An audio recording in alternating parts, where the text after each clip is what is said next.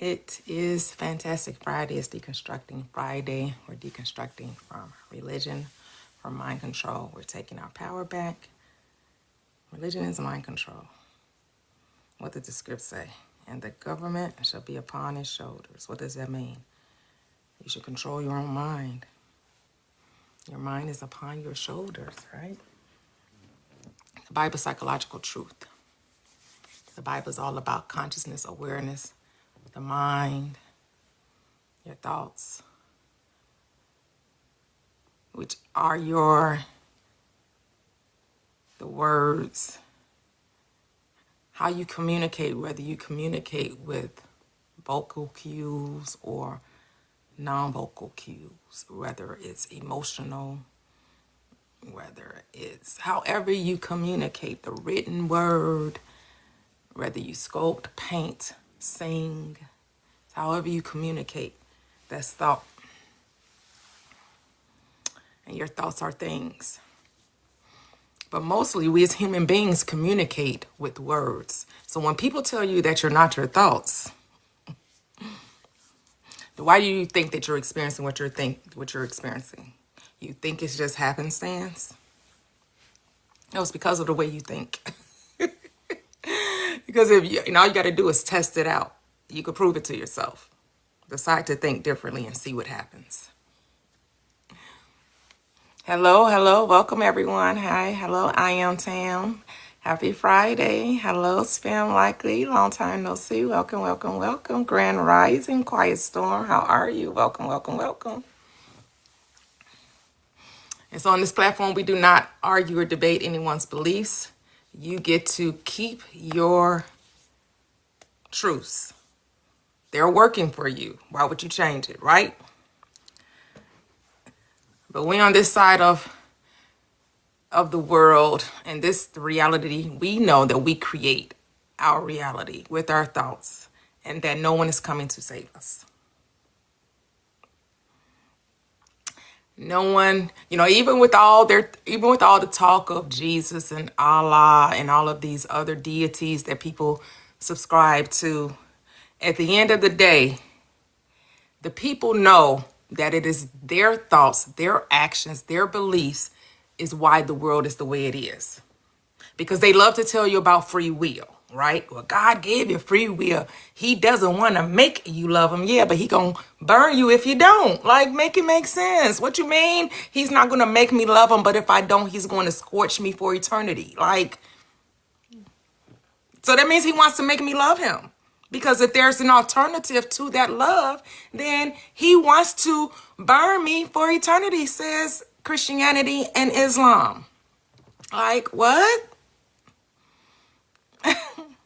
And then try to tell me that's love. Then they try to convince us that they gaslight us by telling us that that's love. Love me or go to hell. It's your choice. You get to decide. You get to choose. You get to use your free will to love God or not. And if you don't, hell is your alternative. That's not a choice. That's not a choice. Like, what? That's not a choice. It's not a choice. Hello. Good morning. Oh, thank you. Thank you for the support. Hello, Mr. Ronnie. Good morning. Woo! I know, isn't it? It's wonderful to be free. Yes, isn't it?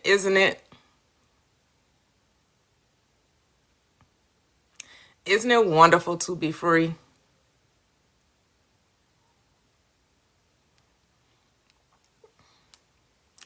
Yes, me too. I've made so much more progress. How much more money to enjoy, much more time to enjoy, right? When you're in religion, especially those Pentecostal religions, they take your life. They want you Tuesday, Friday, Sunday, and then they want revivals, and then they want shut-ins, and then they just want so much. It's always some program, right?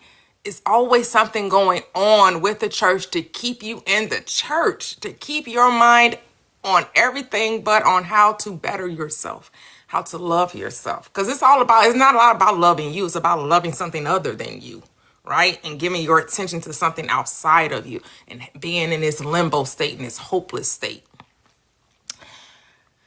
But yeah, free at last, free at last. Thank God Almighty, I'm free at last. And who's God? I am. No, that Bible is telling you that I am God. That's the name of God for all throughout eternity. Grand Rising. Hello, Toyia. Welcome, welcome, welcome. Double tap the screen. Share the lives. Like the lives. I am streaming on TikTok and on YouTube. So I am on both streaming platforms. On TikTok, it's Prosperous Living with _T. On YouTube is Prosperous Living with Toyia. You can go over to Instagram and follow me, Prosperous Living with _TJ. It will be soon, just _T. But I had another Instagram account, and I was using that account, but I deactivated that so I could just use my main account is _T. But for right now, for like the next 2 weeks, it'll be _TJ, and then it'll be _T. And then we also have a Facebook group, Prosperous Living with Toyia. You could go over there and you can share your thoughts, ask questions. I don't get too many questions over there about manifesting, but if you have questions regarding manifesting, come to it. It's a private group. It's about 350 of us, somewhere around there, around that number. You can share your favorite books, your favorite quotes, your favorite videos, things that inspire and enlighten. Anybody that wants to share a video, I decline videos that are not inspirational, that is not reminding you of who you are. I don't care what the world doing. The world wants your mind, but you got to tell it no. So I don't care about what they're talking about, aliens, and I don't get time. You are an alien. We are an alien to this plane. We came to experience. We created this plane. We're having a dream world. This is a dream state, right? So I don't have anything with fear mongering and all of that. No. We're not doing that. I had enough fear mongering when I was in the church. Well, I don't got time for that. And news, I don't watch the news for that reason.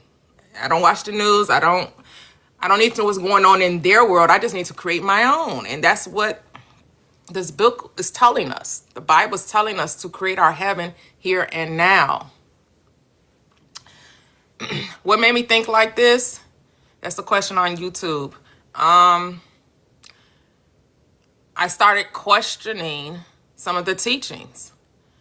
Because I left Christianity back in like 2008, 9, somewhere in there. And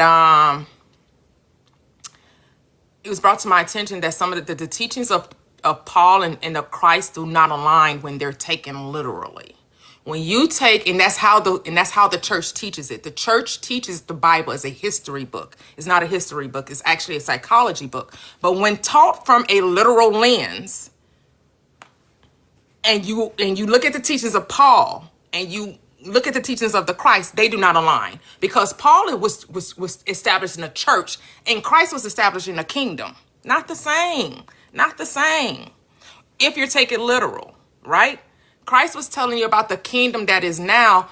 If you take Paul's teachings literal, he's talking about a Christ that's going to return. You got the Revelations talking about a war on the plane. The guy's gonna come back. Armageddon. It's such a human perspective when actually, just think for a moment. If you're saying God is all powerful, all knowing, and everywhere present, what does the sense of an Armageddon even make? It doesn't make sense, because since God is the spirit that gives breath, that animates life, that without God's breath, there would be no life.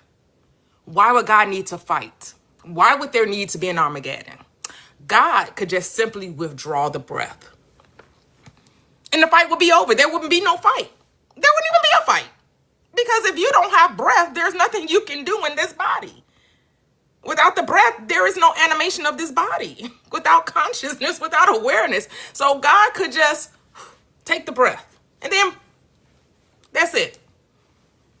So where do we get this Armageddon, this fighting, this God, this Jesus going to come back with his army of angels and going to come back? Why would God need to fight men?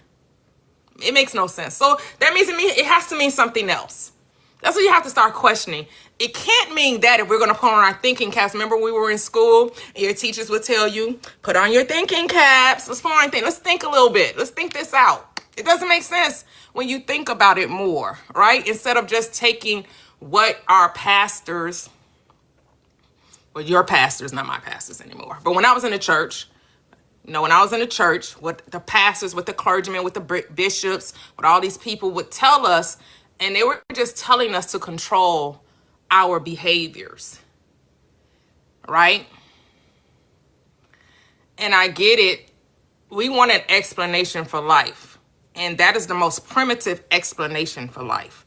But there is a more advanced way of thinking, and not to be so primitive in our thought. It's time to come up higher and let go of that primitive way of thinking.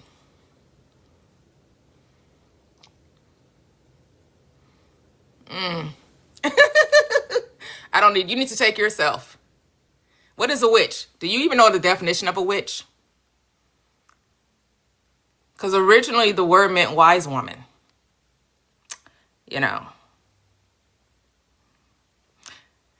It's amazing how Christians, when they don't agree, or any religious person don't agree with what you're saying, they always reduce everything to a name calling.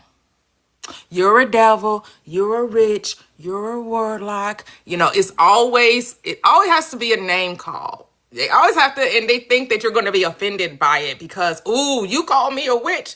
Oh, you hurt my feelings. Not. Like, when you know who you are, this stuff just don't bother you because you know that most people are asleep to their truth, and that is okay. Because here's the thing, I'm not here to argue your belief. If it works for you, you get to keep it. If it works for you. Double tap the screen, 10K the easy way on TikTok. We have a panel. You get to call in on the panel on TikTok once we reach 10,000 likes, and we can have a discussion about deconstructed from Christianity as well as manifestation, because the Bible is a manifestation book. Right? It is telling you how to use your mind to create the reality that you would like to experience here on this third dimensional plane. Make sure to like the live and share the live on TikTok, on YouTube as well. Hello, everyone on YouTube. I am streaming on both platforms. YouTube, Prosperous Living with Toyia, and TikTok is Prosperous Living with _T. And you can follow me on IG as well as Facebook. My links are in the bio. The link tree is in the bio.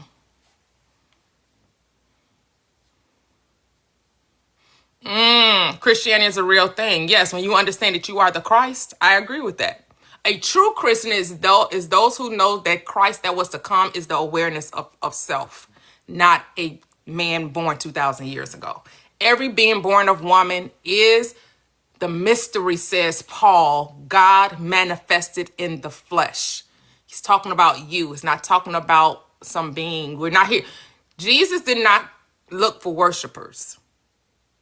Jesus, the point of that main character in the Gospels was to remind you of how great you are, not for you to worship his greatness. But that's what religion tells you. Religion tells you, I don't care what brand of Christianity you subscribe to,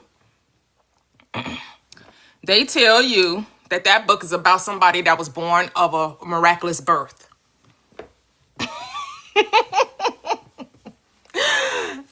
They tell you that this book was all about the miraculous birth of one person born 2,000 years ago. That's not what that book is about.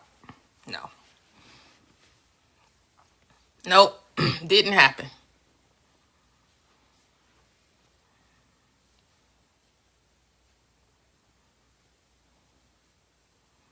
Yep. I'm not looking for a sign, but you know who want a sign? Christians. Christian always want signs. They're always saying, prove it, show me, show me. Christians are the Sadducees and the Pharisees and the scribes of the day that Jesus spoke about, that main character in the Bible spoke about. Now, when I refer to Jesus, I'm not saying that he existed in time and space. I'm saying it was put in the mouth of that character. So when I quote Jesus, know that I'm just quoting the script and it was put in the mouth of that character. It would be no different if I was quoting Shakespeare and quoting Othello or Romeo and Juliet or, Caesar. No different. No different if I was quoting Harry Potter book. And I said, well, Harry Potter said in one of his books, blah, blah, blah, Z. That's exactly what I'm doing with the Bible. When I say that Saul said or Paul said or Isaiah said or Jeremiah said, understand, I'm just saying those characters were made to say this by the writer, those who wrote the script. And they decided to title it and say that this character was made to say this. No different than watching a movie and watching Peter Parker talk.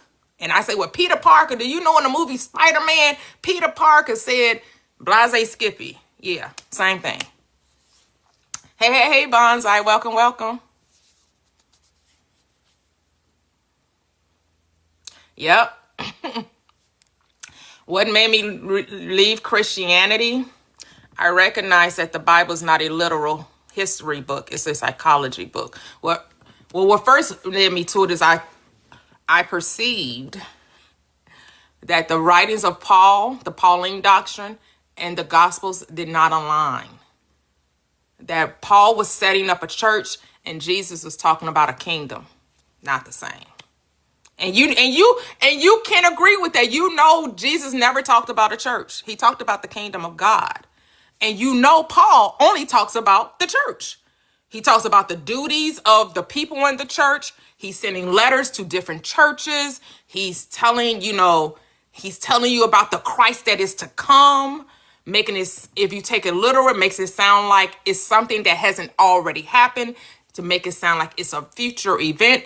And it's only a future event to those who are asleep, right? The Christ that was to come is the awakening of the Christ mind. For those, it is still yet to come. Christ still has not arisen in the mind of the sleepwalker, the unbeliever, right? That's why Paul is made to quote the Old Testament.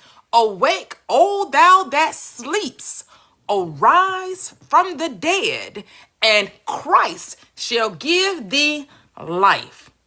When you awake out of your slumber of thinking that the world is against you, is opposing you, and you awaken to the power that's within you, that's the Christ that has returned. That's the Christ you have been waiting for. The awareness of self, the awareness of the power that's in you.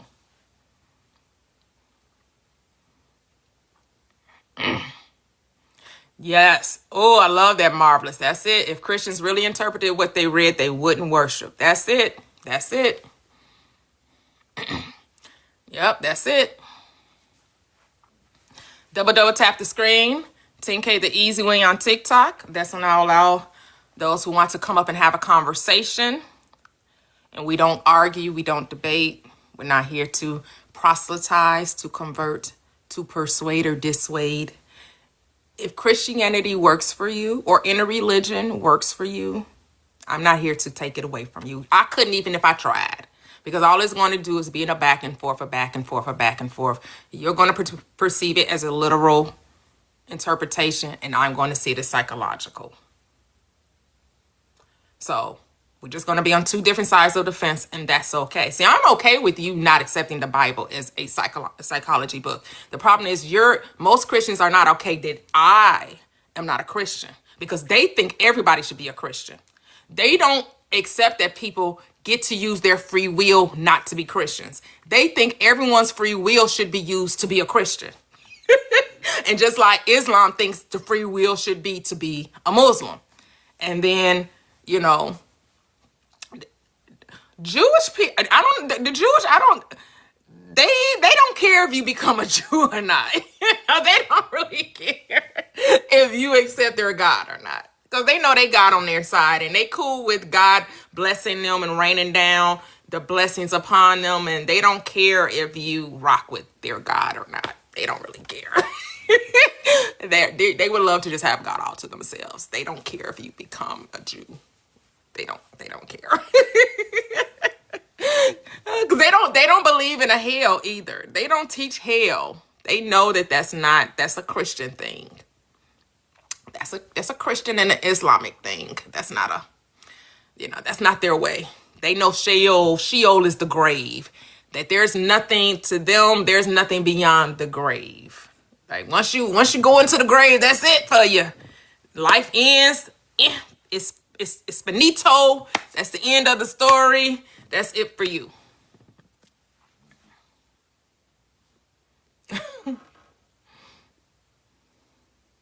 Yes, yep, either you in or you not. Yep. Heaven or hell is the state of mind. Hey, warrior. What's going on? Okay. Thank you, warrior. Okay. I thought you can convert to Judaism, though. I thought you could be adopted as Judaism into the Jewish family, right? But again, I'm not up on it. I don't know the ins and outs. I'm just thinking of when I watched Sex and the City.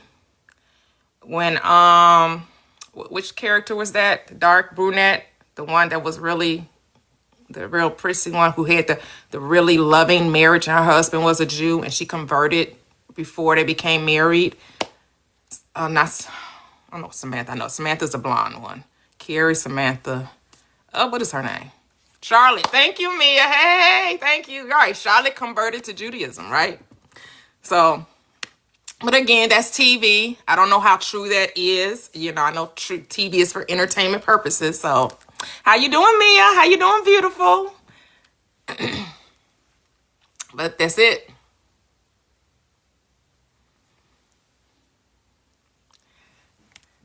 The Bible is psychological truth. None of those things in that Bible ever happened in time and space. Not to say that wars don't happen, because we know they do.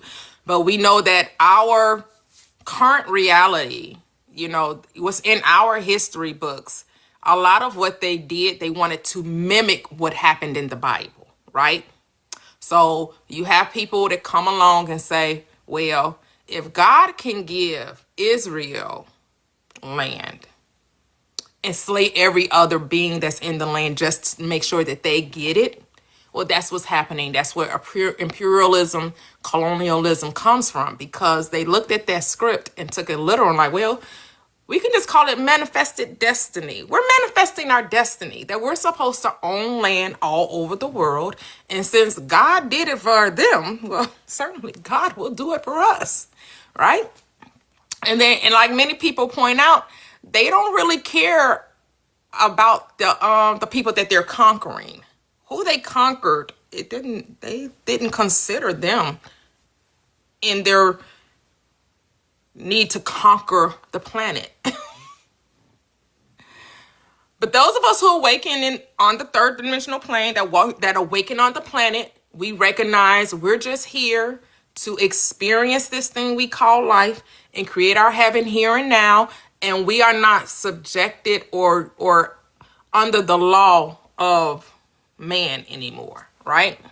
We know that if we decide that we should experience a thing, that we're not here to conquer anyone, to rule over anyone, to take from anyone, to, manipulate and control anyone. We know that we're here to be the light, to show people what love looks like, because they haven't been seeing it too much, right?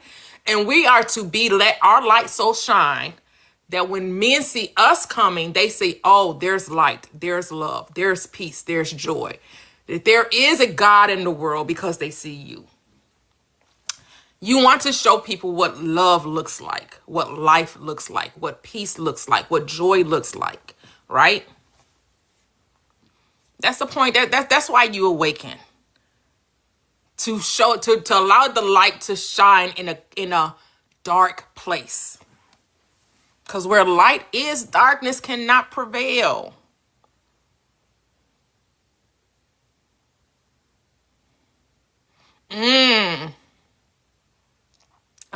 Okay.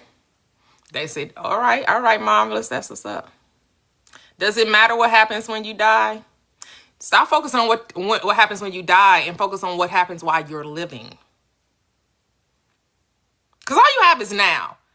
And that's why people can't live, because they're so focused on what happens after they, and religion has gave you an answer. Unfortunately, it isn't a loving one. The answer is love God and you go be with him, or don't accept their God and you go in separation of him and you get to burn forever. Okay, that's an answer. See, I know the script tells you that there is no death, that the body returns back to the circle of life, the stardust. We are stardust. We return back to the dust, back to this plane. That's where the body goes. But you have a body. You're expressing a body. You are spirit and the body is spirit in physical form. This is how you see spirit through you, right? Because the spirit, the true you, is invisible. That's the you that never dies. It is eternal, and it just goes on to another expression, whatever that is. And since no one really knows, because this life is about experience, and everyone's going to have their own experience about what happens after this life, after this third dimensional experience. And so you have many people say, well, you return to consciousness and you awaken back to the God state, and then you choose another expression of life that you would like to have. And then some people say, no, you stay on the wheel of recurrence and you keep coming back and experiencing life after life after life until you awaken. And then once you awaken, you break that cycle, that wheel of occurrence, and then you go and do something else. Whichever one suits your fancy. What I know doesn't happen is that the soul or the spirit is not going to burn for eternity. That's something I do know. That's not something a loving creator, a loving God, a loving being would ever do. So that's what I know is not true. Because how could a soul burn? Right? So, all right, 10K. Hey, the artist, welcome. Say, our soul is he. All right, so who's coming up? Remember, we don't argue. We don't proselytize.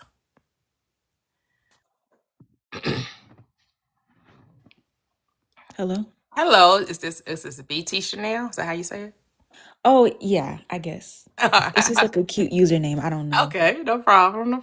How are you? I'm good. I've been just watching your live, for some time, and I've been listening to what you were saying, and I think you're very insightful.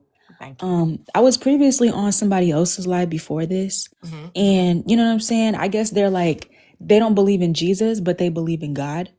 So I was gonna ask you, like, do you think that in order for us to be saved is through Jesus Christ? Because a lot of people deny Jesus, and like they try to separate God and Jesus, and like the whole Holy Trinity is just not real. It's not true. And like, it's kind of like idolizing the idea of God. But then when it comes down to it, people try to separate the Lord and Jesus, and like as if he didn't die for us. Like, as if it's just like nothing. Like, Oh, well, this platform does not believe in Jesus. oh, so you don't The believe in Jesus Savior. either. No. Okay. No. Mm. No, Jesus did not die. Jesus, my take, my perspective, the Bible is a psychology book.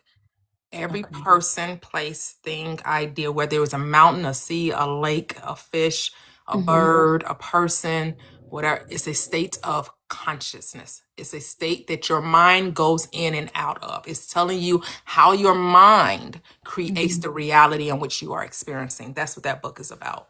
Mm.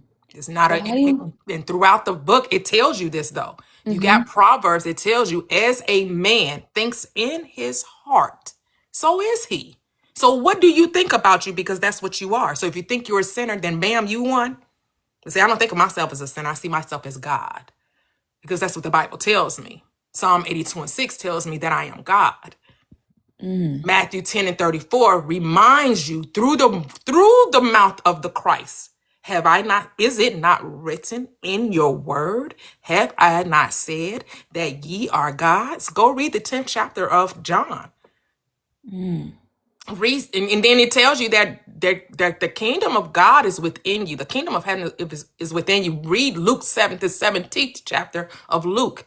It says, there will be people that tell you, look here and look there. Believe them not. For the kingdom of God does not come through observation. The kingdom of God is within you. Now, some translations will say in the midst of you.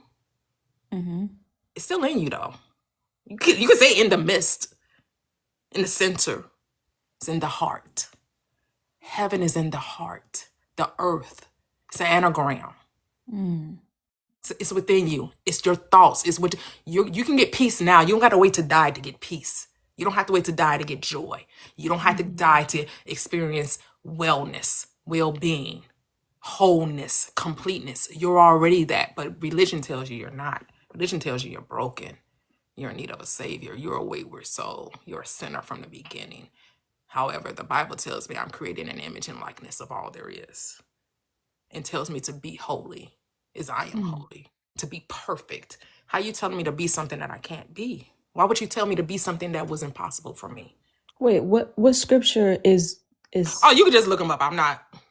You can Google where does it okay. say to be ye holy, for I am holy, to be ye perfect, I am perfect. I don't Okay. Yeah, try no, to I'm I gonna don't look try to that up. remember I don't try to remember scriptures anymore because I'm Yeah. not a Sunday school teacher anymore, so I stopped trying to remember. I used to remember where those scripts were found. Some of them I do remember. And then others I don't because it's not necessary for me because we got Google, we got a Bible in the Okay. palm of our hand. Yeah. I don't need to, right? And I don't necessarily teach the Bible, I live it.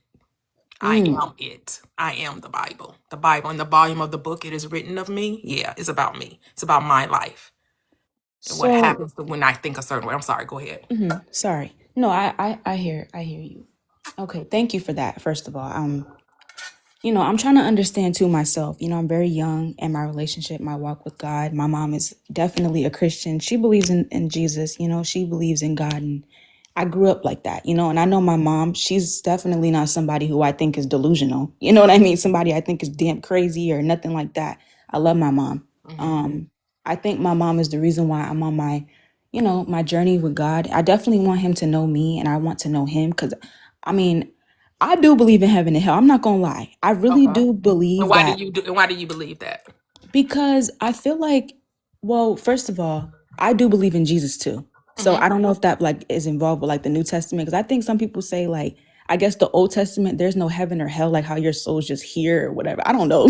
Like Mm-hmm. something like that. Mm-hmm. So anyways, so I believe in heaven and hell. Was that the question? I'm sorry. Yes. Mm-hmm. Okay. I believe in heaven and hell because I feel like well, I don't think everybody carries a good soul. Number one, I don't think everybody wants to know God for him. I don't think everybody wants to accept God. And I feel like, why would God keep you around and you don't even accept him? And he's the creator. So if he makes you, if he loves you, if he's expected you to, do right by him and you don't, I mean, that's like somebody coming to my house and they trashing up my house. I'm not about to have you here just because it's midnight. Like, no, you're gonna leave. I'm sorry. This is my establishment. You're not coming to my house. I feel like that's how heaven is. Like, I feel like God, he looks at how we are down here. And a lot of people, they sin like it's nothing. Some people just love living in that sinful world. Like, no shade. My dad, I'm sorry, I'm going to get personal real quick. My dad, and I think this is why I'm trying to build my relationship with God because my dad, he's a human. He's not God. So he was a pastor, right? But Okay. not every pastor, I'm not going to lie, not every pastor knows what they're doing or not every pastor's walked with Christ. And it's really weird. So he was a pastor, a false preacher, ended up cheating on my mom, whatever, cool. They had a church. She was like first lady. I was a preacher's kid, like, the whole Mm-hmm. traditional Christian whole, family thing. Mm-hmm. Cool.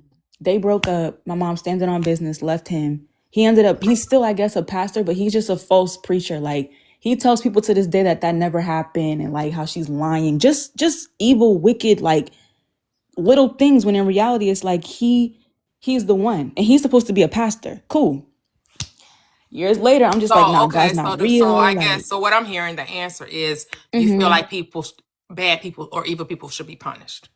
I think people that claim to be followers of Christ are the most dangerous, and whole time you're not. So yes, I do believe that if you're telling people, hey, God's telling me to tell you this, and whole time God didn't tell you nothing, I feel like that's just you. That's very selfish to be like, the Lord blessed you with this word to give to somebody else. Or like, and your actions are totally the opposite of what the Bible's telling us. Or that. Okay. So Yeah. so God created you, right? Mm-hmm. How would God not know you? How will Because you God said I not want know God. me? Because you said I want God to know me. But Yeah, God knows like, all things. God knows all things, right? Because He created you no, and He's yeah. all knowing. So how could it ever be possible that God would not know you? What I mean by that is when I want to have a genuine relationship with the Holy Spirit, with God, I mean, sorry, because I just feel like with God, yeah, He knows me. He knows my next move. He's all knowing. He's foreknowing. But when I say I want Him to know me, like I want God to change me into who the better person I can be, so Him and I can be like understanding of each other. I want God to know. I want God Oh, to God change don't me. understand you. God doesn't understand. He knows you, but He doesn't understand you. I'm kind of distant from God. So if I can clear that up with like, God knows me, but Okay. I want to change, and I want God to change me so we can be closer. Like He may Okay. know me, but I want to But be what a does better the script person. say about change? Who's changing who? What is how does God change you? What does God need to do to get you to be right in His sight? Um, I think God will. I don't know if this is like the right or wrong answer, but I There's no think right or wrong answer. This is whatever you accept. I'm just trying to understand your way of thinking. I think And I God want allows you to us. think about your way of thinking. So Mm, these questions are not only for me, they're for you because you're the one determining this relationship that you have. And I just mhm, want to understand and want you to understand where you're coming from. mm. I see what I feel like I know what you're trying to do too, in terms of just like my brain and psychologically how we think. Yeah, cause, But cause the listen, but Bible's a here, psychological no, I book. get you. I definitely get you. But here's the Right, thing. right. Because here's the script. I'm gonna always give you your script. Romans Oh, I 12 and feel it. 2. Romans 12 and 2 says, if you want to be not conformed to this world, what do you have to do? Mm-hmm. Be transformed by the renewing of your mind. See, you want God to do something that you're supposed to do. The No, not script like tells that. I'm you just to saying. change the way you think. It No, I also mean, says put off the former conversation, which is corrupt, and be renewed in the spirit of, again, your mind. See, this is a work you have to do. We looking for God to do something that was already been done, and it's just about you recognizing that the work is finished. See, you think you're broken and something's wrong with you. However, that's not what the script says. The script wait. So says that the works are finished, that it was did on the. Here's what I don't get with religion, with okay. the whole principle of Christianity. You tell me Jesus died for the sins, yet sin still exists in the world. You tell me that Jesus put it all on the cross. He took it. They hung him high and stretched him wide for Mhm. you. Yet sin is something you still have to contend with. Yeah. Because then you want to tell me it's free will. Well, this work was did before you even entered the world. This work was did. So where Mhm. does your free will come in when the work was done before you were born? Before you came into this third dimensional plane, that work was finished. Mhm. See, I Um. don't see sin. I know sin is not what the church Yeah. teaches. How do you see sin? Because I feel like the God that you think, or because clearly, I personally, do you think like you don't believe in Jesus? So you think God is just like God, like whatever. What's God is the mind. okay? God. Okay. God is the mind. So how do you what's sin, and how is God gonna help us with sin? Well, sin just only means to miss the mark in life, to miss your aim in life. So whenever you don't live up to the state or the being you want to be, whatever that is, that's sinning. But there is no condemnation for sinning Wait. because, What's sorry? go Can you ahead. repeat that? I'm sorry. I want to understand that. So whatever you're desiring to be in life, whatever Mm-hmm. that is, whatever your goal, your aim in life is, whenever you don't attain or reach that goal or obtain that goal, you're sinning. Okay. Okay. So whatever that is. Whenever you do whatever it is, whatever you say your goal, you have a goal, you have an aim. So say your goal is to have a greater relationship with God. If you don't have this greater relationship with God, you're sinning because you're missing your mark. You're missing your aim in life. Gotcha. If you decided that I'm not going to have premarital sex, I'm going to wait until I get married to do this act. Well, if you do it before then, because that's a law you created for yourself, you sinned. So you don't think like, do you know, okay, so you know how you just said to me how you don't see sin as the same way I do, and how basically, you don't believe that Jesus died for us for the sin to still be in the world. It doesn't make sense, you know? I want you to tell me so God is in our mind. God is our mind. God is our mind. Right. So Isaiah 45:7 and Deuteronomy 32:39, you can read those scripts. That tells you that because it says, I create evil and I do good. I heal and I kill. I wound. Well, I heal and I heal, I wound and I heal, I kill and I make alive. I, the Lord, do all these things. Well, don't we as a people do that? Can't we heal people and wound people? Can't we bring life into this experience and we take life?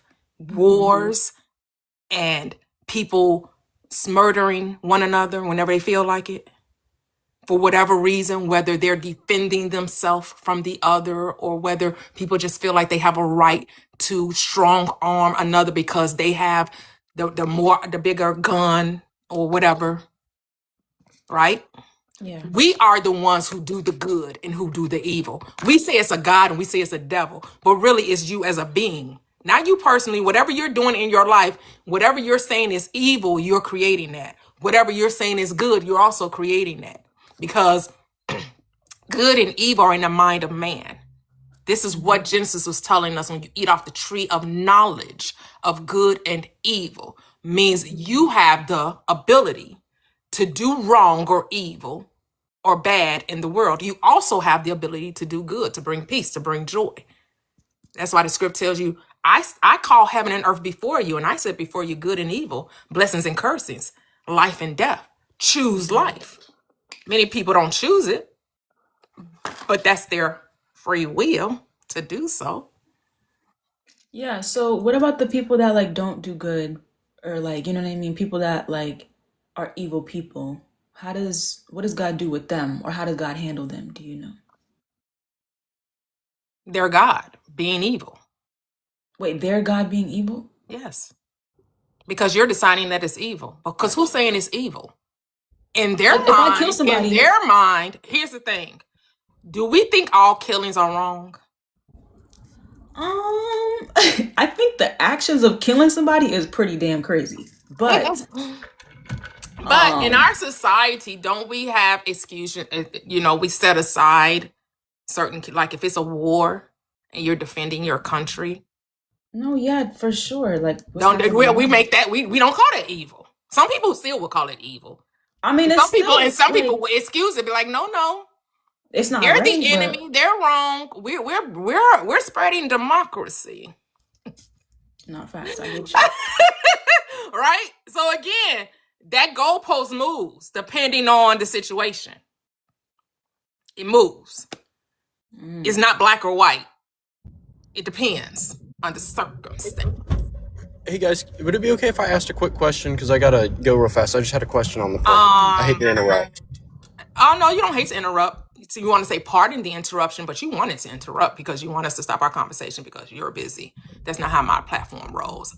We have another person ahead of you. So if you're too busy to wait around for your time to ask the question, then that's okay. You can just go on and handle your business and we will be okay.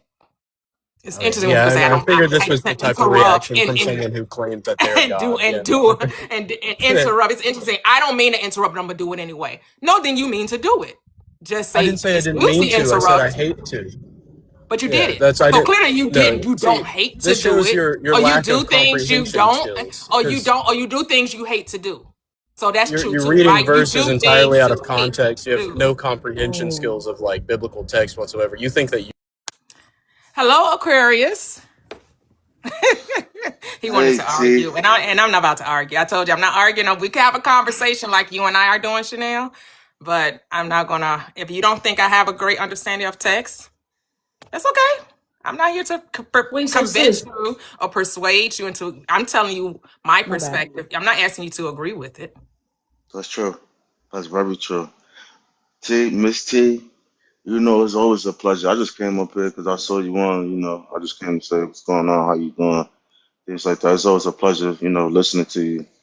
You Thank you. know, Thank listen you. to you cook. You know what I'm saying? Like, ain't off by a little bit. You know what I'm saying? You right on time. You know what I I mean? appreciate Always on that. time. I You know, appreciate that. you giving the wisdom.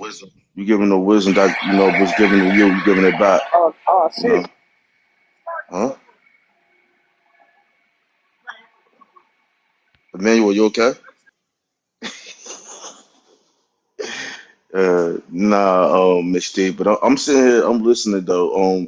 If you want to, go back into the engagement you had with the sister, then I guess when the panel open, or you want to go individually, however you want to do it, because it's your, it's your platform. So, Yeah, yeah. Were you good, Chanel? Did you have any more questions? No, I was just listening to you. I enjoyed listening to what we were talking about. Oh, thank you. Thank you. Yeah. Thank you.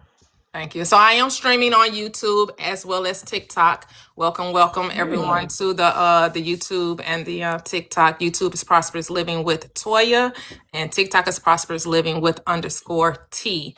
And today we're breaking down deconstructing Christianity and just putting a spotlight on the God of religion is not the God of the Bible.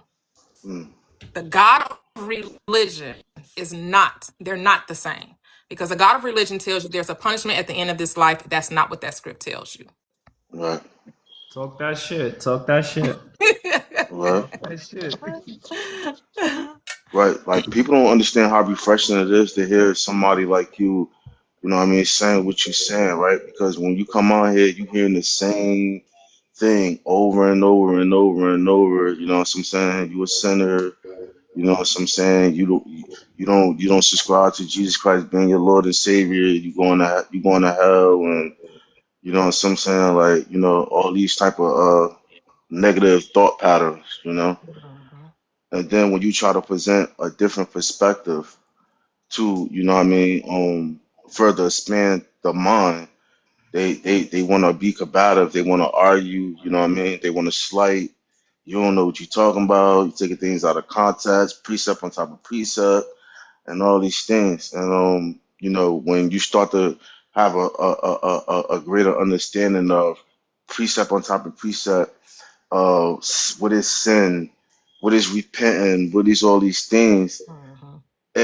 what these people be saying, that's why I don't really like, feel that type of way no more when I be hearing these people say the things that they be saying, because I understand, I forgive them for they do not know what they do, Mhm. right?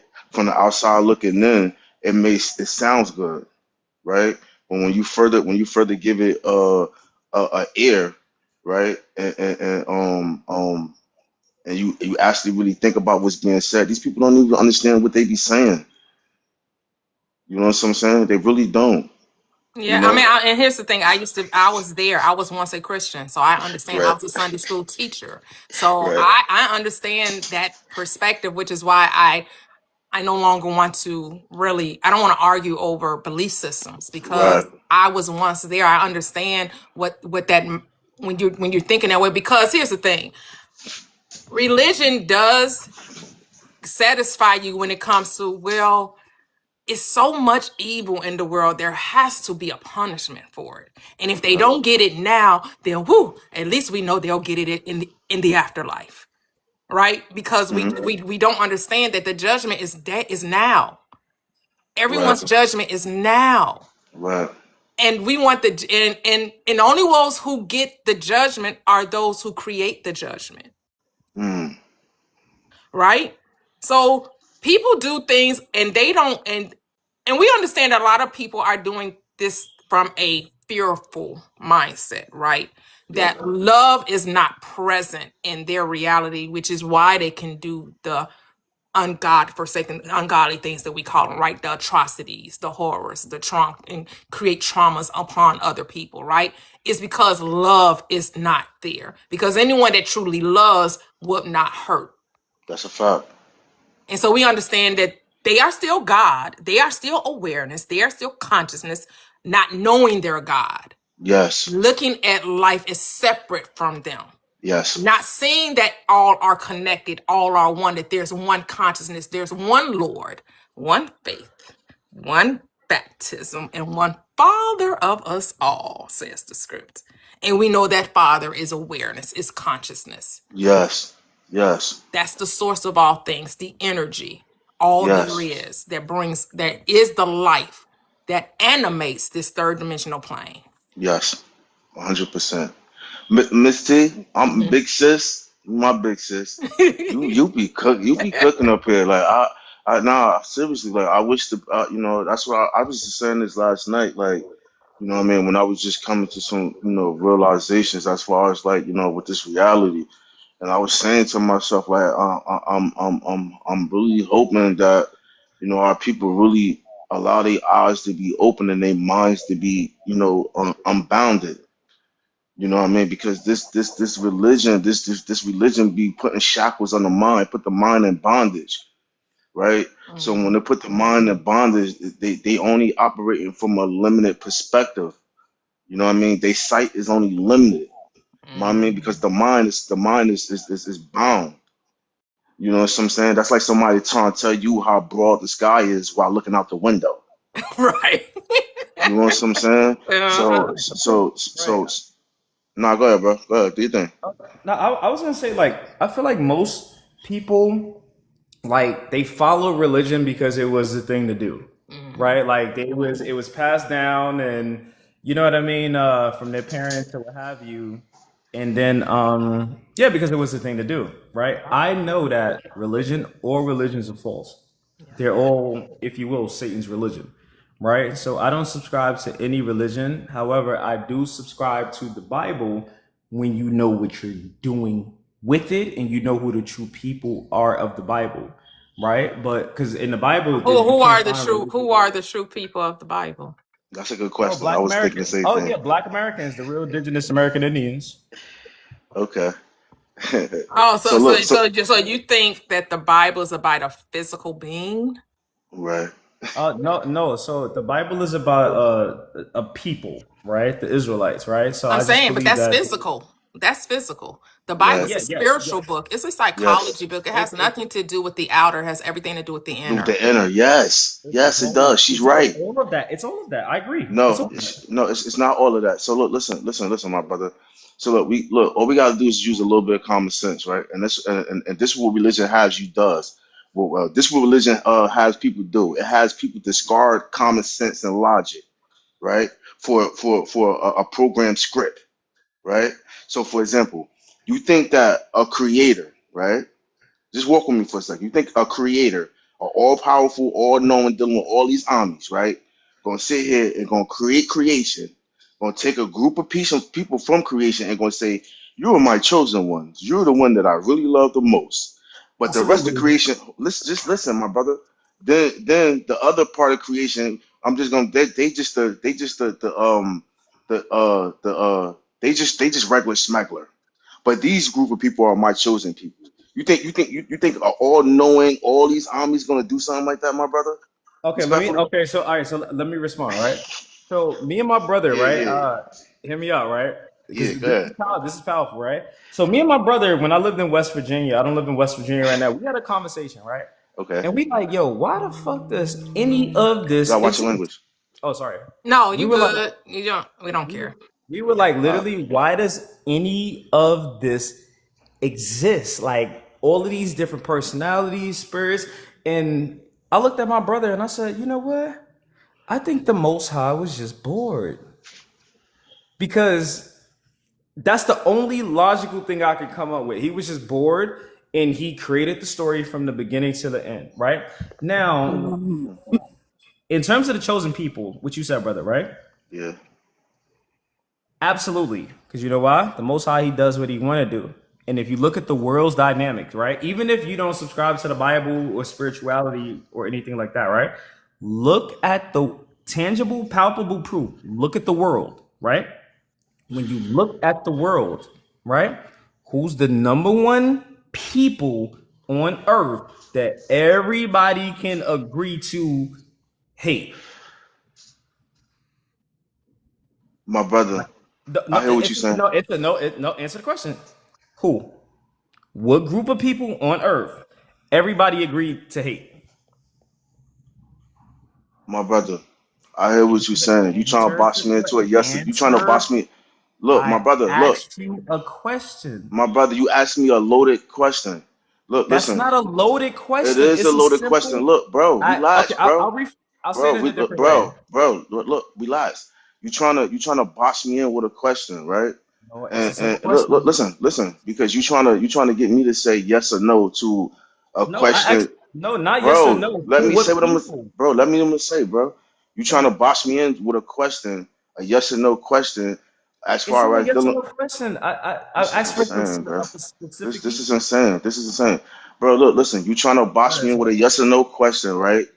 And based on that question, it's a perception question, right? Bro, what are you talking about? So you want me to say this? Is what you want me to say? You want me to say, melanated people, No, BLK not people, right? no, not because all melanated people are not the same. You're playing semantics. All right, so here's the thing. I'll answer it for you, right? Yeah, go ahead, do your thing. Everybody on because here's the thing. I keep it real, right? Everybody Yeah, go on ahead. earth agrees to hate Black Americans. Why is that? Why is Black Americans the only people who don't know what country they say we from Africa, but we know we the real indigenous American Indians. We know these are our lands, right? Why everybody, including other melanated people, hate Black Americans, right? There's something about Black Americans, okay? I don't play semantics. I don't wish, nah, bro. We are the chosen people, right? When you look And at the chosen to do dichotomy, what? What are we chosen to do? oh, to rule That's a good Earth. question. Great question. To To rule Earth. rule the earth how? And for what reason? Mm. Okay, I got you. Rule the earth how? The kingdom of love, and for what reason? Because it's the Most High's will and purpose, right? Because when you go into hear me out, listen. When you go into Go ahead. Second Esdras 6:9, what does it say? For Esau, this is why they took these other books out the Bible. It says, "For Esau is the end of the world, and Jacob is the beginning of it that follow it." Right? So, who on this panel? What man has been ruling Earth? The white T man. Who wants to refute that, right? They've been in power, they've been ruling, right? So when you understand that Esau, the Edomites, Idumea, those are your so-called Euros, and you understand that Jacob had 12 sons. Hear me out, bro. When you understand that Jacob had Okay, 12 okay, sons, okay, okay. I'm gonna have to interrupt here because my platform is about deconstructing Christianity Right, and religion. right. And this has a lot of religious ties to it. Yeah, it does. This sounded a little bit like Hebrew love, Israelite to me. Like a lot of no, Hmm. a lot of no you know, love. I'm just saying it sounds very similar to that mindset It that do. God got this very favorite people that he loved, and Listen, he only loved his really favorite people, and this really favorite people is gonna rule the earth. The only earth you're supposed to rule is your own, which is your Right, mind. exactly. Rule you. Get yourself right, and Right, then your life will be right. That's what this right, book is about. This book is right. about self mastery. This book is Yes, not about trying to get other people to do what you want them to do. That's not what this book is about. that's a fact. But hey, okay, do you get to do have they that have belief it? system. I'm not here to argue anyone's belief. Right, What we're doing is deconstructing Christianity and religion and right. anything that tries to bring on this separation of consciousness. See, we're about oneness and unity of the spirit. We're not Right. about division. So Yeah, I to mean, me, that's I my hear division as division. I well. hear division. So I'm gonna have to let No, you. that's not I'm gonna, I'm division. gonna, I'm That's gonna have not to let you division. have that. But can I You get say to this, have it. Prosperous? Yes, go Prosperous. ahead. Go I'm ahead. gonna say this because there is going to be division. I think that as I have been deconstructing from Christianity now for the past 3 years, there is going to be a division because, again, we still have Black people who are still trapped into that mindset, because it's always come down between you are right, you're wrong. It's always going to be that type of division because, again, with Christianity has been ingrained. I believe it was Aquarius that has stated this as to where, that we grow up into these ideologies because, again, it's what grandmama did, it's what mama did, because of the lineage that followed before us into Actually, me that these. said that. But go ahead. Oh, I'm so sorry. Okay, let me give you credit, King. So my apologies. So again, we come up with these type of ideologies when it comes to Christianity.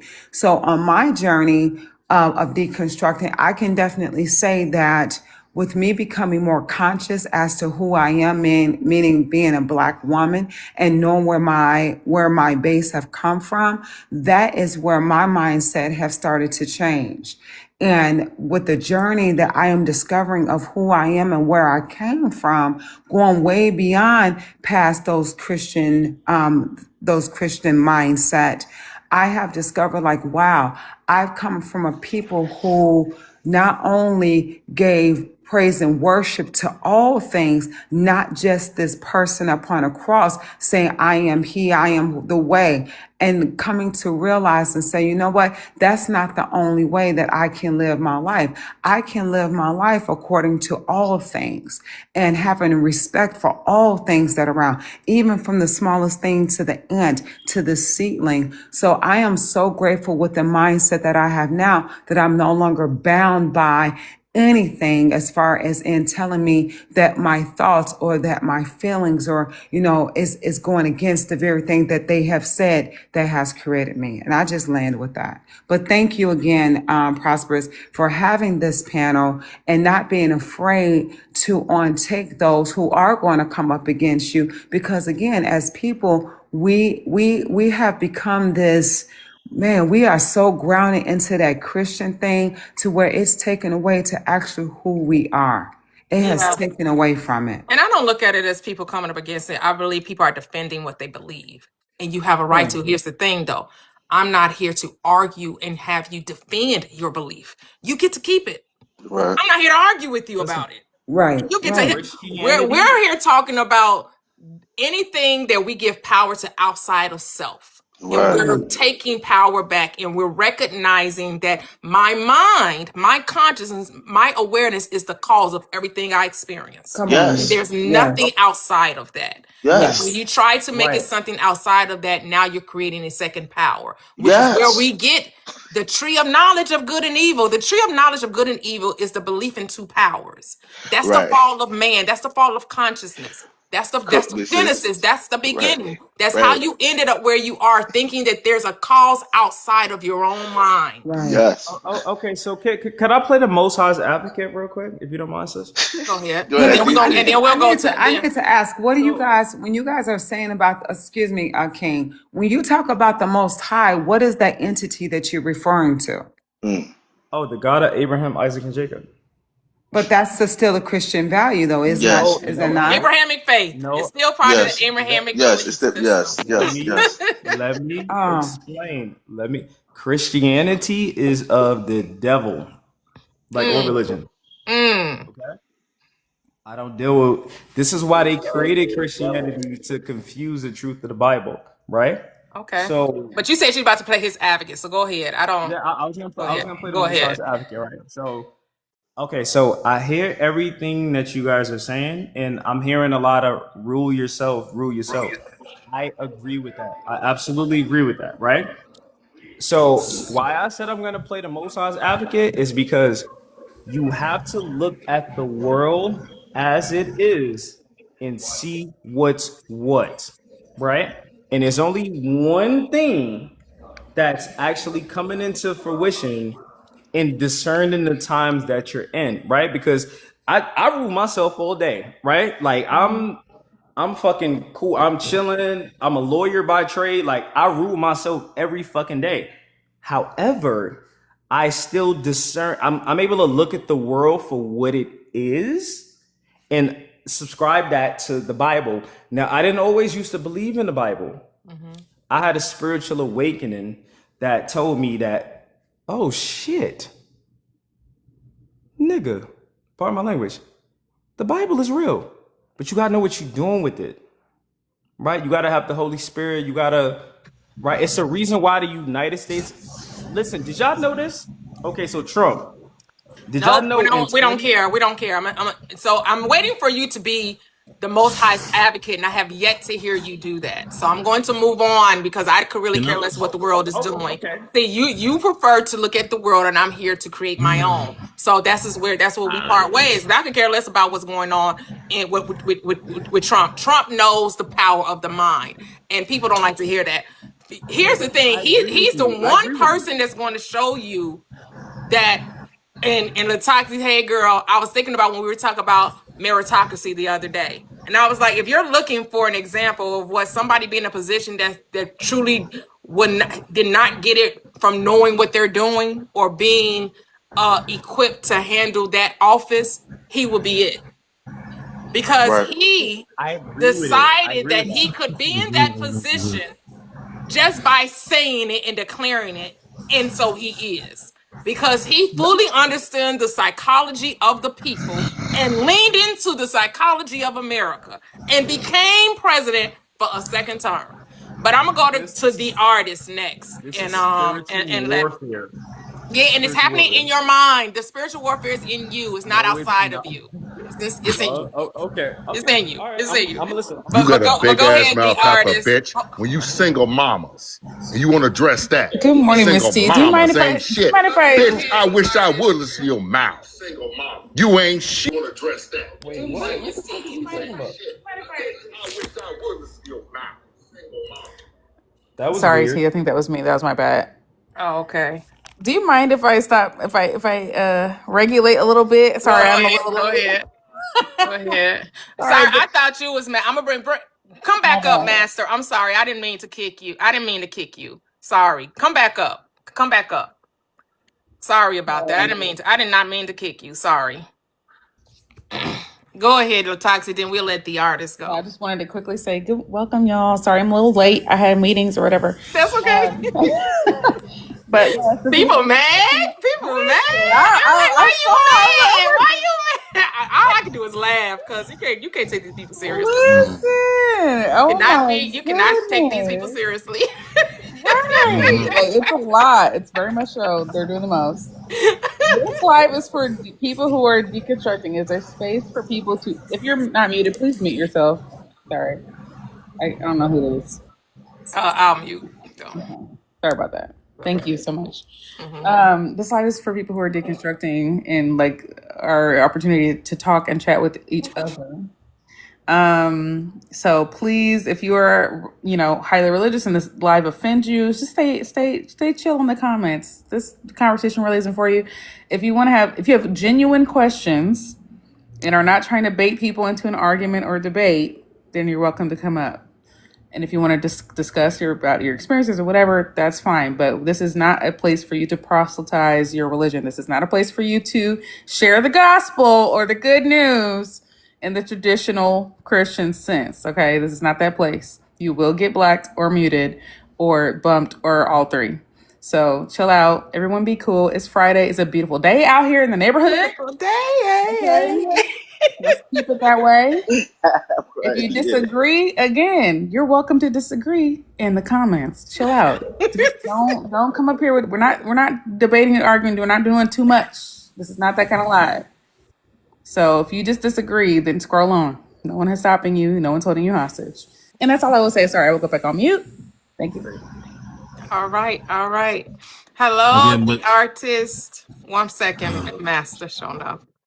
Hey, You'll go after the artist. Hello, welcome. How are you? I'm good. I'm so happy to see y'all faces and stuff.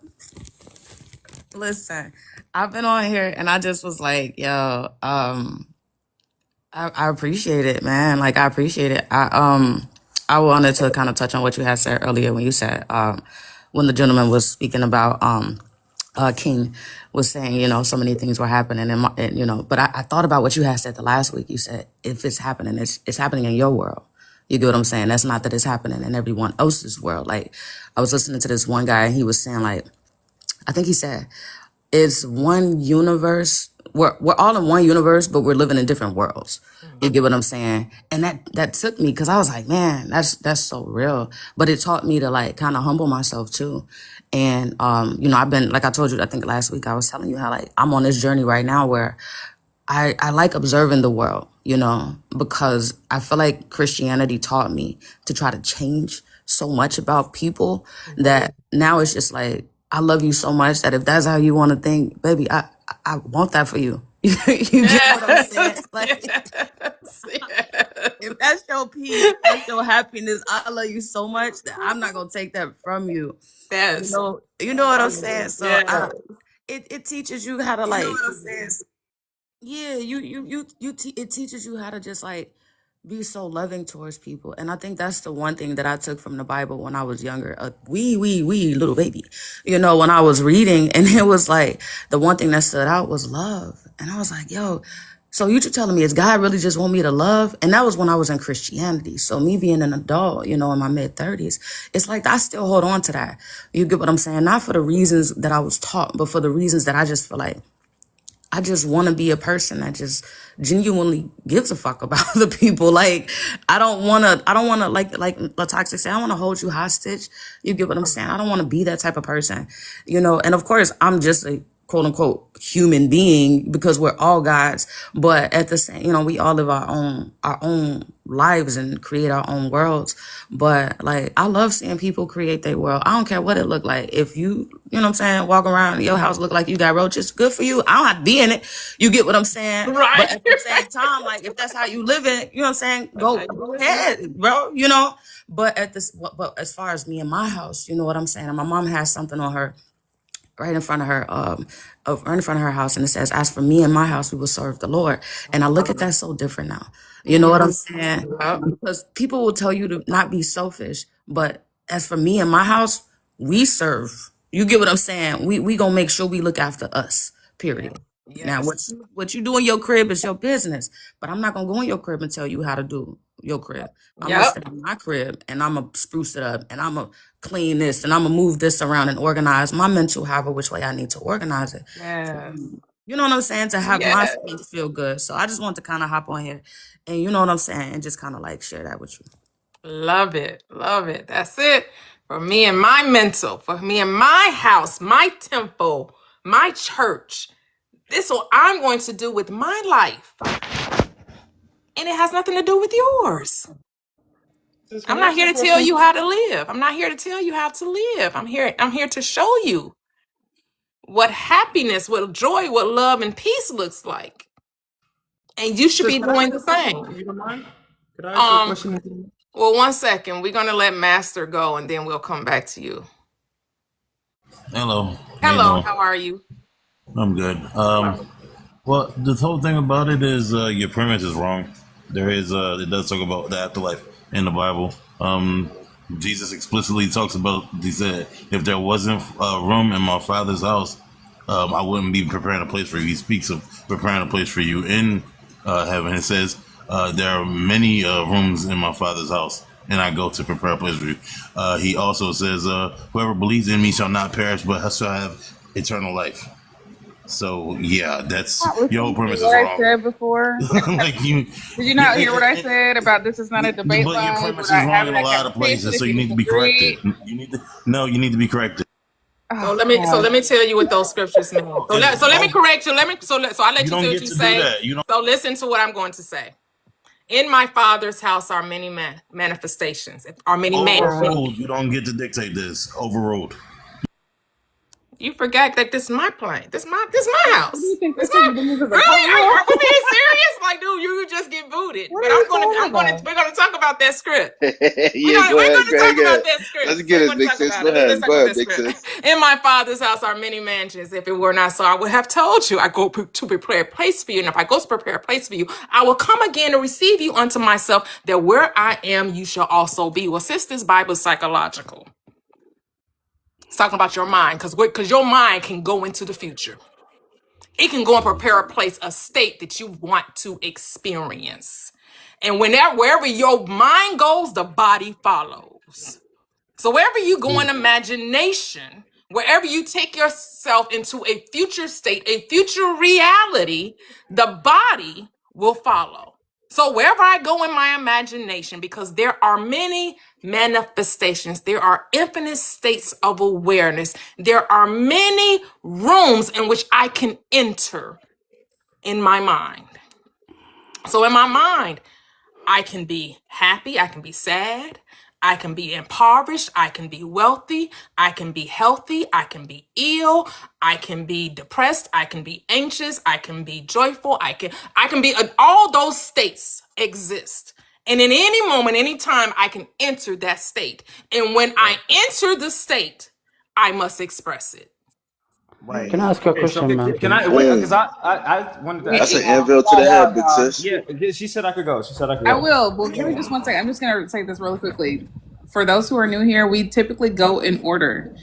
So whoever the order in which you come up on the panel is the order in which you speak, 9 times out of 10. Sometimes we make exceptions for that, but I just wanted to let everybody know that so that each person has their chance to talk with Toyia about it or whatever they want to talk about, and then go from there. Okay? But after King, we're going to go to Truth in the booth. Go ahead. As I'm listening, Big sis, you got the eye of the tiger, big sis. Let's go. all right, so as I'm listening to you, you are absolutely brilliant. I agree with 99% of the stuff you're saying. But the question I wanted to ask you, right, is currently in the world, is there a WAR going on right now? Yes or no? Is it? I don't know. Is it? I mean, there are always wars. I mean, there are wars going happening all over the planet, I guess, because men war in their mind. As long as men war in their mind, it will be war in the realm. Yes. Okay, right. So physically, between the Ish and Iran, is there in the U.S. is there a conflict going on right now? Yes or no? I don't know. Is it? You tell me. I told you I don't watch the news. Is it? Yeah. Yes. Okay. Well, what does that have to do with me? All I'm saying is that everything that you're saying, I agree with 99% of it, right? Okay. What I'm saying is that you can't negate what's going on around you because it's not going on around you. Is it really going on around me? Because in my house, in this current reality where I'm on TikTok, am I experiencing a war? No, I'm not. In my home. No, right. I'm not. You said around me. It's not even around me. It's not even in the United States. It's not even. It's not. I'm in the Midwest. It ain't happening where I am. It's not on my block. It's not on my block. We're on the same page. We're on the same page, right? Okay. Because okay, so it says deconstructing Christianity, right? I said earlier, all that shit is I don't fuck with Christianity, right? Okay. What I'm trying to say is that, right? You just don't negate what's actually happening in the physical around Why you. not? Why not? Why not? Why can't I negate it? Why can't I put on my rose-colored glasses and see the world I desire to see? Why do I have to see the world that you're telling me about? Why do I have to see what the news is saying? Why is that required for me to live my best life? No, okay, so great. Listen, you can do that. But for me, I like all information. Like I said, I rule myself. And that's what I'm saying. You get to have that, but you're trying to tell me what I should. I'm not telling you what you should be doing. No, I'm not trying to tell you what you should be doing. You did. You said I should not negate. I shouldn't. You said you should not negate what's going on around in your world. Did you not just say that? No, sis. You did just say that, bro. You just said that. No, okay, listen, I didn't hear what I heard. Okay, I'm glad you didn't say that. Okay, so what are you saying? All I'm saying, because here's the thing, because I'm not against you. What I'm saying is that rule yourself, but also pay attention to what's going on around you in the physical. That's all I'm saying with the world. But that's what I just said you said, and you told me you didn't say that. I'm gonna say this I'm gonna say this one last thing, right? Because here's the thing: what intelligent people do is listen. You don't have to pay attention. It don't have to. Like my reality, I'm unbothered by what's going on as well. So I agree with you, sis. But however, intelligent people, you got to get as much intelligence as you possibly can. So just be aware. That's all I'm saying. Okay. That's all I'm saying. Okay. Do you? But for me in my house, my We focus is serve the gonna be on Lord. me. For me in my house, I am the Lord. Beside me, She there said, is no other. For I am the Lord thy God, and beside me there is no other God. I am the Lord thy God, and beside me there is no other God. I am the I like truth, that. the way, I like your and the life. I like your No confidence. I like it. man, no manifestation comes to me unless the Father, which is my awareness, draws it. Wait, so That's a explain that. fact. Wait, hold on. Explain that. So the Father is your awareness? Yes, what I am aware of, my consciousness, I only see my own beliefs. That's what that means. I only Let me ask you. experience Right. my own beliefs. Right. I am that I am. I Yes. So is I agree awareness. with no. I is Listen, awareness, my brother. brother, stop because she's highly. I don't think you know what you're dealing with. She's highly intelligent. So let me. Okay, so let me. Right. Right. Go ahead. Go ahead. So within your soul, right? Mm-hmm. Look to the left. Look to the right. You have a soul within you. Correct. Mm-hmm. What is the soul? Okay. What is a soul? What is the All right. soul? So From your I'll perspective, qualify because it. I'll tell you what my perspective is. From Okay, your I got you. perspective, what is the soul? All right, so I'm sitting my ass in my apartment by myself, looking to the left, looking to the right, looking up and down. Oh, there's a soul within me. Like I have a soul within my body, right? But what is it? I Can you tell me what that is? I'm a 5-year-old. What's the soul? You telling me as a 5-year-old, what's the soul? a soul is a soul. A soul is Well, who you how are. does a 5-year-old or 7-year-old, a third grader, how do you tell a third grader that you have a soul and just tell them it's just a soul? How you defining the Okay, word? all What's right. the So how? word? What? Okay, so I mean, how I would say it? I'd be like, okay, come here, little guy. Come here, little. Okay. Now you know what? A better way to say it is this. All right. So This guy chatting, Victor. Well, go ahead, listen, though. I first sprang into consciousness, and if anybody got other, because I'm curious about this, right? I first realized that oh shit, I'm a soul in a body when I was 3 years old, and it hit me. I'm like, oh shit, I'm a fucking soul. So a soul is like the spirit that's in you. That's how I quantify it. okay, so the soul and the spirit are one. Okay, but I'm gonna go to truth in the booth. You can unmute. Hello, how are you? Welcome. What's going on, y'all? Hey. All is Yeah, I'm good. good? So, a few questions here. You had brought up the scripture too, by the way. Just to piggyback off y'all conversation, do you believe the writers believe what you're saying, or like how do you look at that from their point of view? The authors that wrote the books. Yes. The Bible's all allegory. I got you. So like for example, like let's go with Genesis, right? Which I don't know who you believe wrote it, but like whoever wrote it, they start by saying God in the beginning, God created heaven and earth. What would you say like they believe the allegory is behind it? In the beginning was consciousness, and the heaven is the mind, is the awareness of all there is, and the earth is the physical representation of heaven. I got you. So when we go into the creation story in Genesis 1, and you got the sun, the moon, the stars, you even have humans being created in animals. Are all these animals a part of your brain or some sort of what? Yeah, the animals in the script represent the different states of mind. So all of the animals that walk the earth are the lower states of mind. Anything that is the higher realm, like the birds and everything, that's the higher realm of consciousness. That's where you're going to find your love, your peace, your joy. When you talk about that which crawls upon the earth, the lower nature, that is the negative, the fear, the doubt, the worry. That's what those animals represent. Everything in the script is our states of consciousness. I got you. What consciousness would be like Adam and Eve then, since the earth was created before the human?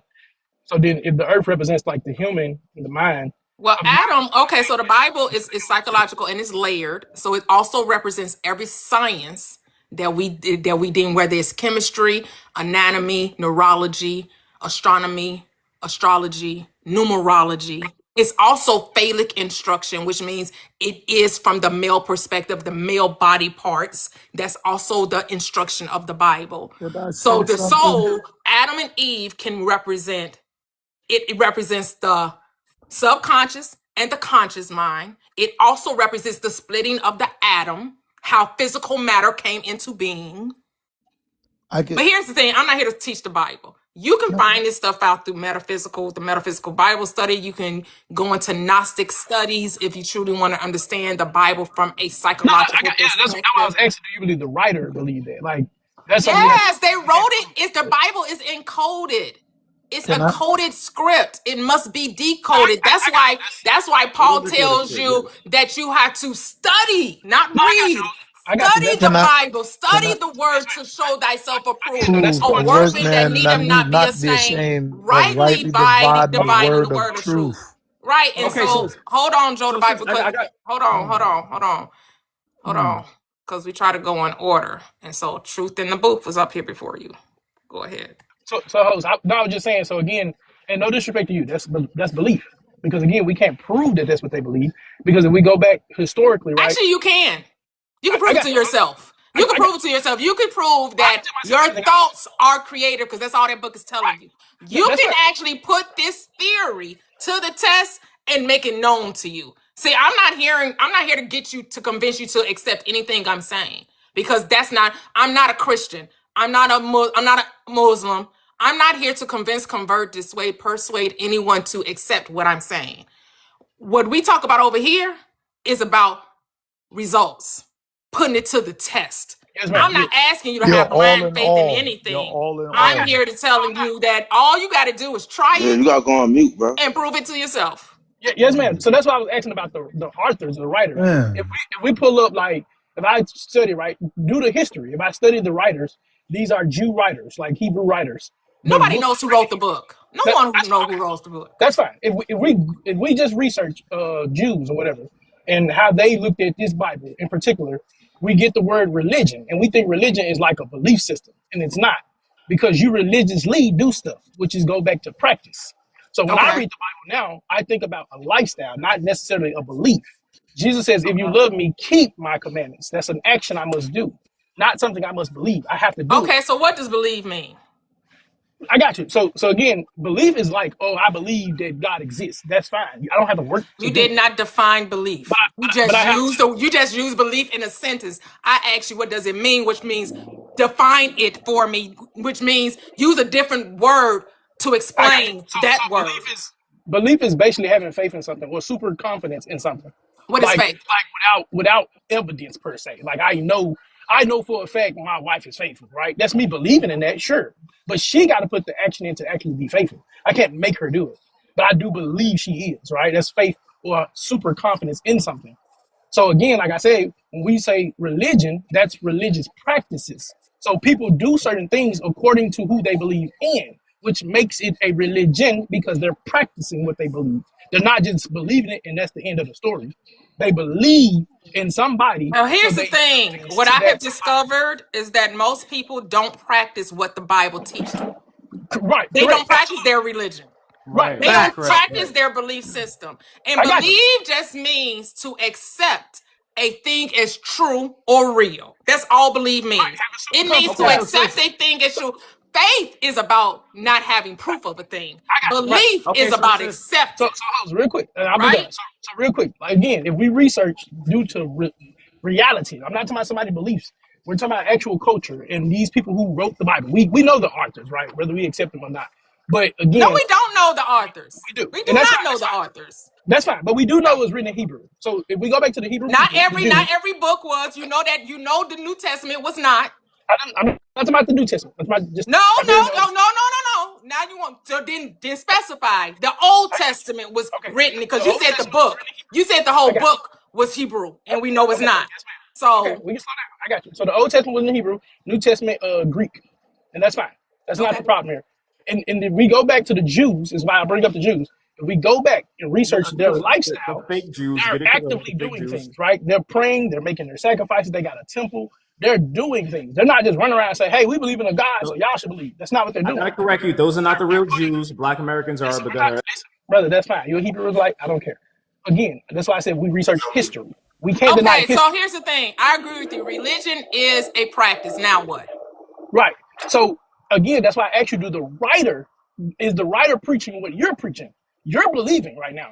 You're telling us some of No, we're I'm not saying. believing. Did the I writer told do you that? that I tested it and found it to be true. This is not a belief. It's more than I a got belief. you, but Here's the the writer thing. actually Here's the prayed thing. to a You're God. saying So that's what belief I'm as saying. in I'm guessing, and that's not what belief means. No, you're Belief not is not. guessing. Hold on. We Hey, can't talk at Truth, the let same us speak, time bro. because believe does not mean to guess, and that's how you're using that word. You're using belief as I'm guessing that a thing is so.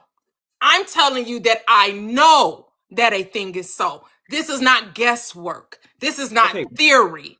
This is yo, practice. I do right. practice what the script says. I have used it to create the reality in which I am experiencing. I know this to be true. And I know that that's what the script writers were telling you, that all is mind. Okay, right. Y'all So saying the so same again, stuff. Y'all saying the same so thing. That's hold over on, their brother. pay So grade, big hold on. sis. That's over their So pay grade, big sis. They don't understand all this, man. so You're gonna host, have to I land your got plane. what you're saying, host. So Truth, again, I'm just sticking to my point truth. here, right? Hold Hey, on, y'all. truth. You're gonna have to land your plane. You're gonna have to land your plane soon, bro. Hold on, bro. Just hold on. So again, host, this is why I asked you, right?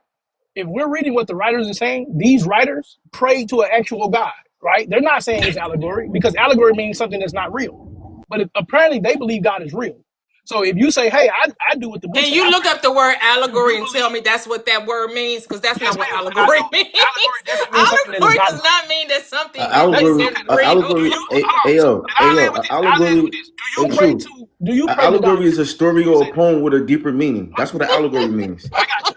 So host, do you pray to God? Yes or no?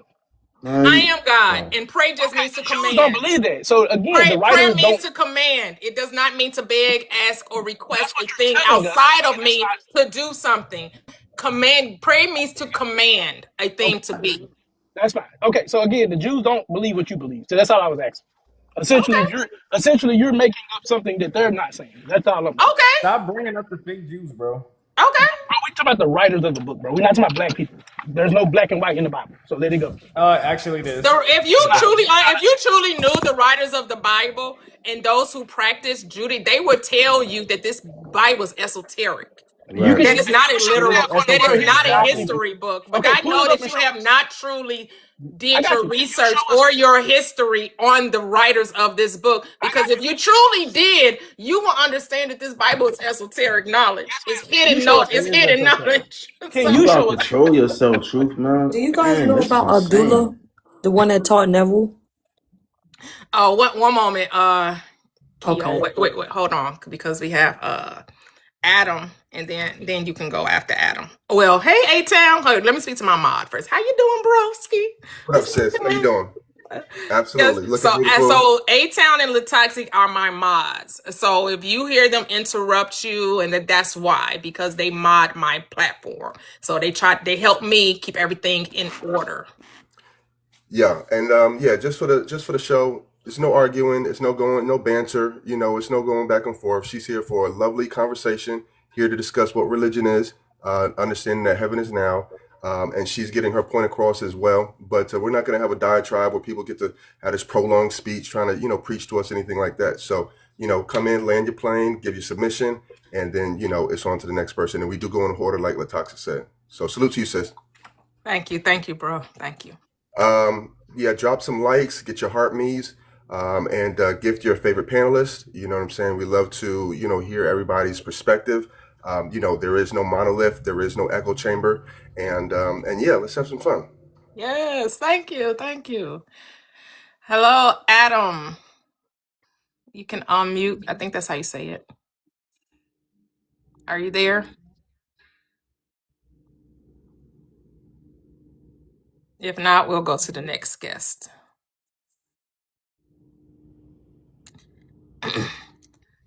Okay, Keo, you can go, and then your conscious will go after you.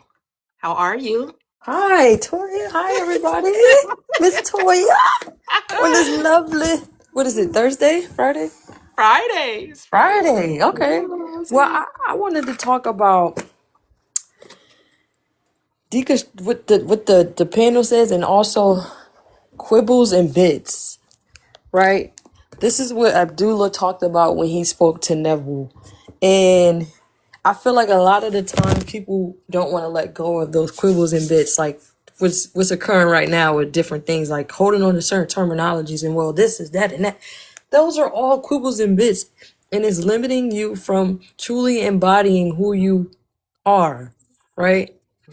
And I kind of wanted to speak, like, talk about that, like, and kind of see if anyone ever like knew about him. And I was also asking, like, to request, like, maybe one day we can like read stuff about him in like your book club one day. Read stuff about who? Mr. Abdullah. We don't have much about. I mean, there are people that I guess supposed to know about this person, but it's not much known about Yeah, Abdullah he is kind of other mysterious. than what maybe Dr. Joseph Murphy may have said, what Neville may have said, and we had another student that has also written different books. I can't think of his name right now, but he has quite a few books. I know a lot of people like him. I can't remember his name right now because I didn't particularly like this student of Abdullah because he leans so much into the devil, the Satan thing. So but a lot of people, he does have some great books. If you can get away from him, if you can look past him talking about the devil so much. Oh I yeah. forgot his name. Okay. I got A-Town may know who I'm talking about because he follows a creator that would teach a lot of this person's And who we talking about? I think Bertha talks about this Arthur a lot. Talking about that ring of make sure you have a ring around you and Oh yeah, you talking about like the what's his name? Jane. It'll come to me. Yeah, I'll okay. in a minute. But Yeah. I had a few of his books. He had because he talks about being the he had a book that was being the joy bringer, being the peacemaker. Like he talks about he has books like that. He has a lot of books, so you could probably look him up. I just can't think of his name right now. I just would like to. I feel like right now I'm just kind of letting go of different ideologies that I feel like is like limiting me from creating the things that I want, And I would say, I was asking, like, how did you get past that point of just realizing you're just limitless in all ways? You know what I mean? Practice. Okay. You have to test yourself. You have to prove this truth to you, and you keep expanding your awareness, your consciousness on what's possible, right? Some people will tell you to start small. What I liked about Neville is that he didn't make it about a big thing or a little thing, right? Right. His thing was, what is it that you want? Like really ask yourself that. A lot of people realize they don't really know what they want, right? Sometimes the things we want is because society says this is what you should have. This is what success looks like. This is what, if you accumulate all of these things, and it's, again, there's nothing wrong with accumulating things because sometimes you just want to prove to yourself that you can have them. Like giving yourself permission to experience this life in all of its fullness. And it's amazing because it's like, since I know that I can give myself what I want in imagination, I truly don't lack then. Because I actually have proved this to myself so many times. It's just like, it's like, okay, well, what about this though? This seems kind of like nothing's out of reach though. Like nothing. Right. And it's amazing. Like the little ways that you're. Oh, that's it. Walter C. Lanyon. There it is. Thank you, Sunflower. Thank you, Walter C. Lanyon. That's the name of the author. Okay, I'll look into it. Thank you. I know somebody would know the author I was talking about. It shows you that there is someone inside of you listening to what you're saying to yourself and like showing it. Right. So who's that someone inside of you? That is God, which is you. Okay.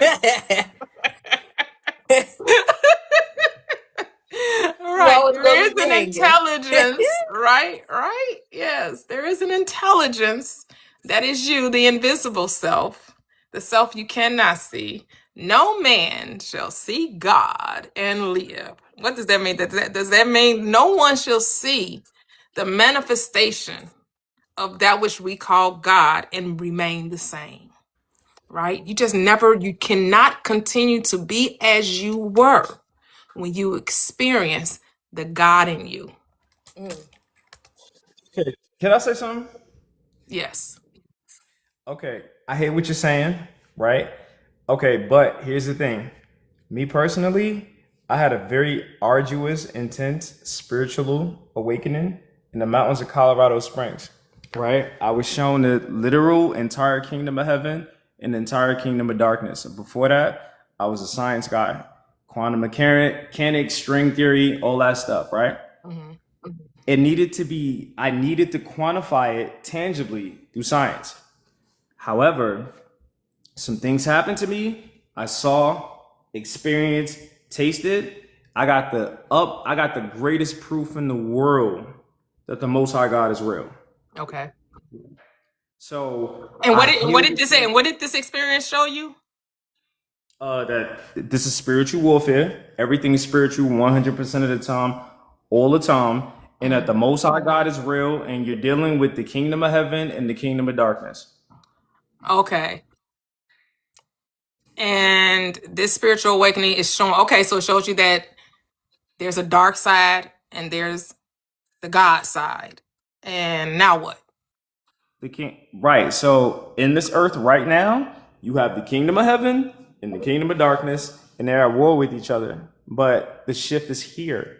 The shift really commenced in 2019. So now we're entering in the kingdom of heaven. Okay. And so your spiritual awakening shows you that the war is happening outside of you, not the war is happening within you. Both. Okay. So do you accept that it's as within, so without? Wait, as within. Hold on, let me see if I can understand what you're saying. As within. What do you mean by that? As you think, so you see. Yeah. As I think, so I see. I don't necessarily subscribe to that, right? Because I think certain things and then I see certain things, right? But I also agree with the fact. Why you gotta laugh at me, man? So here's the thing, right? I also agree with you, right? When you say like you create your own reality, right? So because I create my own reality all the time. But however, I'm able to look out. I'm able to look inwardly and outwardly. How about that? Okay. Hold on. So, I am streaming on YouTube and TikTok. So, my question is this: how do you avoid relying on other forces that are not godly if you believe God is not responding well to your needs? I would never rely on outside forces.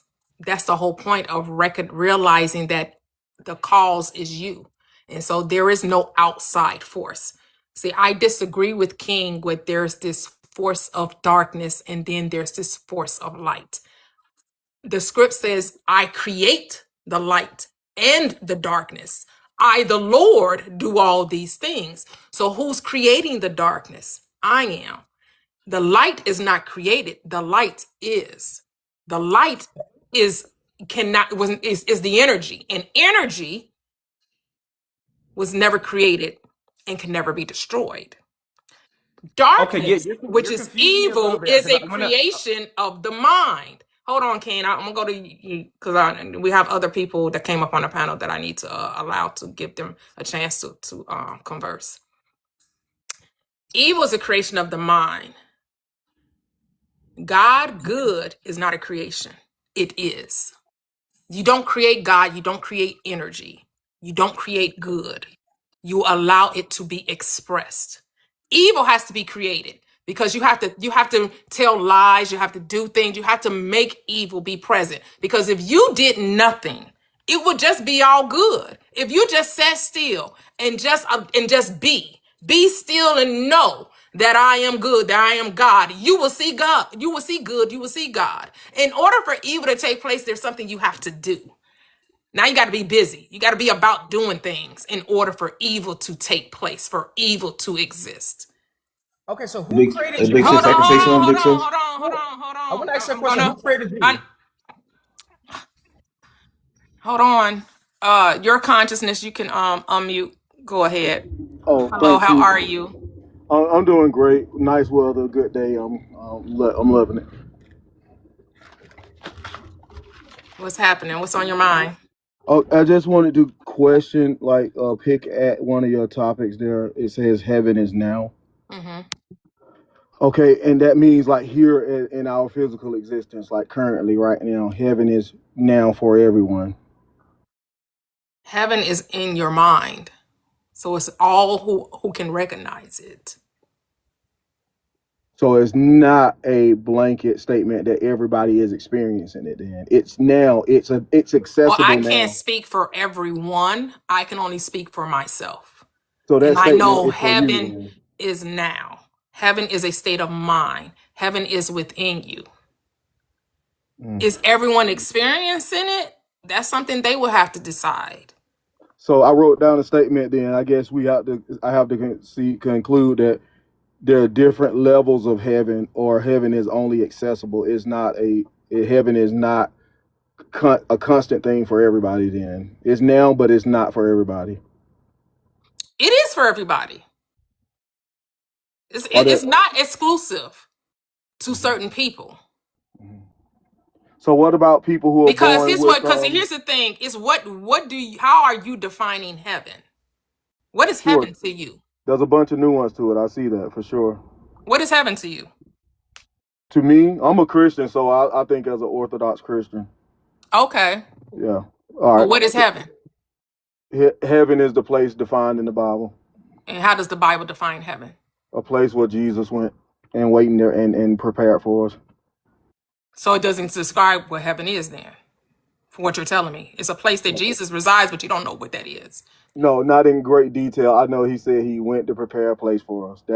That's my Christian understanding of heaven. Okay, but what does Luke 17:21 say?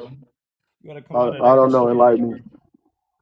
It says that heaven, that the kingdom of God is within you. You gotta come out of that Christianity, bro.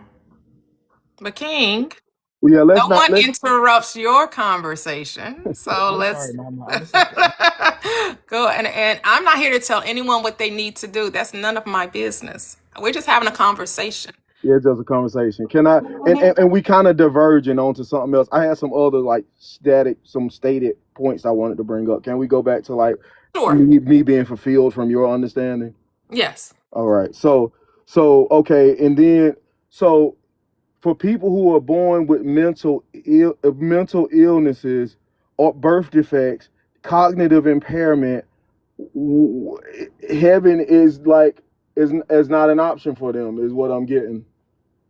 If Why it's wouldn't in it be if it's a state of mind? what if they don't So we so when we're measure their neurological paths and stuff and their brain activity, or a brain dead person, a brain unalive person, they are, it seems like by your standard, heaven is not available to them. why would it not be? How do you know what's going on in the mind of what I you would would have to call have or of faith a to. mental person, a invalid, how do you know what their consciousness is observing? You're trying to tell someone else that they can experience heaven based on your standard. I'm not saying that someone can experience heaven based on my standard, So because I know that consciousness is heaven. so you want me to have faith? The And heaven you're that you talk. assuming that because somebody's physical makeup makes them incapable of having peace, joy, love, kindness, the fruit of the spirit, because that's heaven. You think heaven is this place you're gonna go to, and you're gonna have streets paved with gold and you're gonna have mansions, but you don't gotta die to do that. You can have a street paved with gold now, and you can have a mansion now. Why you gotta die to get that? You don't got to die to get that. You can have that right now. Right here, right now. Just like you can have peace now, because the Bible describes heaven as what? No more gnashing of teeth, no more crying, no more pain, no more dis-ease. You can have that now. That's not something you have to wait to get to. But all of those people you just described, they're told that they have to wait to get it. So they're waiting to get it. They're being told that they got to get Jesus first in order to have a heaven. They're being told that they're sinners from the beginning. That is some fault of their own, that they were, that their body is don't look like everybody else's. Somehow that they are a scorn to society because they don't think like everybody else, because they don't look like everybody else, that somehow they're less than. And so we put these people in categories and we call them deformed, and we say that they have mental incapabilities. Says who? Who's the standard? Why are they less than? Because they don't look like everybody else and don't think like everybody else. Yeah, I got a question too. And to his statement, are we saying that they don't have a spirit? Are we saying that they don't have an internal being? Right. Because of the way you perceive them? Yeah, when y'all want me to respond, let me know, because I don't want to interrupt nobody. No, go ahead. Go ahead. All right.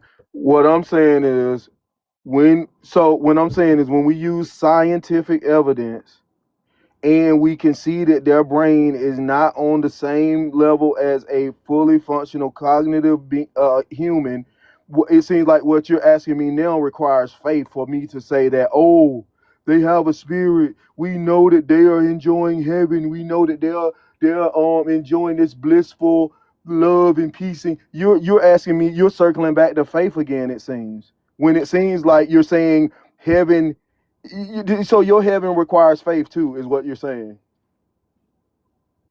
Well, what I'm saying is that if you have breath in your lungs and you're able to have consciousness as a human being, right? Do you consider every human being being a spiritual agent, a spiritual man, or spirit? Having a spirit or having a consciousness. What does that mean? What does that mean? Having being conscious, being aware, as though. What am I trying to say? So every human being is a living soul, right? Do you agree with that? I'm not sure what that means. Okay, so Adam, is saying in the Bible, according to your script, that he put breath in the lungs of man, right? And he made man in his image. Is that correct? I'm sorry. That's what I'm sorry. Repeat that. My apologies. Okay, I was saying that in the beginning, in the first book of your Bible, it says that he put breath in the man, and he made man in his image. Do you agree with that? Yeah, that's what the book says. Okay, so who are we to distinct who the image of God is? I don't understand what that means. How are we to distinct what the image of God is? What does that mean? Based on what you said, you the one said that, okay, they have this type of faculty capability, that their body looks a certain way. And so what are you saying when you use those people as an example? What are you saying is the better question. We need to know, where are you coming from when you use those people as an example? Are you saying that somehow they are less than? I never said they're less than. I said, I'm asking. What are you saying? To your question, no. What I'm saying is, we know that they do not have the same cognitive abilities as a standard that we as society has set as a functioning human, and we don't know if they're enjoying all those fruits of the spirit, which you kind of alluded to. And what it seems like what you're saying is, since you don't know, what is your point? Since no one knows, what is the point of this conversation? Since no one, because I'm not asking you to have faith and to believe with no evidence that they are experiencing this. It sounds like you did. That was my point. I'm off this. Thank you for letting me in the panel. I'm off this. I appreciate you. And let's move on to something else because that was not like my or like the battle that I wanted to stay on. That was just something small, really, to your whole narrative. All right, so if you believe that heaven is now, you must also believe that hell is now as well. No, there's no hell. I Hell. knew you were going to say that. Here, I here's knew the you were thing. going to say that. Here's the thing. Hell and heaven are the same thing. They're states of consciousness. Just like heaven isn't a real place, it is in your mind, so is hell.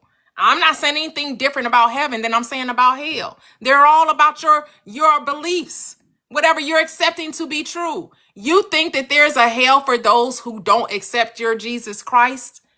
Then that's something you get to keep. I don't want to It's take not that even. from you. I It's just never been know it's about not my belief, true. sister. I've I never know mentioned my it's belief. made up. I've never said anything about my belief. I've done the research on when hell was brought into the Christian mythos, when it was adopted as a place, a fiery place, a brimstone, a punishment for unbelievers. I know that was not the original belief of the Christian mythos. It wasn't. It was added centuries later.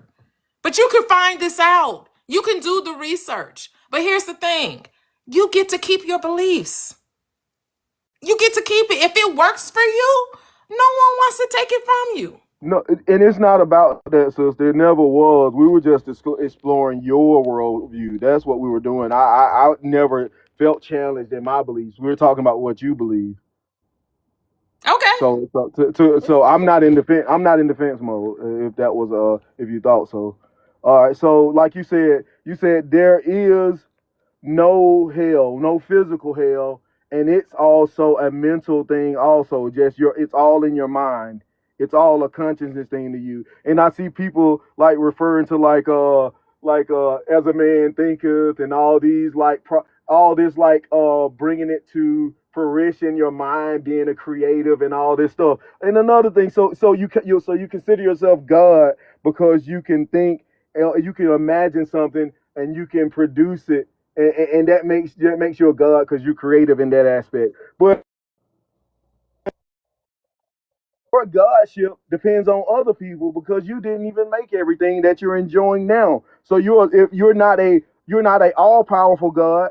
You're just at best you're just a small insignificant God who's actually benefiting from other gods that are far more powerful than you. And you take your gathering of assets and being this positive person and being able to be upwardly mobile as some kind of godship, and you label yourself some kind of all-powerful God when you really should be humble and just embrace how small and insignificant you are. That's really what's going on. Oh, that's all you wanted to say. You wanted to remind me how I just want to remind you, in fact. Oh, kudos to you.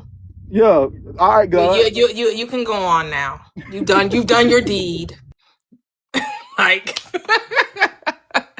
because clearly he has no understanding of what we're saying about being God, that we are all God individualized, that we as the collective consciousness make up the one being. The one became many, that the many may realize they are the one. Go ahead, A-Town. I just wanted to, I'm going to let Joe the Barber speak, but I wanted to kind of, speak on his behalf on the young man who came before. He couldn't describe what heaven was. He just said it's just some place, right? So then he wouldn't even, as a man thinketh, ye are gods, are scripts from the Bible. So are you not believing in your Bible, or are you not?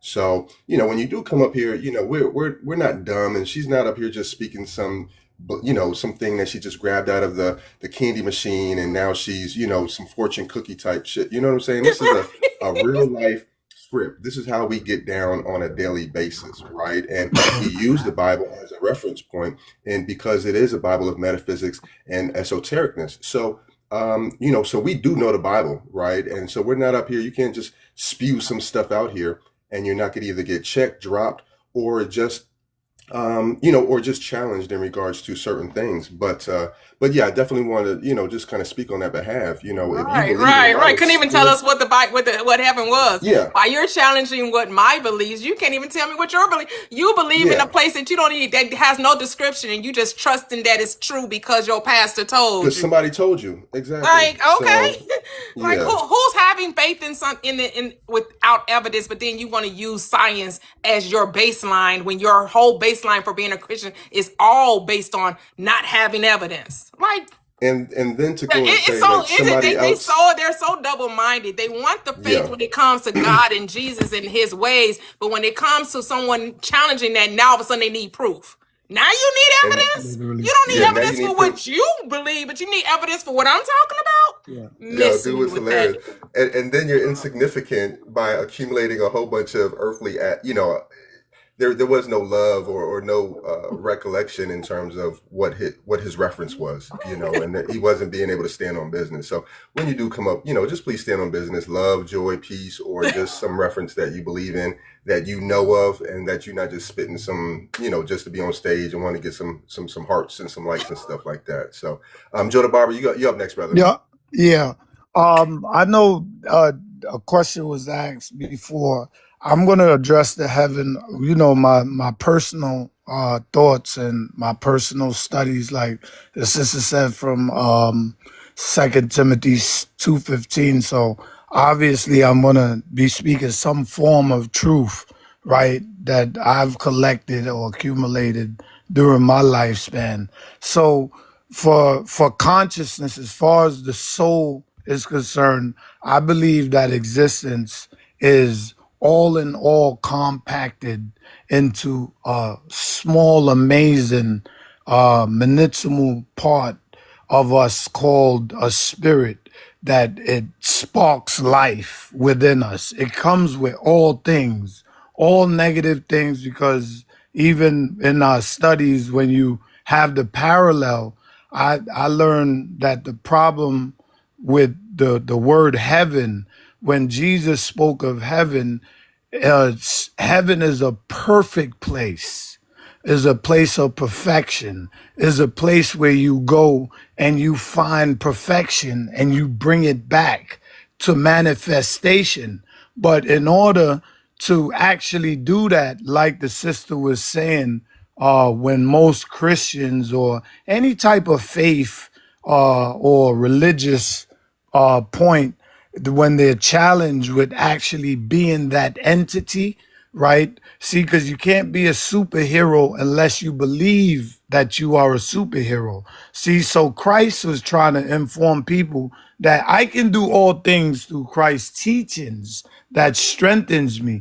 That, he says, I am the way, the truth, and the light. No man comes unto that perfect Father unless by what I'm teaching you.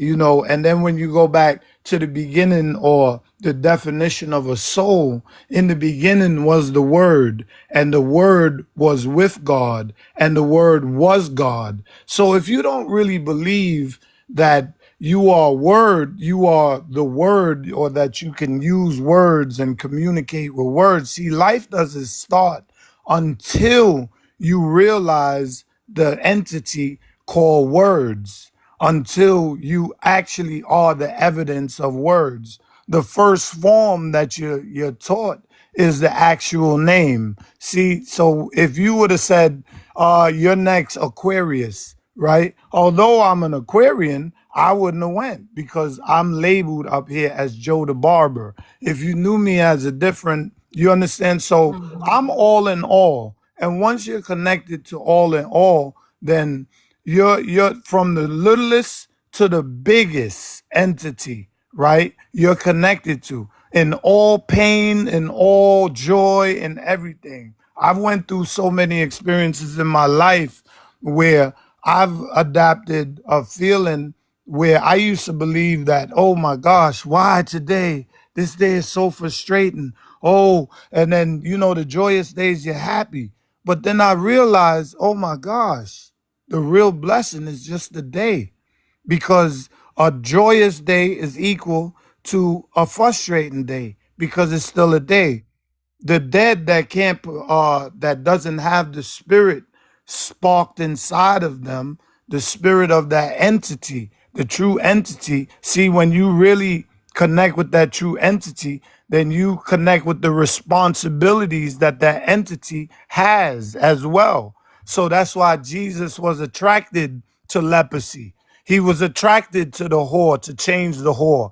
He was attracted to wash the dirty feet. But when you speak of these things, you know, in Christians So performance, okay. these So when you same say things. Jesus, hold on. When you say Jesus was attracted to these different, Well, if you're, he wasn't, here's the thing. Jesus did not see impurity, which is why it was able to be changed to purity. well, Because I so pure that mhm. I cannot behold iniquity. To them that are pure, all things are pure. See, if he saw a whore, the whore remains.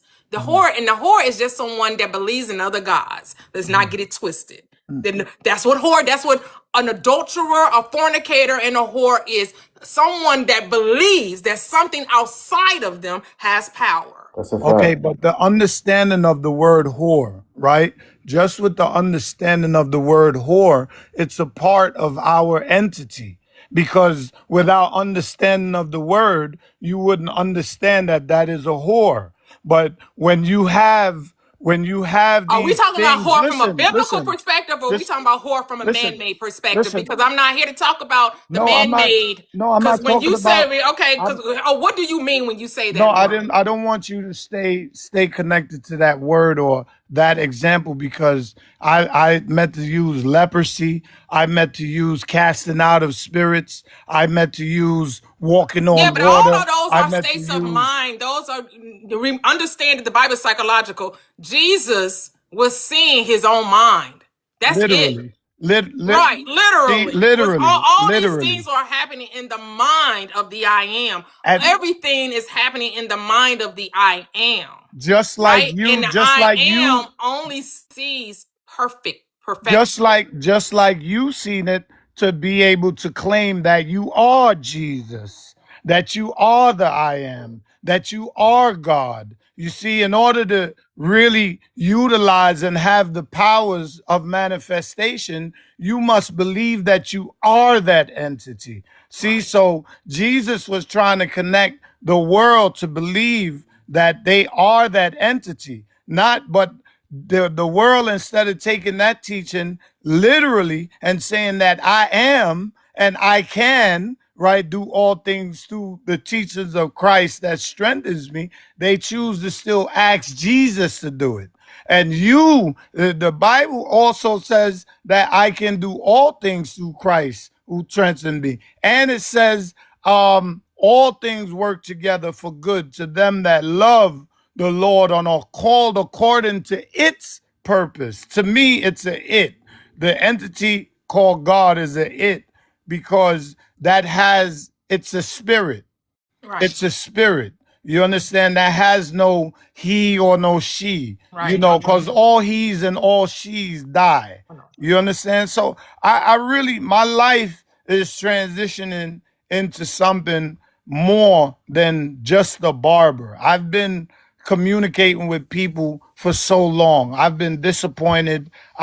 And I'm my pluses are my minuses, meaning that nothing starts with me, right? I cannot plug myself into, if I am anything that works, I cannot plug myself into anything without recognizing that I have to plug my negative prong and my positive prong in order to get charged. See, so my negative side and my positive side are one. Just like you said, heaven is in your head, just like hell is in your head. So everything is in one. We are all in all beings. That's when I just only thing I need to communicate with someone is to know that you have a spirit inside of you. You understand? Whatever your environment is, whatever your temperature is, I understand that everybody communicates from different places depending on their temperature, their environment. You understand? You can't ask a man that's locked into a box to talk to somebody, to talk to people and have a regular conversation when everybody else that they're talking to is breathing fresh air. They could walk around, they could do whatever, and this man is restricted to a box. So I understand temperature, and I also understand the usage of words. See, the usage of words are like ingredients to cooking. You understand? But most people don't understand that. They try to Yeah, but tell you. here's the thing: when we're talking, we need to make it plain and simple. Just say what you're saying and say. And I like simplicity. Just keep it real plain and simple. Say what you mean what you say, and bring it to a place that people are understanding. I just don't want people to come up here to talk, just to hear their own voice. If we're not saying things that's going to uplift and help people understand and comprehend what's going on, then it is a waste of air. I need you to bring it down here and let it elevate all. Okay. But I'm going to go to the next guest. All right. I respect that. Yes. Hello, Sophia. How are you? Hey, Toyia. How are you? I'm always happy to be at your live. I had 2 points. One is about the science, and one is about these people that are disabled or whatever he was like referring. Okay, so I'll start with the disabled people. So basically, we are spirit, we are one, but we are an angle, we individualized angle of the divine. We perceive the whole from one specific point, and that's our individuality. And fortunately, this individuality we never lose. So even when we die, we still don't lose it. So the next experience, we're still gonna have that specific individuality, even though we might take a different, any kind of form, right? It could be even an animal. It could be even like another person.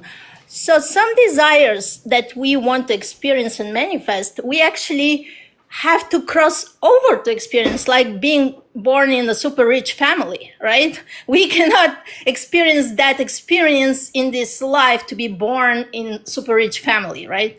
So for that, it will continue into the next existence, into the next life. And why some people are born as disabled or not saying, that's because they judge themselves. When you pass on, you're going to be the judge. You're the one, that is the time that you judge yourself. And some people just judge themselves in this way. They say, oh my gosh, I caused this pain, for example, to somebody. So now I'm going to punish myself and I'm going to experience, that. Or it could be just the experience. It's all in the experience. So it continues to the next and the next and the next, and it doesn't end with this body. This body is just like a cloth we put. Like today I'm wearing red, and tomorrow I'm wearing blue, or I'm wearing a dress or a costume. So that's what I want to say about that, and I'm not going to go too much into. And about the science, I just saw that somebody created memory for the computers, with mushrooms.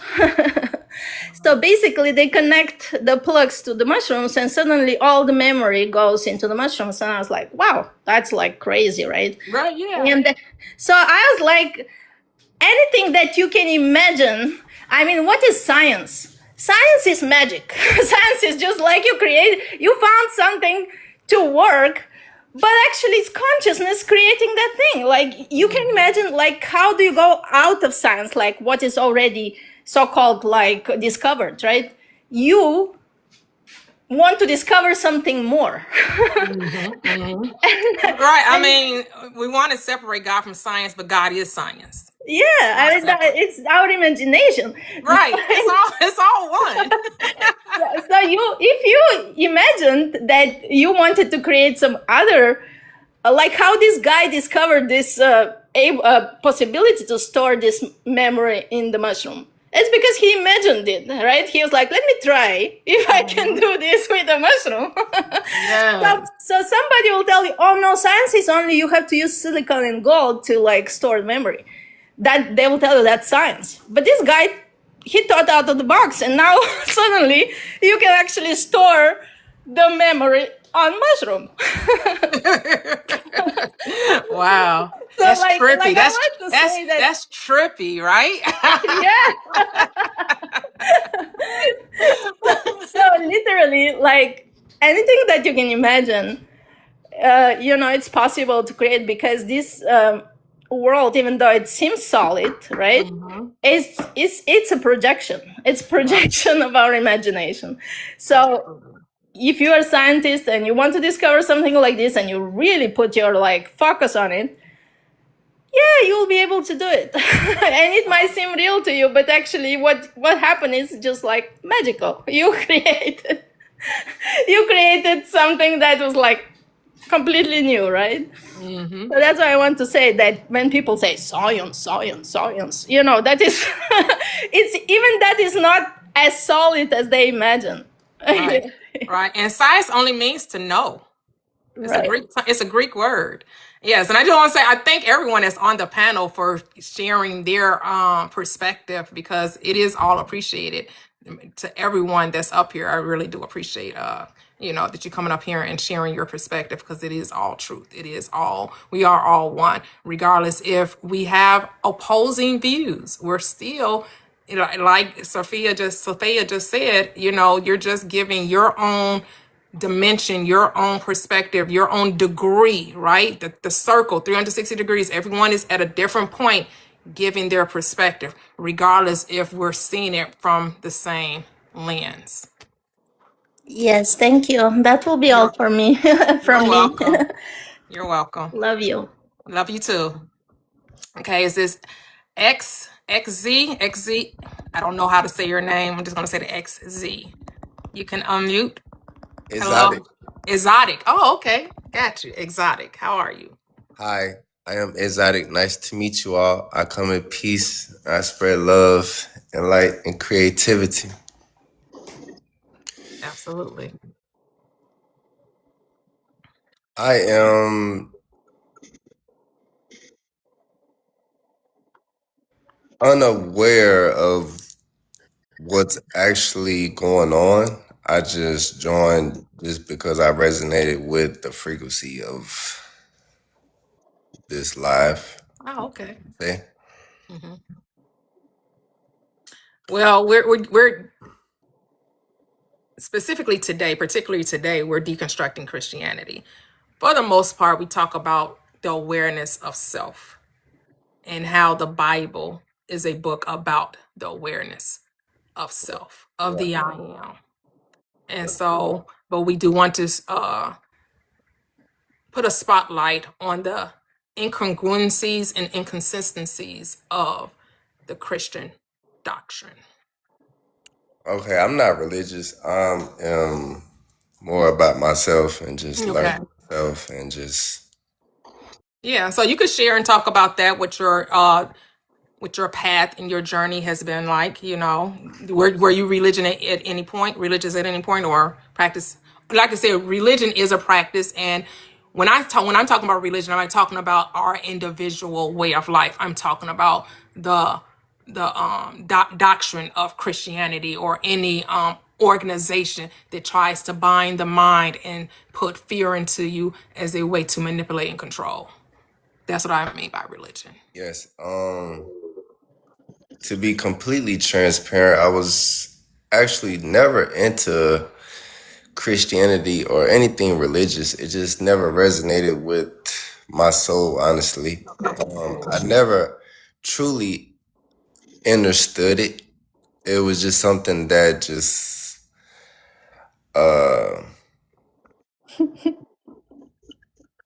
it was just around, and I just grew up around it. It was nothing I was actually interested in. As far as going to church and studying the Bible and all of that, I was never interested in that. But I've came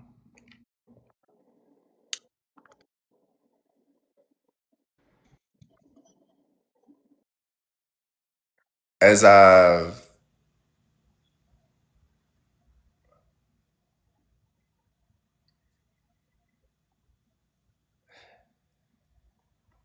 just live, I understand now that I am in, I would say, a video game, as I am the player just trying to beat the game. I wouldn't say try, but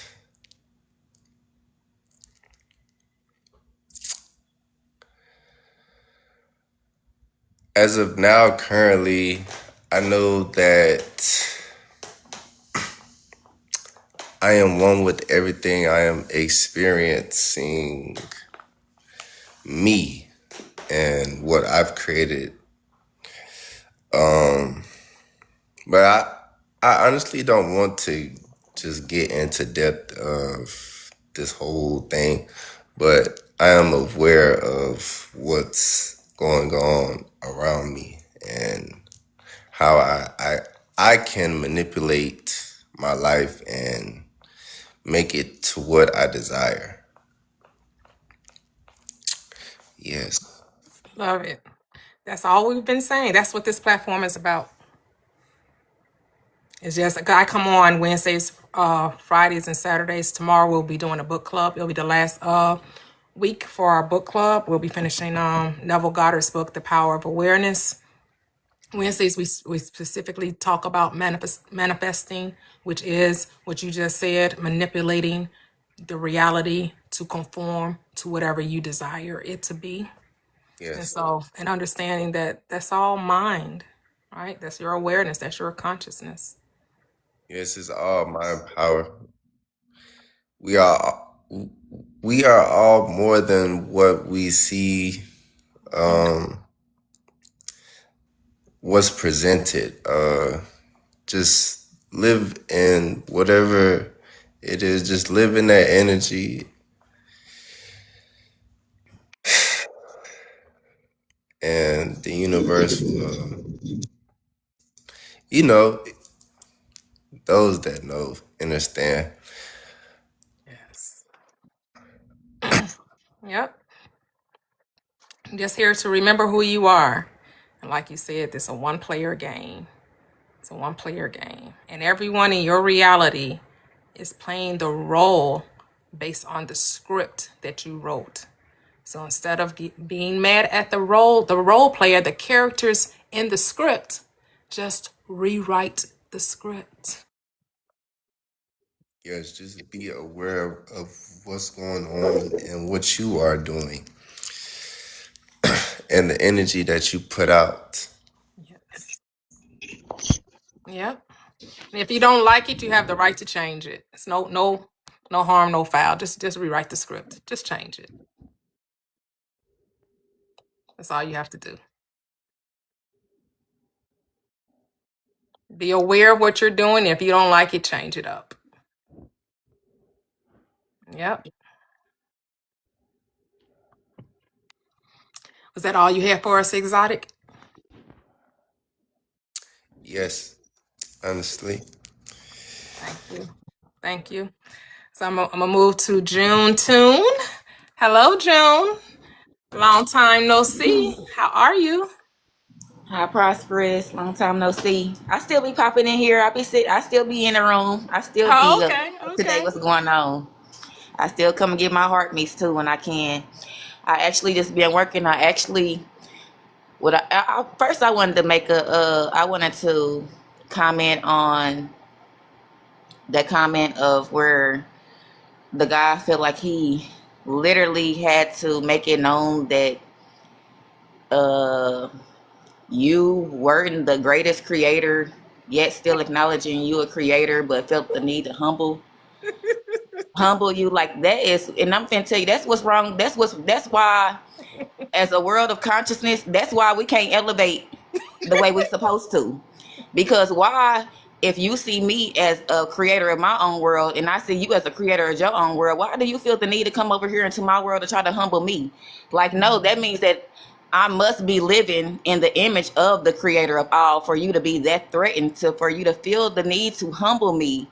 I must be tapped into that creation and where you want to be, to where you felt like that you needed to bring me down to remind me that I was still having a human experience, like something that we are all aware that we are having a human experience. We are those who allow their conscience to go higher. We understand that we live in a human experience, but don't try to bring me down because you haven't reached a certain level in your consciousness Right? He to did. He did. justify your feeling of whatever you have towards me, Right. to He feel the didn't. need to attack me. Like, that's crazy. That's why the world got a problem right now. But here's the thing. I didn't feel attacked. It was funny. And who cares? Right? Right. Like it doesn't change anything. Right. And that's the point I'm making. This is Yeah. why as a collective, and all of us, all these so woke conscious people, this is why. Because you know why?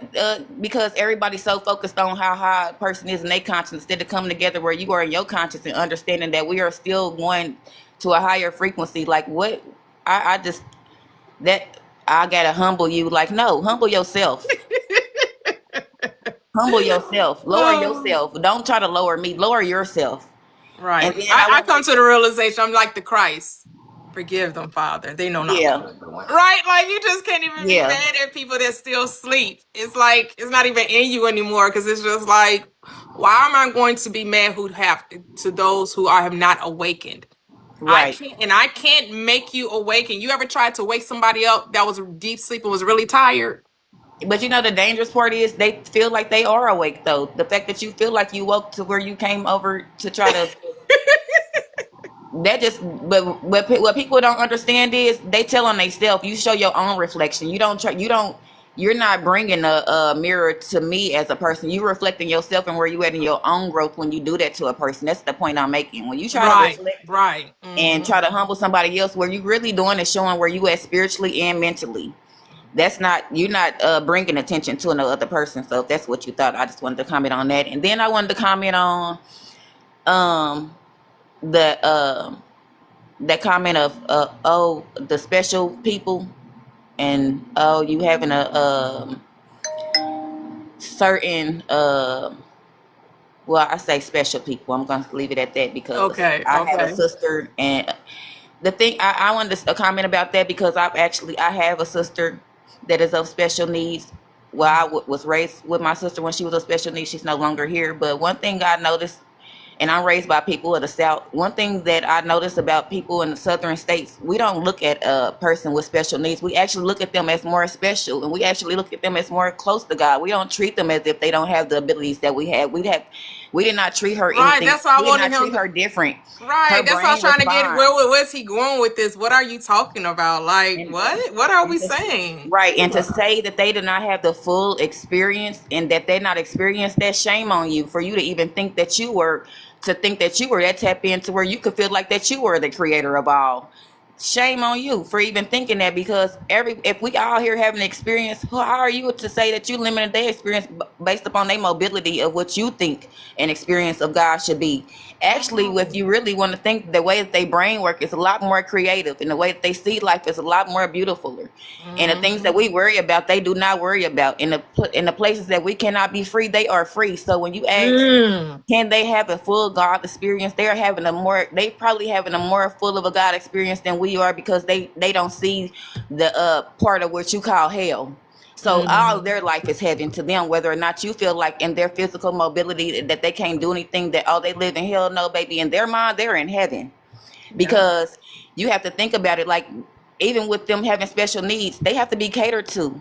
And if you want to sit and think of it in a positive light, well, God sent me into this world to be tended to at all times. So can I consider myself royalty? Just not on the level in which you think it is, but I'm still being tended to every waking hour of the day. Something that us who have mobility want to be. Some of us, yeah, we Yup. trying to get rich to have people cater to us, and Yup. that way I get to have it for free. So when you That ask, can a part. special person have all the full experience of God? There's your answer, and I know that for a fact because I was raised with my sister, and she lived life beautifully. She didn't Yeah. have no, she didn't have no worries. She didn't have to worry about anything. And the Mm-hmm. people that tended to her, and the people who tends to those people, what you have to understand is you're not helping them. If anything, God put them in a place of your life for you to be able to be open to receive blessings, to learn life, and to see life from a different perspective. Yes. I love it. Sometimes we tend to think that we are the answer. No, sometimes the person that God placed in our life may be the answer in front of us, and it's are your eyes open enough to receive it, or do you feel as if you know everything to where you cannot learn anything?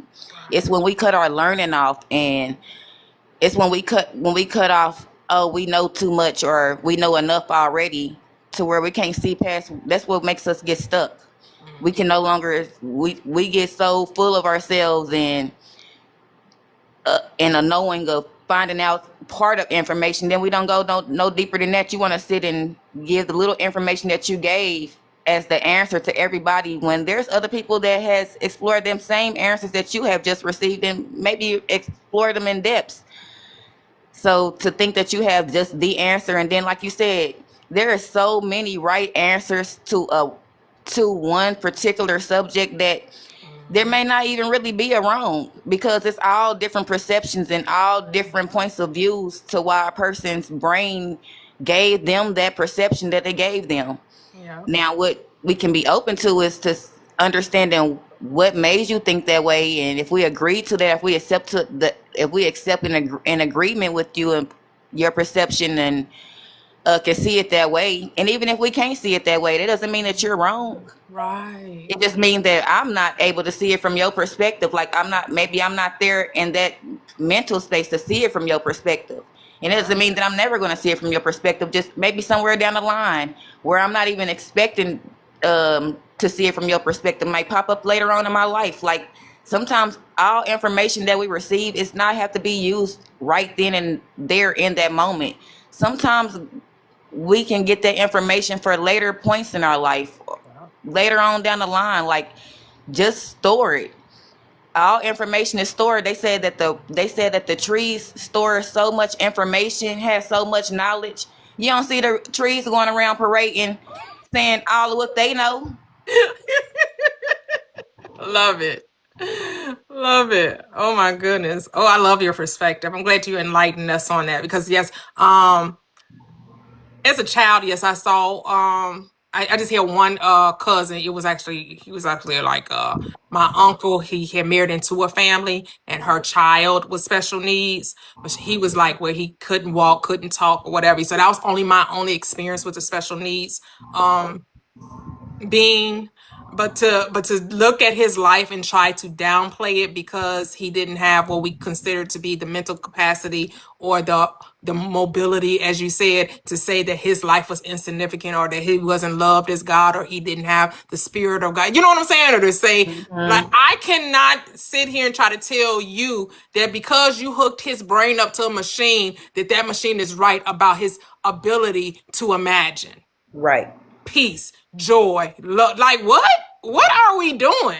Right. Like, why are you trying to reduce his experience down to what you can, be able to measure with a machine? Mm-hmm. It's like the self-righteousness and the self-righteous indignation of religious-minded people with this superiority complex is mind-boggling. But I get it, because I used to be a Christian, so I know this whole God for me, he against everybody else, right? If God is for me, in their mind, that means God is against everything else. And that's another thing that blows me too. Like Christians, but are you really following the Christ conscience? Like, because if Jesus seen everything as pure and he seen no wrong in others, like that's where it really starts. That's what really is mind blowing to me. How can the man whom y'all say y'all follow is pure and see no wrong and no one, and and he's seen everything as pure. How can you then, as a human who you say is you're not God, and you're just a follower, how can you then put yourself in a place of power then to where you can cast judgment and say what is wrong and what is right? That is mind blowing to me every time. Like, you say you follow Jesus, he's pure, and he did not see anything as impure, but you as a follower, you still can see me as something impure. You still can cast judgment on me the moment you put your eyes on me, that the moment that I don't add up to what it is of your perception of where you think that life should say I should be at. Like, that is so mind-blowing to me. So then Christians feel that their religion is attacked, when really it's not the religion that's attacked. It's really your actions and what it is that you are portraying, following the man that you say you believe. Because it's like, when we see the man you say you believe, y'all following two different things. He's doing one thing and you're doing a whole nother thing, and yet you're putting his name on it though. You stamping your wrongs with his name though. So then, would that not make you hypocritical then in the religion in what you say you believe in? Are you truly following what it is you believe in? Do you really believe in the God that you saying that you believe in, that you want everybody else to believe in? I think that what I'm starting to learn is from me talking to a lot of people that subscribe to this Christian faith, this doctrination. A lot of people identities are intertwined with this religion. So essentially, when you are bringing a different perspective than the perspective that's intertwined with the identity, when they feel more, even though you talking about you be talking to as far as like the mind shape that's shaped from all that, they feel like you attacking their identity. You know what I'm saying? Because their identity is kind of intertwined with the religion. So when you speaking on the religion, they feel like you are essentially attacking them. I'm glad you said that, because you know what? Just like I said, that goes to make my point of what I said earlier. The perception that they're putting off on you is really the reflection of where they at in their life themselves. Because just what you said, you feel like I'm attacking your identity. So by you always feeling like your identity is attacked, before you even give me a chance to even show you my identity, you already attacked me. Right. So look, right. So I don't know if you remember this movie, right? But it's gonna further broaden what we put it down. So like the Matrix movie. You remember when, after he gave Neo the pill and then he brought Neo into the Matrix, and the people was walking past him, and Morpheus was telling Neo, like, these people don't understand, like, we're here to help liberate the people, but being that the people is so intertwined within the system, they defend the same system we're here to liberate them from. You want some sense to you? So that's why Yeshua is like, forgive them for they do not know what they do. You want some saying? Because I understand that, like, so okay, for example, so when I'm talking to them, right? It's not that I'm attacking them per se, right? Exactly. I'm not even attacking them, but I'm attacking the thought. Right. And I understand that the thought is a conditioning of the system that their identity is intertwined with. If that makes sense, hopefully. Yes. Yep. Right. Yeah. Right. So I'm not necessarily attacking them, but this is how they feel. That's why I get the blowback. Big sis, she get the blowback that she gets the blowback. You know what I'm saying? And it's like, we understand, like, Ephesians 6:12, we understand that we don't wrestle with flesh and blood. We understand that we are not each other's opposition, right? And if we want to point any fingers, it's not to be pointed at flesh and blood. It's to be pointed at the systems, right? It's the real problem is a systematic problem. It's not a people problem per se, right? Because the people are like the Hydra. You cut one head off, three more gonna grow, right? But yet the same system is gonna keep singing the same tune. Right? So is it truly the people, or is it the systems that they're putting in place? You get what I'm saying too? Well, So the people is what makes the systems realistic, and that's why this is why what I really find odd when people comes to Prosperous platform, because she's not forcing religion down nobody's throat. She's not telling you what God to believe in.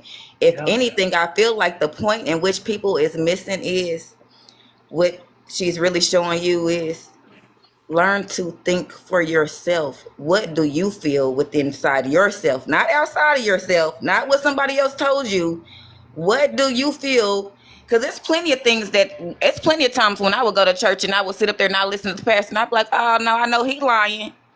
You know what I'm saying? But if I say that out loud in the church, then I know that the church is gonna take me like, oh, the pastor right, whatever come out of his mouth is right. No, that you would say that because you can't think for yourself. I think for myself. You know what I'm saying? I said I read the word for myself. I said to study the word myself. I He's said lying. I sit He's with teaching a myself. program. It's not that he's lying. He's teaching. But that's not the point I'm making is Let me pause real quick. Let me pause people this have really to know quickly. how to think What's for up, Brad? themselves. What do you feel for yourself? What is your perception of that thing? Not somebody else's perception of what they told you.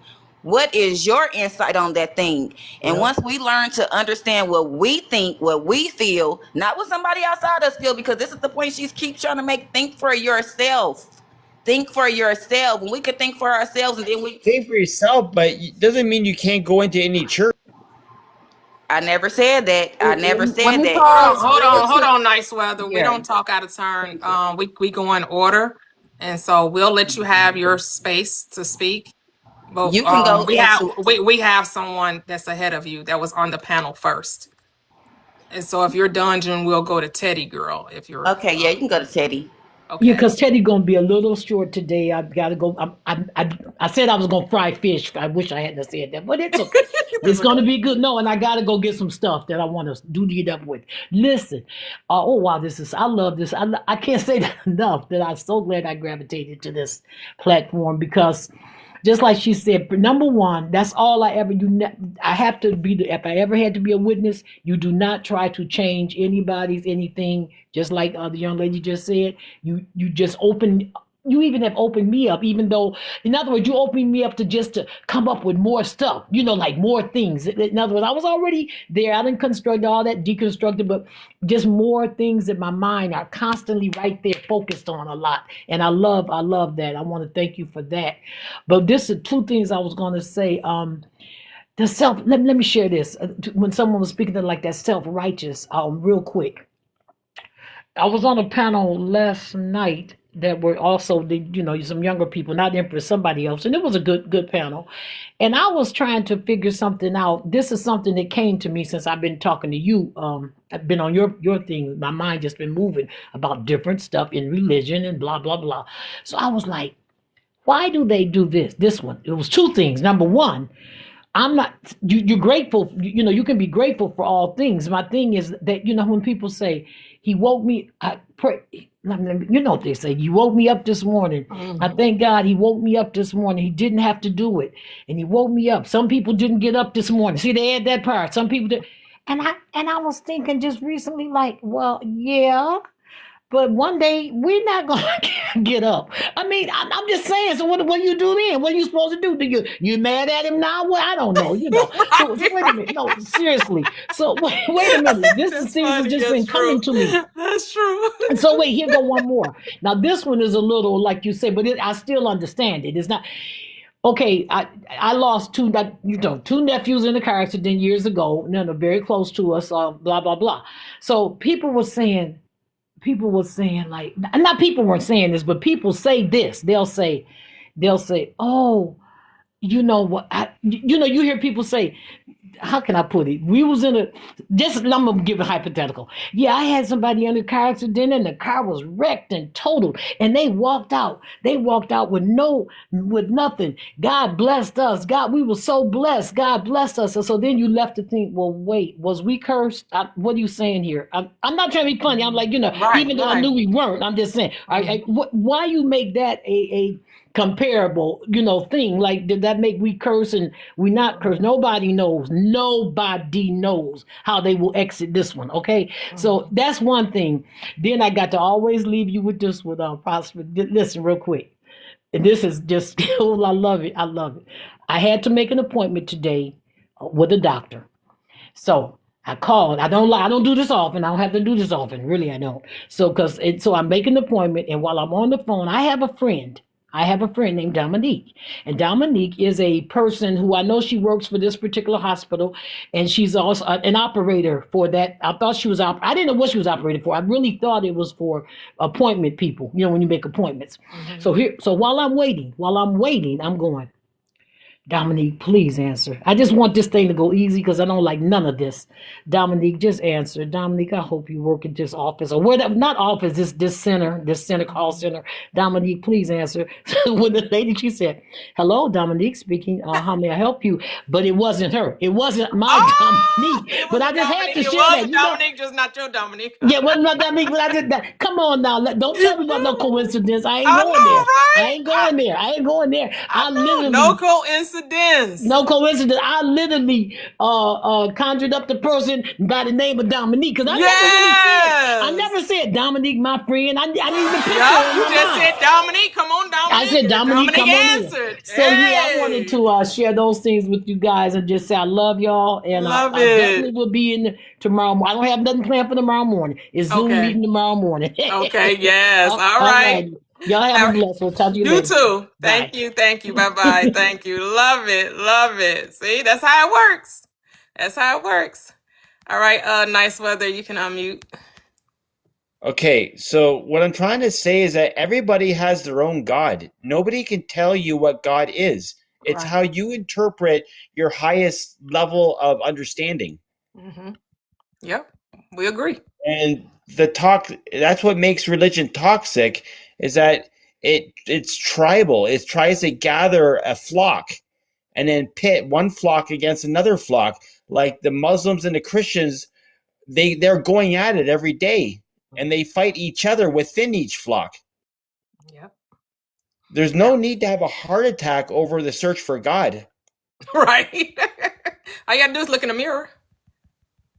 Yeah, you could just I say get to know yourself. That's that's the God. The God you've been looking for is right there in the mirror. The man in the mirror. Yeah, it's your hopes, your dreams, For the most part, religious people are very toxic. They're sarcastic. They'll gossip about you. They're hypocrites. They go against their own scriptures. Their own scriptures tell them not to gossip. Yes. But the moment you disagree with them, they're gossiping about you. So true. So true. And that's what I'm saying. Most religious folks don't live the life that they proclaim. Well, they're getting caught up in the game because religion is really a game. It's a competition. It is. It's how many chapters and verses you can memorize. Yep. And who to blame for the losses, and who to celebrate for the gains. So if you have if you have a negative experience, the devil did it. If you have a positive, well, God is on your side. All the heroes of religions were cult leaders. Yep. And some of them may have started off with good intentions. It's really up to the individual how you interpret Jesus. You can look at Jesus as a simple little Jewish guy who is trying to fix Judaism, or you can look at him as an alien coming to bring a new God. Yep. Some people believe that too. All perspective. I look at him as he didn't never exist. He's just a story in a book. He's just a character in a book. Yeah, you can see that too. I look at him as a character in the book. That's all Jesus is to me. He's a character in the book. He's an archetype. This world's full of heroes and villains. So the devil is like the personification of the villain. Yep, I say that all the time. It's a comic book, right? You gotta keep Lex Luthor around, or else what Superman do? Yeah, the God and the devil, they sort of have a conversation happening. Mm-hmm. Yep, they're a unified front. They're the police, right? The good cop, bad cop. I'm gonna play the image, but they're on the same team, though. Go ahead. Yeah, I like the image of the yin yang. To me, that sort of shows the duality of life. Mm-hmm. When I do something good, maybe putting up a fence between our properties, you're my neighbor, you're going to see that as bad. Why is he putting a fence up? That's bad. So one person's good is another person's bad. Yeah. And see, I believe I accept that when you awaken, you're to transcend the dual mindset. You're no longer to see life as a wrong or right, a good or bad. You're to see it all as one. It's a paradox. Yeah, I would like to. I don't know if I'm quite there yet. I just see the world right now as chaos. Everything's chaotic. It's just I don't think we're supposed to find happiness. We're supposed to find peace. And so you can have peace and happiness. You have to choose.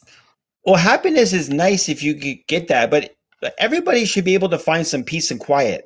Oh, but happiness is a choice, right? Yeah, but happiness is also an energy that comes out of peace. I don't think you get peace from happiness. I think you got to find a peace of mind first. You got to quiet your mind.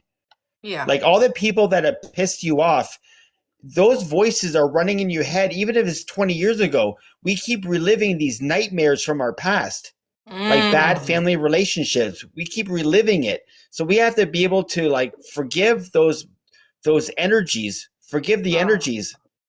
I agree. Yeah. So you don't keep reliving the experiences of the past. You have to forgive, which means give forth, and to let go, which means you actually have to forget about it. I know people don't like to do that. People like to like, no. I can forgive you, but I can't forget. Then you haven't forgiven. Because if you're keeping me in that same state, if you're keeping me in the same reality in which you experienced, you really haven't forgiven me. Because you're going to keep bringing it up. And you're going to keep holding me to that past experience, which means you haven't forgiven me. Because you haven't forgotten about it. And it doesn't mean you have to call up the bad blood and reopen the you can let people go out of your life. You don't have to keep people in your life. Life is so short. You might as well, if but you know what happens? You know what happens when you have the peace? They automatically go away if they don't match it. You don't even have to do anything. You could just be living your best life. And those who are not attracted to the light will never find it. And those who are attracted to it, they come in droves. So you don't have to worry about, and I know a lot of times we get caught up in the friendships that end up changing, right? That we lose some friendships, but then we gain others. You have to not look at it as a loser gain. You just have to look at what's aligning with your true self, right? So if I let go of religion and all of that it stands for, well, yeah, it's going to be it's going to be not hard. I'm not going to say hard, but 9 times out of 10, you're not going to attract someone into your experience that's hardcore Jesus. And I'm saying, well, Jesus didn't even exist. Right. Right. And then your whole life is about Jesus. Well, you understand that there's been lots of messiahs. Unless they be agreed. Say that again. You know, there's been lots of messiahs that have come and gone over the years. That's what I'm saying. Right. Like, I can name a few right now. There's David Koresh. He was a Jesus. There was Jim Jones. There's a guy in Australia right now. He says he's Jesus. Really? Yeah, and then there's Reverend Moon out of South Korea. Reverend Moon, he thinks he's a Jesus. Oh my goodness. See, we have present day Jesuses. Look at that. And here's the thing. We're all Jesus. We're all the God of our own experience. You're the hero in your own story. Exactly. Only difference between us and those gentlemen, those men that you just named, we're not trying to form communities and be lord of anyone else. That's the difference, right? They want to lord. They want to be the king. They want to be the God of their community. They want people to come to them and ask for permission and ask, what should I do? Or where should I go? Or how should I be? And then they're going to decree, I decree you live this way. I decree you live that way. I decree you eat this. Don't eat that. Drink this. Don't drink that. Wear this. Don't wear that, right? They want, Well, because power corrupts. I think when you try to be too much of a hero, like look at Michael Jackson. He lost his mind. He became too big. He started sleeping with children, like he got himself in trouble. And he started telling everybody it's okay to sleep with children. He set himself up. Who was this? Even if he was, if Michael Jackson innocent, even if I love Michael Jackson, but even if he's innocent, he opened himself up to a lot of demonic attacks because he became too much like Jesus. I don't. That's on a disagree. I don't believe. I don't believe that Michael Jackson messed with children. I believe. No, I'm not Michael saying that, Jackson. but he I made believe that. himself vulnerable. Right, to give the perception that he was doing something, but too many people say no, that's he was really a safe space for them because No, but Michael look at Jackson the did. end. He looked like a woman at the end. He turned My into a thing girl, is, it was looked that like. even Michael? We don't know if that was Michael. I mean, this word is so make believe. But here's the thing: I don't want to talk But about. look I at don't Prince. things I don't know for certain. I don't really want to touch on I'm because it's not all demonizing Michael. It's I all. love Michael Jackson. It's all speculation because we weren't the children that were there said he did nothing. So I can only go by those who Okay, actually I don't want to get it stuck interacted on with Michael him. So Jackson. I don't But know. look at Johnny Depp. I don't touch that. Here's the thing: that's the world, and I don't want to really talk about what the world got going on because the No, I'm world, just talking about celebrities. Look at Britney Spears. Now she's getting arrested again. But that's what I'm saying. You talking about the world though? Like No. You're not tracking what I'm saying. You're not tracking. Celebrities are like gods. They're built up like idols. Okay. And it goes to their head. These musicians, when they go on a concert tour and they're performing for 50,000 people, they can't go to sleep. They're so much. They've received so much energy. They're like Lady Gaga. They live for the applause, right? Yeah, they live well, for it's an the infection. They like to be idol. Yeah, I get it. But I can't say that there's anything wrong with it. Here's the thing: the people have to take some ownership too. Like we just can't say it's the idol. We also have to put the onus on the idolizers. You're the one choosing to idolize these people. No, you're not getting what I'm saying. No, I'm saying when you try to become a hero, you become the villain in your own story. Like you get too much of a hero, and then you become the bad person. That's what I'm saying. No saviors, right? This is what I remember. No saviors, because when you become a savior, you also become a martyr. They unalive saviors. That's why you don't want to be a savior. You ain't here to save nobody. That's a fact. You can't save people anyway. And like you said, the thing that you thought would happen, you're going to get the opposite, right? You thought that, you were adored for a moment until you weren't, right? They put you on a pedestal. Prince they build you up to tear you down. That's why you don't let the world dictate who you are. Remember when Prince came out with Purple Rain? He was a god. But towards the end, his knees were all trashed from jumping off speakers in his platform shoes. He wrecked his body. Same with Michael Jackson. By the time Michael Jackson died, his body was like an old man. Well, he wasn't the only. You had what's his name? Elvis. You had all of these people were. That's why the world tries to show you, stop putting your faith and trust in something outside of you. Stop lifting other beings up. They're just like you. No one's greater, no one's lesser. They're all reflections of you. People have to stop putting others on pedestals. The world is constantly showing you what happens when you idolize another being. When you place people on pedestals, it shows you they're always going to disappoint you. Always. They're always going to disappoint. Because the mirror should only have been for self and not for others. I don't think we're meant to be glorified, like human worship is not healthy. No, we're not. And so like if you think about it, when Jesus was getting worshipped, it probably went to his head. If there was a Jesus, it probably went to his head. And then he becomes a cult leader. Same with Muhammad. Muhammad gets popular. Everybody's basically worshiping him. And then Muhammad starts going off to battle. So he becomes a god. Same with Buddha. I'm sure Buddha I don't know if you guys realize it, but in Buddhism, they had their own set of slaves. There's a dark history of Buddhism. That's what I'm saying. People try to make Buddhism be this love and light. No, our religion is steeped in fear, control, and manipulation. If Buddhism they had their hell mindset too, because they called it karmic debt.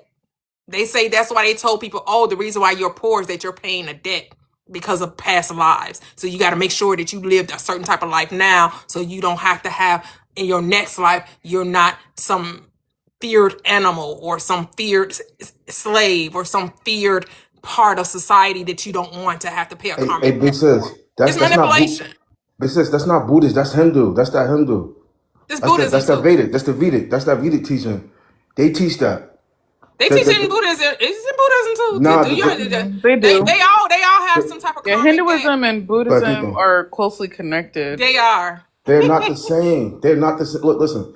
They're I'm not not the saying that. I'm same. not saying No the one's saying they're same. the same. But I'm talking about from a religious aspect. I'm not talking about the esoteric teaching. I'm talking about the religion. All religion is Right. to bind you and to I agree. manipulate you and to I control agree. you. I agree with you saying, but so okay. So can I get this perspective, big sis, if you don't Yeah, mind? yeah. I'm Go not ahead. trying to defend it or nothing, but I'm just trying to get you to see a perspective that I'm willing to put down. So the same way how like Christianity and all these religions were hijacked, right? Right. So it was given to us for us to take it esoterically, right? But then you had the hijackers that took it and made it exoterically. So the perspective I'm trying to put down essentially is the same way how it was for that dynamic is the same way how it was with the Hindus and the Buddha. Right. That's what I'm saying. Yeah. You We're in want some agreement there. saying to you? Right. That's it. That's what I'm trying I'm to do. agreeing. Yeah, I'm agreeing with that. Yeah. I'm saying that I'm talking about the religious aspect, not the original teaching. Two different things, right? Because you're talking about the original teaching versus those who got in power and place of authority, right? Anytime you put somebody in a place of authority, like Nice Weather was saying, that type of mindset ends up making you feel like you are to lord over another being. And we were never to lord over another being because we're all God in human form. We're all just supposed to live our own life and can be concerned with us and love others. Love others. And love does not have anything to do with control or coercion or manipulation or hurt or harm. Love doesn't do that. Fear does, though. Fear does. Fear most certainly does. Go ahead, the artiste, and then we'll go to Hello. hello, welcome back. You can go Hi. to Candy first. You can go to Candy. Oh, okay. Hello, I have a Candy. question. Yes. It's not my first time, but it's a bit scary talking to adults. But How old are just you? uh prefer not to say, but I'm just interested because I have my own views on some stuff and my family doesn't really like support it. So I want like I want like an adult to like help me. Well, how old are you specifically? How old are we talking? Are you in your teens? Yeah, I'm teen. You're what? Yeah, I'm a teenager. Oh, Toyia's her life. They say she underage. Yeah, no. But I mean, this is not an adult themed. This is a way of life. So, we'll see what your questions is and then I'll see if I want to answer it. Go ahead.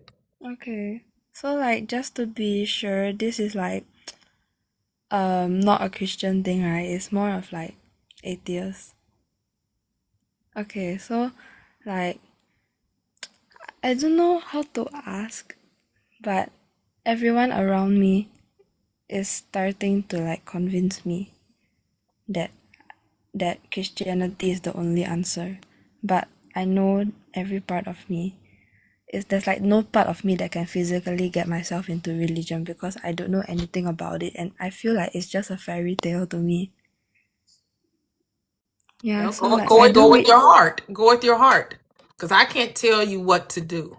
This is something that and I would just only suggest. But again, you have to make the choice that you don't allow others to convince you of something that goes against your own heart. Right? Okay. Something that you truly believe within yourself. Don't let others try to convince you through fear by telling you, oh well, God, if you don't serve God in this way, then look for a punishment. Look for, that's fear. They want you to do it out of trying to get out of punishment. And that's not love. But again, go with your heart. Go with what's inside of you. Okay. Thank you. You're welcome. Another part is like I'm scared to tell people that I don't have a religion. So like I'm scared I won't be accepted into like groups and all because I do go to church, but I don't really want to. And like my friends there, they have different point of view than me. Yeah, so it's just I don't know what to do. Like You could say you believe in yourself. okay, but I also don't want to sound like selfish because I really care for them as a friend. Really? That's selfish? Yeah, I'm scared to Take it like. easy on her. She sounds young. Okay, so Well, my thing is, unless they're trying to get you to go be a missionary, I don't. Them talking about God. Here's the thing: do you believe in God? I don't believe that there's any God. Okay, and so is the conversations always centered about like trying to tell people about Jesus? They keep telling me that once I say the prayer, I accepted Christ into my heart, but like I don't feel it. Okay, well, it's okay. That's okay. I don't think you need to do anything differently. Here's what I know. Fear is not freedom. There's no security, there's no safety, there's no joy in fear. So maybe have a question, maybe just have a conversations with them. And the questions that you're having, post them to your friends and see what their answers are. Because the reason why you don't, there has to be that you're questioning or you have a different perspective as to why you don't agree with this teaching. And so I don't think there's ever anything wrong with conversations. They're either going to not answer or change the subject, and then it's a win-win for you.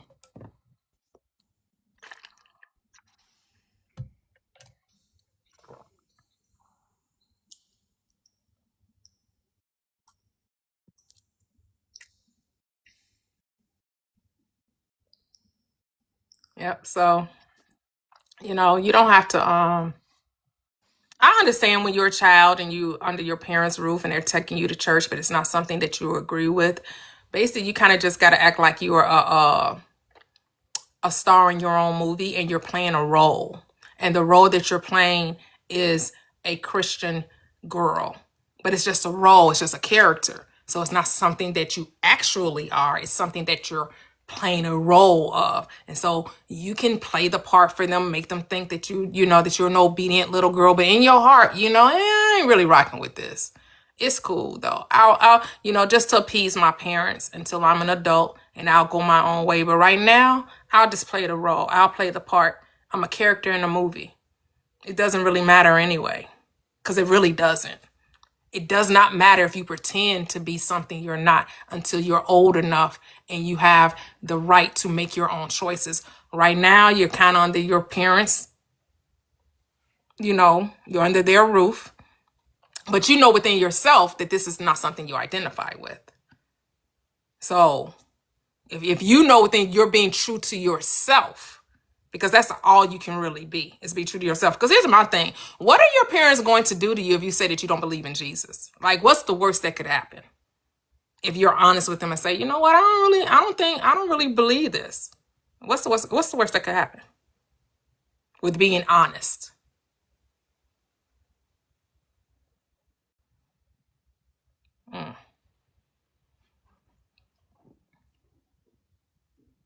Because what's wrong with being honest? Go ahead, Latoxic. Oh no, sorry. I was just saying I think she might have lost service or something like that, or yeah. That was Sophia that said her phone died. Someone else. Okay, never mind. Because I'm like, okay, you tell your parents you don't agree, what they gonna do? Yeah, I don't know. She sounds like she's from a different country, so my mindset is they might be a little bit more strict over there. Yeah, that's what I was asking. Yeah. What's going to happen if you say that, it's really, And can I say something? Go ahead. Can I say something to her because I know I understand what that's like, and I know I'm gonna speak from a orphan child perspective because as an orphan child, you really are, you're not with your parents, so you really under the care of another adult, and depending on wherever that the adult state of mind is. But what I'm gonna say, what I learned as an orphan child is, I learned at an early age to protect my thoughts and my feelings within myself. It was a lot of things that I didn't agree with in the environment that I was raised around, and I was forced to go to church all the time. And it was some things that I seen in the church because I've always had a spiritual knowing, and there was things that I always knew that I always would. Uh, I was one of them kids. I was very free in thinking, and my grandmother, she was spiritual too, but she kind of did give me room to be myself, but at the same time I was under her rules. So like the old people, what old people say, you in my house, for me in my house you will serve the Lord. So Yep. it's still one of those things where I still had to get up and still go to church. But what I can say is, take what it is that you do agree with, and don't be so quick to dismiss everything, because some of that stuff and what you learning and some of that stuff you seeing, it is gonna pay off later. But just still keep. But what I do want you to focus on is how you feel and what you really think about it. Because what I did learn later on in life, like a lot of the stuff that I was thinking about and a lot of the stuff that I did believe, that I did go against them and what they didn't believe in, God was showing me like, you was right in your thinking all along. And it was later on in life when I got grown. So I still always still say, dang, I'm still glad that I still kept my mind. I'm still glad that I still thought the way I thought, because it still paid off for me later. So I would say is, just keep your own thoughts and keep your own thoughts protected for yourself. Nobody else have to know your thoughts. What you believe and what you feel on the inside, you don't have to express them. So when you don't never tell nobody what you thinking and what you feeling, nobody will never know. So it's like moving in silence. Move in silence to protect yourself and what it is you really feel and what you really believe for yourself. That's what I want to say. True, because the moment you start talking about something, someone's going to give you a different opinion. Yep. Yep. Yeah, and being a child under that tutelage of, under that instruction, it depending on the type of church, right? Because there are different brands of Christianity. Some are prosperity based, some are fire and brimstone based, and then you have others, they're somewhere in the middle. So it depends on what is the pastor, what is his end goal, right? Because some of them are just in it for the money, in it for the authority, in it for control. That it depends on what that ministry really entails. So if it's prosperity based, hey, they just want your money. They just want you to tithe to get a blessing. So, they don't really preach hell fire in these prosperity. They're more about how to, how they can figure out how they can get more money so they can live a great life and have you playing the lottery through them. That's what's so interesting about the prosperity gospel. Sad. It's almost criminal that it goes like that. Yeah, because they have made faith be money. In the prosperity And gospel, their your faith is your money. And they got the charity tax free status, so it's like a double problem. Yeah, it's interesting. Religion is it's a whole. That's what I'm like. That's why I say that this world is make believe, because the more you uncover things, the more the world keeps showing you what's going on in different areas of it. The more you just like when you watch certain things on TV or entertainment and things you start hearing, you see how people do not consider other people. They're all about what they can get out of it. It's about what I can gain, how I can manipulate your desperation for my expansion. And the world has become all transactional. And people sell hope. People sell hope, and folks are buying it. So we have Solistic. Hello, Solistic. Welcome. You can unmute if you're still there. Hi. Hi, everyone on the panel. Hello. I've been following you sometime last year when I started my deconstruction. So I just kind of wanted to share, like, basically my perspective so far. And yeah, like I've been on your panel for a little bit, like, well, not ever talking, but just like just observing and kind of trying to understand. And basically, like, I've just been trying to, like, unlearn the fear that I was indoctrinated with. So I basically grew up in the church, and I went to a Christian school, and then, like, so basically I was like basically at church every day of the week, because the church was right by the school. So we had like a lot of, religious practices, praying before school meals, and like, praying before lunch, and like starting the day with prayer, like, and then I would have to go to church on Fridays, and I would even be at church on Saturdays because I was part of the church choir, and then like on Sundays we had like Sunday school and like all that stuff. So for me, like, a lot of the fear that was kind of like learned that I have to unlearn was like they had this program that was very similar to that movie, I forgot the name of the movie, but it was like a really popular movie that they were showing everybody, and it really like stuck with me. It was Like one of the Left called, Behind type movies. it was like the Jesus movie where he was like put on the cross. Like they basically like had him, they had Oh, basically was what's it in the was it a Bible. motion picture? Was it a motion picture? Like, was it at the movies? Was it the show?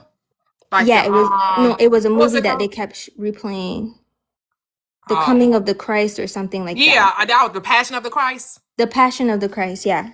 Yep, Yeah, that was so yeah, I saw that when I was still in church when I went church. to go see that. Yep, I was still in church when I went to see that. I Yeah, remember that. so that movie, and then they had they would have like different I guess, like they would have like church, like a program, kind of like a, I don't know how to explain it, but basically like they would have like this thing called, during Christmas they would have like this different productions and stuff, like acting out stuff, but like it just basically, some of it kind of just brought fear to me. Like they would have a lot of heaven and hell stuff acting out, and it kind of just like really stuck in my mind. So when I was deconstructing, like I had a lot of, I don't know, I just had a lot of stuff to unlearn with fear, and like, just being okay with like when I was trying to break out of that like mindset, like I kind of had thoughts like, okay, like if I am okay with my beliefs now, I have to be okay with what if I, am wrong and then I end up going to hell. Like I would just have just so much thoughts like crippling me in a way, because but then I kind of broke out of that mindset too, because I'm just like, that's fair, and that's like like you were brainwashed, you were programmed to think a certain way and believe a certain way, and like a lot of the stuff that I believe now makes so much more sense to me. And like when I was praying about about my beliefs, like I just kind of felt led to like your page that came on my FYP and stuff. So like, there's certain things that kind of just helped me to feel better. And I guess now, like, I basically feel like I'm spiritually fluid. If, like, I call myself spiritually fluid or spiritual, or I believe like love is my religion, and I also just like I don't take the Bible as a literal book either. Like I don't believe it literally, because like if I do look at it literally, it doesn't make sense to me literally. So I just have to I take like the Bible as lessons, and I do see lessons out of like every religion, but I don't take the fair stuff. Like I my oldest sister she reconnected with African spirituality, and then I started like learning certain things from there, and but I don't really, I'm not So subscribing to, pardon? does African spirituality, does it still like deal with evil spirits? I'm new to learning about it, but I just started learning about like Oshun. Okay. She has to do with the water, like the mother of the water. But I don't know about like any evil spirits. Like I know there are spirits like Oshun and Oya and those type of like the deities, I guess you would call them. But I honestly I'm just now learning about it, and I had just kind of did like recently a ritual, but I do need to learn a little bit more about that before like I don't know. Like I guess I'm in a place where like I feel like I'm fluid, like I accept everything, but I don't really fully subscribe to it. I don't know if that I don't know if that's like, if I shouldn't do that, but I feel like you can learn something from every religion and not really fully like be a part of it. Like Right. yeah. Because I feel like I basically did a ritual just basically trying to manifest money, and I felt like that was my way of kind of just trying to manifest in that way, because I was part of like a Zoom meeting, and they had people that were all like trying to manifest, and they basically were just chanting and using like money and water to manifest what they want this year, and what they want this month and what they want in this season. And I felt like that's like basically like I felt like that was good for manifestation, like not just writing it down, but actually starting to ask for it and pray for it basically. So I like that, how that felt and stuff. So I just, I'm starting to kind of like learn different things and implement it into my life. And I Yeah, you guess, gotta go. You gotta go with your heart. yeah. We all have a starting point, and we have a path, and you just gotta trust yourself and not put your trust so much in others, because that's the whole Yeah. point of remembering who you are, is to put trust in self. And so sometimes, like I know for me, when I started remembering who I was still looking outside of self. And I found myself still seeking for answers in others. So I went to a psychic. I was, listening to different people, present day. And I realized that I still wasn't trusting me, because I was still looking for someone else to lead me, for someone else to guide me, right? So you hear these people saying, oh, well, if you want certain things in life, you have to do these processes. You got to get these techniques. You got to do these things, right? And then the more I came to know myself, the more I came to trust in myself and believe in myself, I realized I didn't need any of those things. Those things were still trying to make me feel like I had to earn to get the thing. And there is no earning to get things. It's just and that's why I like Neville Goddard. I like Reverend Ike. I like Dr. Joseph Murray. I like those things, because it's not about what you do outwardly, it's what you do inwardly. And once you can get in that state of knowing that the thing you ask for already is yours, and you're only supposed to live from the state of having it, it will show up. And the techniques are just there. They're just like crutches. They're just like those things that you still kind of unsure of yourself. You still don't think that you can stand alone. And so you go and you lean on those things. So they're not wrong. I'm not saying that they're wrong. They help you to build your faith in you, where you come to realize you only need you. But is it wrong to do a vision board? Is it wrong to light a candle? Is it wrong to script it out? Is it wrong to... None of those things are wrong. They're not wrong. If you have fun with them, if they make you feel good, if they increase your belief in knowing that the thing you asked for already belongs to you, no harm, no foul. Yeah, I see what you're saying. Yeah. Yep. It truly is about remembering your power, though, not believing in somebody else's ability. It's about believing in the spirit and the power that's in you.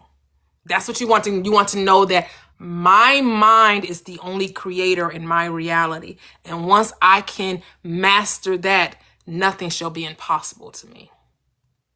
And I'll never have to go seeking in another that which is already within me. I have the answer. The answer is here. I just gotta get familiar with me. I just gotta get to know me. I just gotta get to know myself, my power, my ability.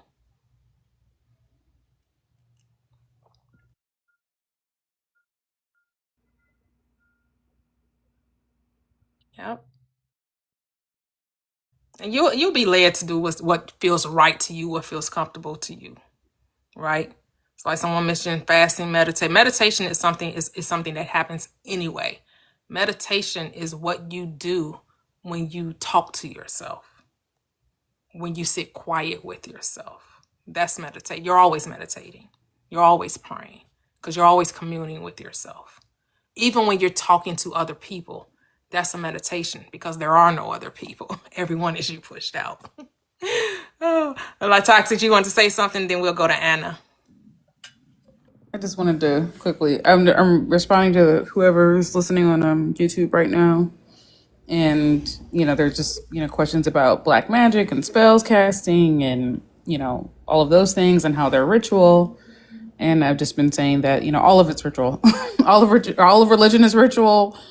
If you can believe in a good and a bad, then all of that is ritual.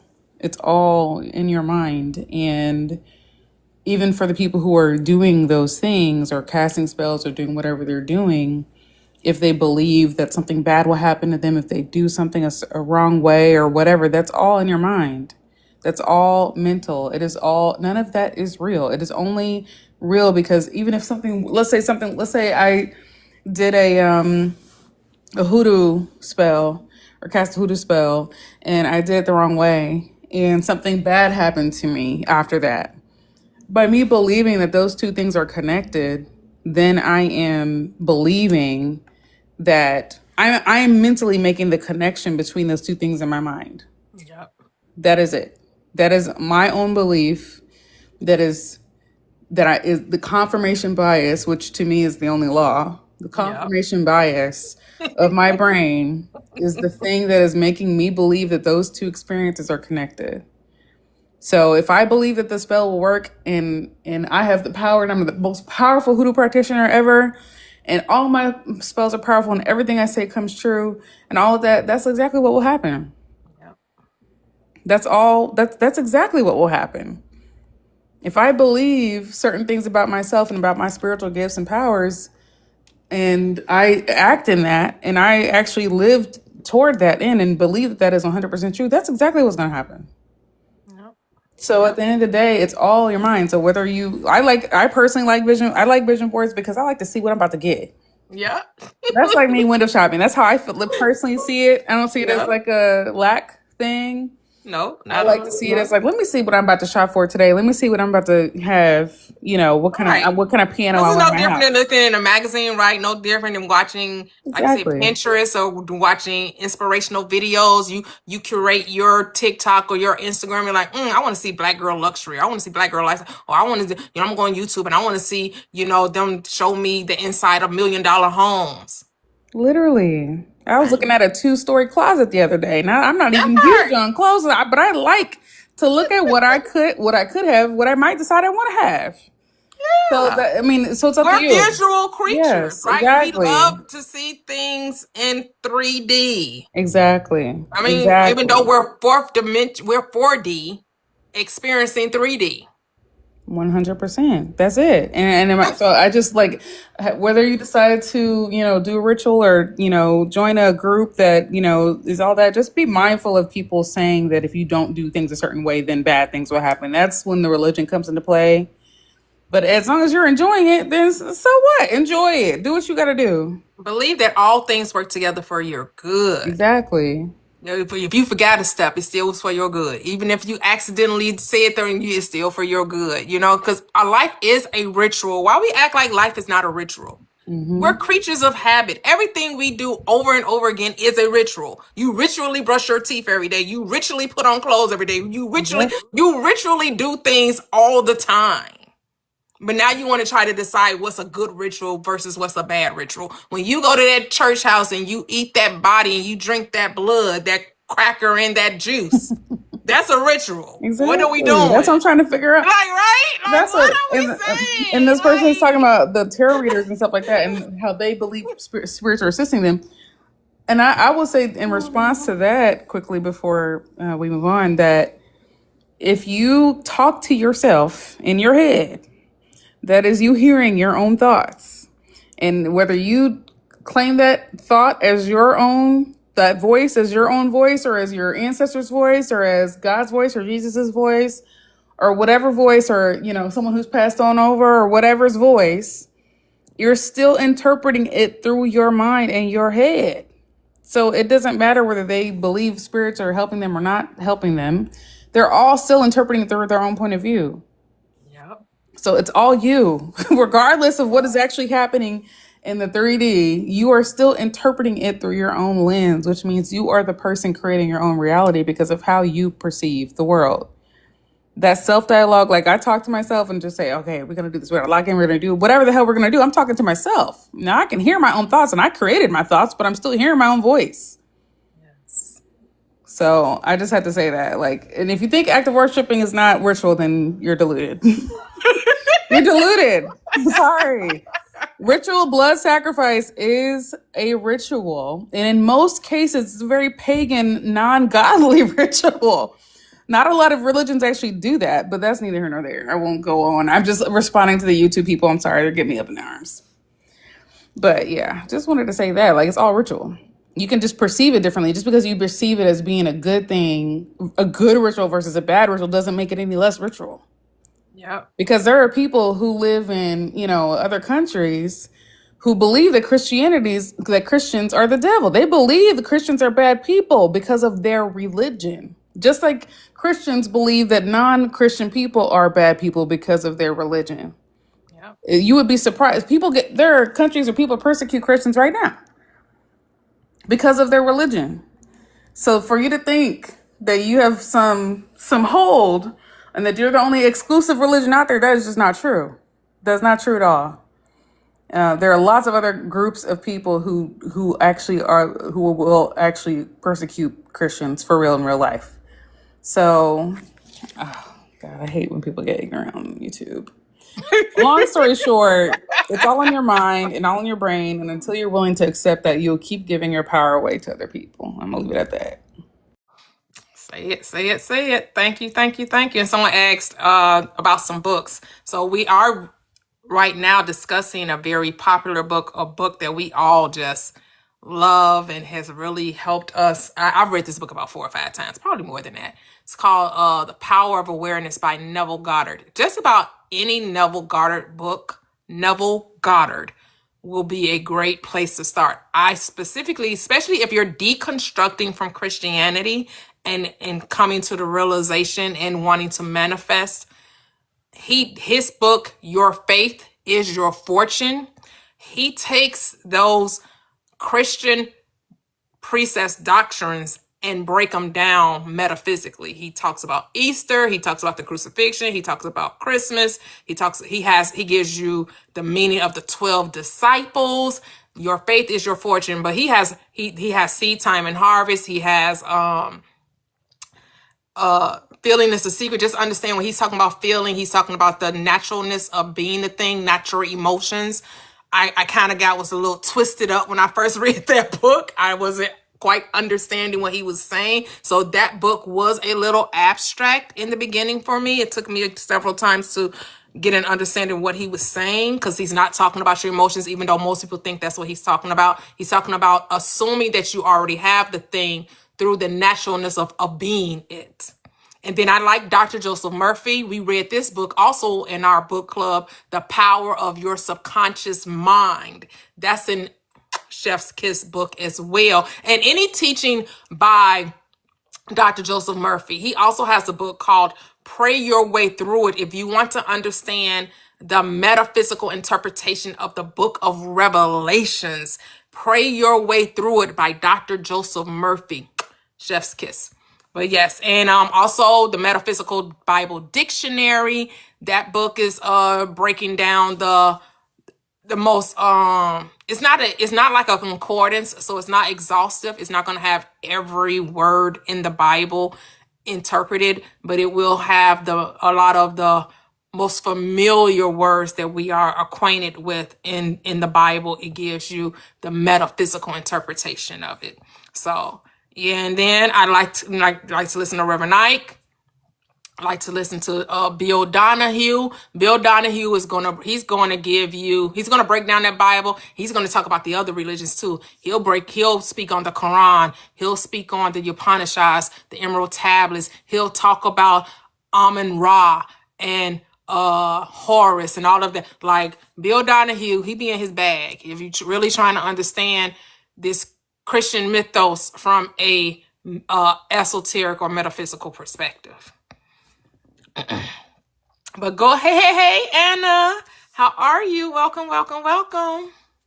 Hey y'all, good afternoon. I just wanted to make a comment. I've been listening all morning and it's been great. I just wanted to comment the young lady that was up before. For me, in my experience with religion, a lot of it, a big part of it is submission. Because they submit it, they want you to submit.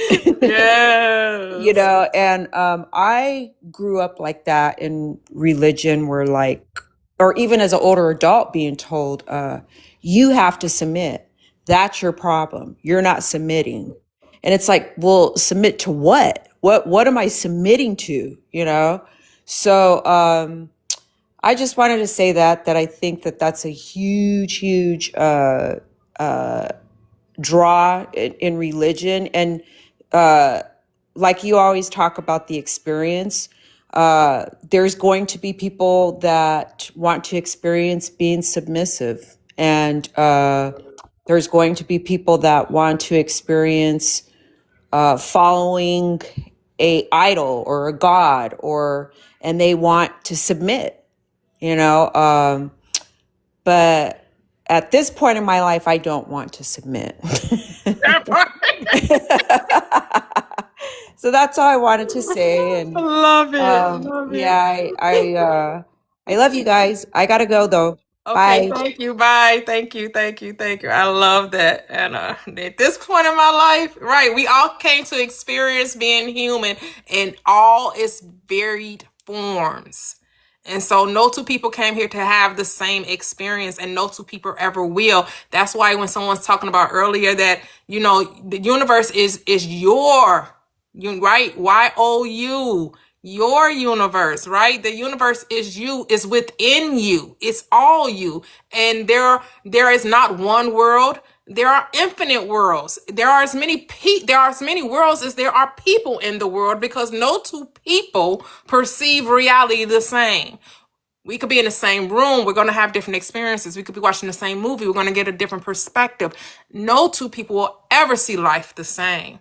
That's the beauty of it. We try to see wrongness in diversity. The problem is when you try to have conformity. We didn't come here to conform. We came here to create. All right, hey, the artist, welcome back. Hey, sorry, I had a couple calls come through. I had to leave Oh, earlier, that's but okay. That's yeah, okay. I wanted to share something with you. And I don't know why I didn't tell you this before now. So when I believe it was Solistic was talking about different religions and the deities and stuff like that. And I think the other the teenage person that came up was talking about church, and it reminded me like about 2 years ago, right? This craziest thing happened when I first started really diving into like the law of attraction, law of assumption, and stuff like that. My mama, she asked me to go to church with her. And I was like, damn, I really don't want to go to church. But, she was real adamant about it. And, sometimes I really just go, I love my mama. So sometimes I go just to be by her side, not even gonna lie. But in my head, I'm already fixing what I want the preacher to say to me. You know what I'm saying? Like, I'm already in my head. I'm like, all right, this is where we going with this. He gonna spit some stuff that's really gonna resonate with me, and everything else I cancel out. Period. So we go there one night, and it was like the last day of like a revival or something. And I'm playing the role, I'm clapping, and I'm in it. You know what I'm saying? And next thing you know, he started talking about abundance, and I was like, oh, okay. That's my jam. Do you feel me? So he started talking about abundance or whatever. So I was like, oh shoot, all of these people here just agree with it. Like, two or more gather, right? You know what I'm saying? So I'm like, it's about 60 of us. So somebody, you get what I'm saying? I can use this power. And I know this sounds, probably don't sound the best. But I used all of that energy. I use every bit of that energy. I'm looking at people. I'm like, yes, we finna get this. You know what I'm saying? We finna get it. Tell me why. Not even a week later, my mom has this nonprofit, and she gets this check for $175,000 sent into her bank account. I kid you not, $175,000. I tried to go to church the next week. Look, amen. Okay. Amen. We here for the cha-ching. Cha-ching. Listen. Hey. That was the most. Money answers all things, said the script. Yes. Yeah. So, I ain't gonna lie. I tried to go the next month to do it again, but I guess wasn't nobody on the same page as me. But it was what it was. You know what I'm saying? But that's just to say that, you can't, like realistically, you really can't get anything from anywhere. You know what I'm saying? Like, you tap into the energy of whatever is supposed to be for me, the things that I know I align with, I'm gonna be in the vicinity of. And then once you get into the vicinity of that, all right, appreciate myself for putting myself here. Thank you, universe, for aligning things the way I needed them to align, right? You get in that situation where you're actually in the place or in the space that you said was going to give you that thing. And then you don't stop there. All right, while I'm here, more great things are happening. This is going to transpire. I'm going to run into somebody who's going to tell me this. It was so perfect, Miss Toyia. It was so perfect. And then you know what she had to do? She decided to do. Now, she gave me a little something because I told her, I was like, now, I was in there. I was one of the ones that was, you know what I'm saying? Don't forget, you know that money came because I was like, yeah, I'm saying I had to put my big girl hat on. I was like, I'll take about 8, and thankfully she agreed. She gave me about 8. This was a couple of years ago. So after that, I started seeing a change in her, and I was like, man, Lord. At first I was like, wait, why didn't I get it? But then I was like, nah, I didn't get it because don't nobody want to feel like file no taxes on that. Nah, I'm cool. Let her have it. So I saw what she did to kind of reverse that. And she started to be like, I don't know, maybe I should do this, and maybe I should do that, and I don't know, when she was down about $66,000, and they closed that young lady's account. They closed the account. And I wanted to tell her so badly throughout the process, like, do you see what you just created? You get what I'm saying? I wanted to use her terms, and you see what God just did. You get what I'm saying? Why would you question that? Why would you, so I was a little mad because, my birthday was coming up. So I kind of. I know, right? something. I was like, man, you know what I'm saying? That was my birthday present money. What are you talking about? But it worked itself out. So fear overtook. It thing that she feared absolutely came to pass. So this is what this Bible talking when y'all want to talk about Job and God. People want to use that as a cloth of armor or a medal of honor to say that, oh, I'm a Job. Do you understand the whole point of that book? The whole point of the book is to show you what happens when you operate in fear. God wasn't testing Job. God wasn't taking nobody family.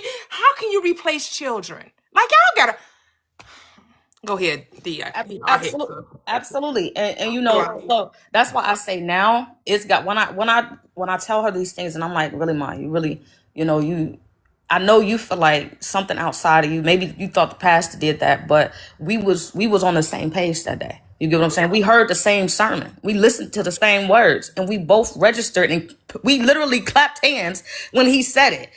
And that was us being in alignment with our desires. So if you know you don't want this thing to happen, why would you give it so much attention? So now she's starting to be a little bit mindful of the words. And now she like, all right, you know, I hear what you're saying, you know, and then I point the scriptures out that you give us. I point those out for her, you know. I think it was Mark 11:23 or something, Mark 11:24. And I'm just like, yeah, the Bible tells you to do this. It's not just me telling you to do this, Ma. Like, Bible really do be saying, like, you need to be doing that, you know? So now, you know, she's a little bit more open, a lot more open to watching, being mindful of her words to the point where now she's speaking that same thing to her sister, who happens to be someone who can't, you know, she manifested a life where she can't get out of her wheelchair. You know what I'm saying? And she's over there speaking those things into her existence. Why did this lady get out of her wheelchair I want to say about 2 weeks ago or whatever? She was able to get out of the wheelchair.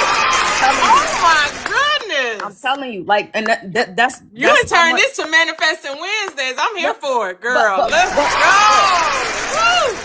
Woo! Real talk though, but that's the power of what you call faith, because you know it could be so much different if you remember that the God that you serve is literally your mental, your mind, the things that you're believing in. If you realize that the same God that they think is out here is within, and then really start moving and according to, I can have a cattle on 1,000 hills or whatever, you know what I'm saying? Then you'll start to see those things consistently. I love watching God work. I love watching myself manifest. That'd be the highlight of my life. You get what I'm saying? Who need a relation? I've gotten to the point where I'm so stingy with how I move in my peace. I stopped dating, and it's not because I don't want to date. It's just because my focus so strong right now, so heavy on me. I'd be selfish in that relationship, because I'm gonna be real with you. I'm not even listening after you start talking crazy. I'm gonna be real. Like, that's just me though. You get what I'm saying? So when I'm ready for that type of thing to come about, I know that I've done the mental work to attract it in a way where now it has to come to me exactly the way in which I want it. You know what I'm saying? So I know this isn't manifestation. No, we needed that. We love this because using like you saying, your mom's a Christian, but now she's starting to see the power of the word, which is what the Bible is about. Heavy. Yeah, heavy. You know, and it shows you that it's no respect of persons. It does not care that she's a Christian. For sure. But she getting it though. She's tapping in. She locking in a little bit. I ain't trying to convert her. You know what I'm saying? Let her have her Jesus. Yeah, right? you know. She can say that Jesus did it. That Jesus worked a miracle on her sister. You're right. So I just wanted to say, you know what I'm saying? I appreciate you. And I wanted to share that with you because like that faith be so strong. Like when I tell you, if my spirit told me to jump off a bridge right now, I'm jumping. I don't care. You get what I'm saying? Because I trust that whatever's coming next, I've already manifested it to be exactly the way I want it to be. Ooh, let's go. All right, God. I'm going to hop up off of here or whatever, but I'm still listening. I appreciate you, Miss Toyia. Oh, I appreciate you too, the artist. Thank you. Ooh, that was beautiful. Oh, love it. Yep. I like the the story about her mom manifesting the money. They're manifesting the money together, and then where you have to be aware of once you get it, not to think that you don't deserve it, because a lot of people do operate from that lane.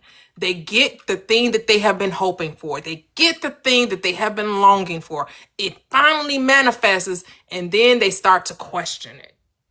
Then they start to be like, oh, wait a minute. Is this too good to be true? Wait a minute. What if this? What if that? Instead of just experiencing and appreciating the manifestation. That's why we teach over here, not about getting, but about being. You want to be the person that has it. So when it comes, it's not no big deal. It ain't like the artist was saying, like so locked in that you know it's supposed to be this way. Not surprised that it's this way. Not like, oh my goodness, I can't believe I really did it. Oh my goodness. No. It should be your new normal. It should be normal for you to get the thing that you're asking for. Hello. Hello. Can I join? Oh yes, you were up here before, and I had asked you, but you never spoke. So how are you doing? I was cooking, to be honest. I'm sorry about that. Oh, no problem. Okay, I have a question.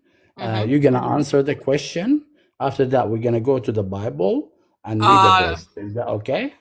Just so you know, before we get maybe not. I'm not agreeing to that. It depends on where you're going with this conversation. Nothing? Go ahead. Just sharing informations. Okay. Okay. Now, who is the man that the angel came to him and told him to read, and he said, I don't know how to read. I'm not learned. Which one? Who's this? I have no idea. Okay, this is Prophet Muhammad in the cave in the first time he revealed to him. Okay, now we want to go. Oh, wait a minute. You're in the Quran or you're in the Bible? No, I'm in the Quran, but I'm gonna show you in Isaiah 29:12. Okay. Could you read that part for me if you don't mind? No, I can't. I don't have a Bible. Why? You're not sure of your Bible? Just so you know. Oh, this is not a Christian platform. We're deconstructing from Christianity. Okay, we're deconstructing. I know the verse. Let me tell you the verse. The verse says we're not Christians over here. I could care less about what Christians believe. Ma'am. Before you go on, what is your no. Before you go on, why? You scared? Huh? You shaking? Who's scared? We're not Christians. He's gonna put me in my corner right now. We're not Christians. I don't think you understand what's going on here. Listen. The verse saying, the book will be given to I don't think the man that been asked, read, and he answered, I'm not learned. I don't know how to read. So are you saying that so the Bible, that you're saying Islam is the true religion? Is that what you're saying? Islam is the true religion? Is that what you're trying to show us? No, I'm showing you your faith. We're not Christians. We want to. I'm asking you a question. Are you saying that brainwashing these people, lying to them, telling them false affirmations, telling them, oh, love, oh, God, blah, blah, blah, bullshit. All right? So, yeah, Islam's the truth. Goodbye. Nice to meet you. We're not Christians. Who are you talking to? Tell us, what are you then? An atheist? I'm God. We're gods. We're God. You're gods, huh? Yes. Listen, God, let me tell you this thing. God is perfect. Just to let you know, God is perfect. He can't have poop we are perfect. We are he cannot have poop in his body. He cannot have poop in his body. He cannot sin. So stop acting stupid. You stupid woman. Oh, of course. Bye. Typical. We knew it. I'm like, oh, you come to tell us that Islam is the true religion. Okay. You get to have it. He's blocked. He spent all that time. I'm like, you spent all that time waiting and you weren't listening? Like, what's going on here? No, he was not. He was here to show us that Islam is the true religion. That's me. Like, what are you saying? You saying the same Islam where Muhammad was marrying a 6-year-old, 9-year-old girl? Is that what you're saying? That same Islam? The boy, bye. So he tried it. Oh my goodness. Eitan had to come back up. Eitan, let me get off here.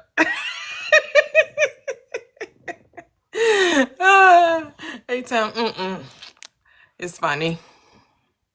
Right, read the prompt. It's just like, but I get it. People are like, there is no different than the Christian, right? They're like, I need to get up here and spread my truth.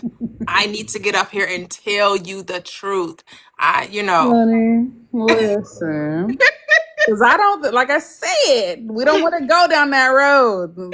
Y'all lucky Toyia don't let people debate up here anymore because it would not be a pretty picture for either Islam or Christianity, to be frank. So let's not do The that. vibes just wasn't Let's vibing not do that. when we were debating, right? The vibes just, I mean, some people enjoyed it. Some people liked when I was like going back and forth. They was like, "Oh, I love it. You be eating them up. You be cooking." I'm just like, yeah. They do But like the smoke, Toya. They do like the smoke. They wish it was back in the day, but they don't want to see toxic. They don't want to see the toxic go in because the toxic. She don't play when it comes to cutting it down. And but I like to be able to see where people are really coming from. It really kind of gives perspective on just the I guess there's just the audacity of if you are in a certain religion, being able to have this notion of, okay, we're stupid, we're dumb, or whatever type of notion it is. What type of religion is that? You know what I mean? What is that? So they don't want to see that smoke. They don't want that smoke. No, they really don't, because it's not cute for either of them. Okay, like it's not. It's just not gonna be cute. And I hate to say that, but what bothers me, I think, the most is when people don't listen. Like, in my mind, if I'm thinking I'm not trying to be made a fool up here, whenever I'm anywhere, right? So I'm gonna try to listen as much as I can to make sure I'm coming at the conversation with the right point of view. And I can't do that if I'm not understanding what's actually going on. If you don't know what's going on, you can't respond. This man came up here talking about Christianity. Mind you, it's been hours. He ain't listened not once. Like he said he was cooking. He went to go do his things. Like, I'll try back later so I can tell them about the true religion, Islam. Yeah, okay. Good luck with that. Because again, we don't want to go down that dark road. I don't think they want that. Because I have a mutual who is a Muslim. He's a Muslim apologist, and he's really, really smart. But I have listened to this whole conversation about how they try to justify Muhammad marrying, and forgive me if anyone's What's her name? Aisha? Is that her name? Yeah, Aisha. 9-year-old Aisha. I wonder what Aisha means. It has to have It's a beautiful name. Right. It has to have a meaning because we know that the Quran is also a metaphysical, esoteric book. Absolutely. But Muhammad didn't exist either. He married an old 9-year-old girl. Like, what? So God is into PDF? Come on. That's what the we doing? What are y'all talking about? I have listened to them try to explain how that is okay. And none of you got to understand back in those times. None of if it was wrong today, why was sorry. it right 2,000 years or 1,500 years ago? When did Islam come around? What, 1,200 years ago? Yes, in the 600s. Okay, I know it. 600s, 800s. Yeah. Okay. Yeah. So yeah, I get. Yeah, we don't. Again, that is not. We don't want to go down defending that road because it is not cute. It's not cute for anybody. Everybody needs better PR. I'll just say that. Yes. They do. They do. It was like, these books are not for the uninitiated. These books are for the initiated. The uninitiated take it and do what they've been doing, create all these religions. That's what the uninitiated. Right. Yep. Like, I do believe Muhammad was a real person, but I don't think that makes it any better. Like, that doesn't make it any better. They still worship him, right? They will say that they worship Allah, but they also worship Muhammad. So they don't want to say that, but that's what it is. Yeah. Yeah. So Kev's on the stage. Kev on the stage. Hello, Kevin. How are you? I'm fantastic. I am loving this. The whole truth, the theatrics, the drama. I love it all. I'm here for it. And I think I put in the chat earlier, it's better to sit there and look stupid than to speak and remove all doubt. Oh, I know, right? Like that, T. You ate us with that one. You ate us up with that one.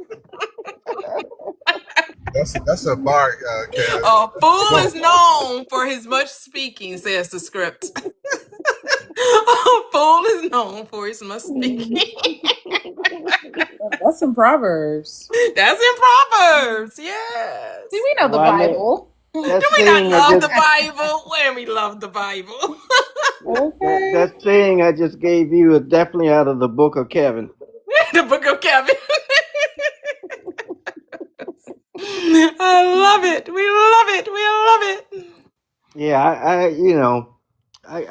I get in my feelings sometimes when, well, all the time. I just try to control it when they speak against the panel and tea, and they come after the toxics, or I know we're not supposed to have favorites, but she's one of mine. And when she come up, and I know she gonna regulate the way she regulate, I'm like, okay, here we go. Let's get to it.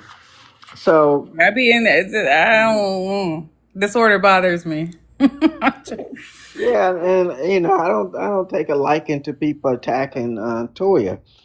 And I really try to look at people. I know we look at people really based upon our own perception, and they look at us based upon their own the lens of their perception. So, what's true to us is true to us, and what's true to them is true to them. It's no big deal. I mean, why put a whole lot of stock into it? Why take things so serious? Because they're not. I mean, there's no one greater than who you are. Just like there's no one less than who you are. Right. We have the ability to move in and out from being the observer to the one being observed. And we can do that at will. And sometimes we get caught up in the story rather than the author of the story. And, it feels so real to our 3D, we actually think it's real, even though it's imaginary. All the rude comments and the rude, behavior that manifests itself on this live, they're not meant to be given any weight to it. Just like if we don't pay any mind to it, like any other thing that's grasping for our attention through distraction, it eventually fades away. I mean, I've been on Toya's platform for, I guess, over a year now. We don't even try to count how many people come up and speak against this platform. It comes and goes. And we've had people that came in, engaged, and gave some deep, thought-provoking perspectives. But where are they? It passed.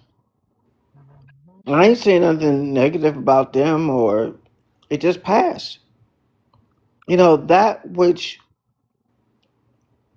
which we give our energy to, it grows, it manifests. I know this is not manifesting Wednesdays, which I enjoyed immensely. Last night, night before last, um, fear and anger is a form of manifestation. What did Job say? The thing I feared the most has come upon me. It manifested. So, by being the observer, we get a chance to recognize and be aware of things we do want and be aware of the things we do not want. Because we're always involuntarily manifesting. We can't help it. It's who we are. Whether we believe in it, whether we don't believe in it, it's law. You don't have to be a Christian. You don't have to be a Buddhist. You don't have to be Hindu. You could be agnostic. You could be atheist. The law is the law. You can only confirm it. I was just making a little comment, but I'm enjoying myself, by the way. Yes, love it, love it, love it. Oh, we always love to hear from you, Kev. Always, always, always a pleasure. Thank you. We have Mr. Justice, just us. Hello, sir. How are you? Hello, everybody. Peace and love to everybody. Shouts out to you, Toyia. Today was a funny day. It was. I've been dying all day. I almost cried. So I gotta chill out though, because these people that come up, they be on one. But I've been listening to this platform for a while, and I'm the same way. And the thing about it is that, you know what I'm saying, you got to keep it simple. That's the number one thing. Like, it's real simple. I don't know why everybody always trying to add to the sauce. It's just one and two. There's really no more to it. Everybody want to add their feelings in it. Oh, well, I feel like this. I feel like that. No, just start off when you wake up, you got life, you live it, you bless, love. That's it. You don't have to add nothing else. And you can't tell me I have to add anything else into my cipher. If I true lies not to use words as far as bad, can't, if those things don't exist to me, they don't exist. Period. There's no questioning it. There's no, okay, oh, well, maybe this or maybe that. No. And the thing about it, I don't debate with anyone. What I do is I allow my actions to show and prove exactly what it is. I don't have to say anything. Like a lot of the people, if y'all notice, a lot of people that come up here and be real combative on this and this, that, and the third, nah. Okay, cool. All right, much love. Agree to disagree. All right, you don't like me? You know what I'm going to do? I'm going to give you a hug. That blows them. It blows their mind. Yo, you know what? You don't like me? Okay, cool. You're not in agreement with what I got to say? Okay, fine, cool. You know what? I love you anyway. Because you're a human being, you have the right to feel however you want to feel. That's your choice. That's your right. That's your reality. So that's yours. Fine. I'm cool with that. I can agree. I can agree to disagree. You like purple. I like orange. I'm not mad at you for liking purple. I like orange. Let's just like our colors together. Why can't we just like colors? Why can't we just love? Because individuals want to put or impose their particular lifestyle on other people. Don't do that. It's not cool at the end of the day. So what I'm saying is, like, if y'all notice, a lot of people that come on this platform, oh, I don't like this, I'm not agreeing with that. No sooner than they try it, they like it, and they no longer knock it. Yep. Don't knock it until you try it. Don't say it can't work until you try it. Don't tell me I can't manifest what I'm going to manifest when I know for sure I can do this. When I say, yo, I'm going to get this, I'm going to get that, I am going to do this, I am going to do that. It happens. Because why? I said it was going to happen. Now, God comes, he may not come when you call, but he's always on time. Yes. The call was the thought. I get the call. The call was the thought. Yeah, I got this thought. Okay, I got the call. Now, when it arrives, it's going to depend on whether or not or how I go about answering the call. Woo! You have to answer the call. Don't just get the call and be like, okay, I got the call. No, you have to answer the call. You have to engage in the call. You have to continue with the repetition. It's all about the repetition. If you love, that's it. What else is more? I love all day. I loved yesterday. I love today. Okay, even when the individual is quote unquote unalived, that's life. You're born to be unalived. By whatever means you get to that point was based on a certain part of your current reality. That's all it is. It's not good, it's not bad, it's reality. Reality is you're born, reality is you're gonna leave here. The fact of the matter, the only thing that you're going to keep is the energy that's basically going to go right back into the atmosphere and recycle itself. Yep. So what are you stressing for? What are you mad for? And I goes to show that. And the reason why I say this is because it comes back to me. People be like, yo, why are you always happy? Why should I be sad? Why are you always upbeat? Why shouldn't I be? If you could give me a reason why I shouldn't be the way that I am, then maybe I'll take it into consideration. But until then, I'm going to be happy all day. I'm going to love my life. I'm not worried about no money. That comes from a tree that they print. It's an illusion. You got the same piece of paper and you give it different values by putting a different number on the same piece of paper. That part. Make that make sense to me. That Make part. that make sense. It's the same piece of paper, but you put one on it, this one, and then you put a 5 on another one. But this one that you put a 5 on is different than the one that you put a 1 on. But at the end of the day, it's still a piece of paper. Mm. Mm. So why am I putting any type of life or any type of energy into a piece of paper that's an illusion? It's an illusion. It's a facade. It's to have you believing that you're somewhere that you're not because you're constantly looking outside of yourself. Why? It makes absolutely no sense. But shouts out to y'all. I got to get back to these donuts. Stay positive. Continue to listen to this lady. Like and subscribe to the channel.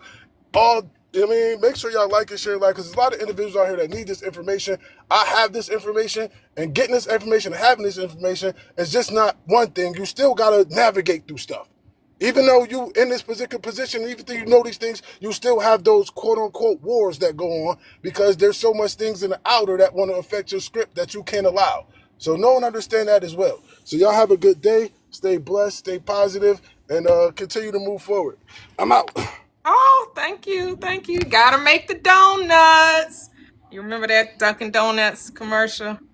Rolling out of bed with his pajamas on. Gotta make the donuts.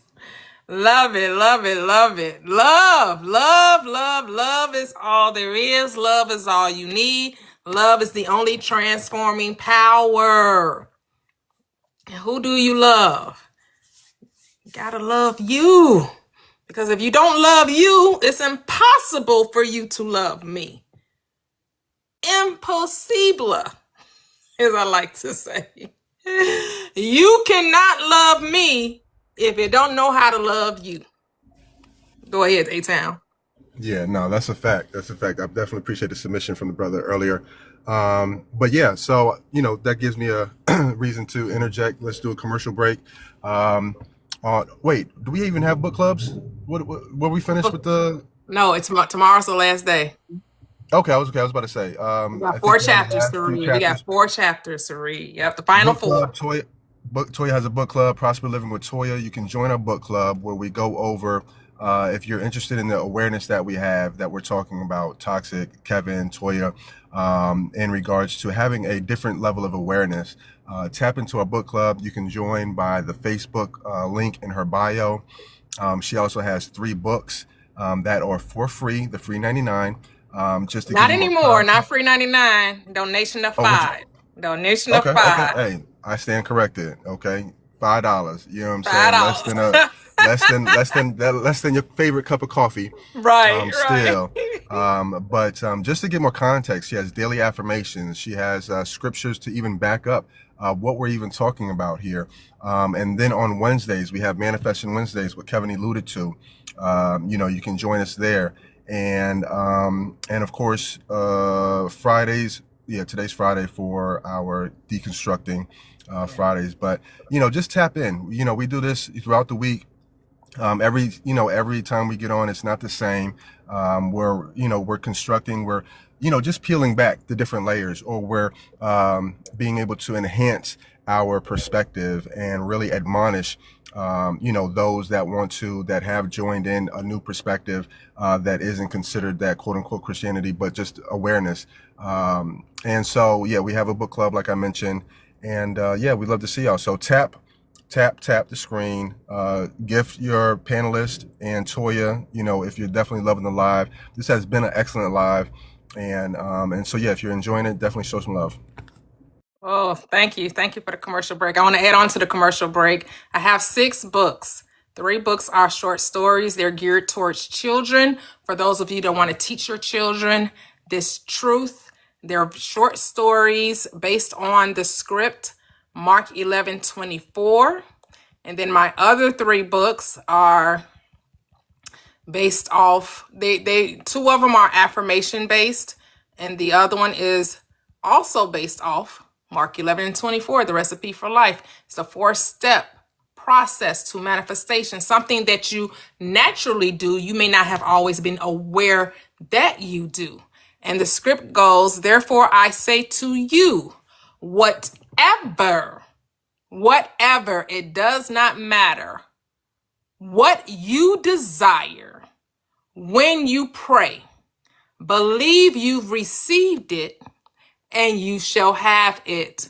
The 4 steps: decide, which is your desire; prayer, which is your acknowledgement, your recognition of that which you're asking for already is.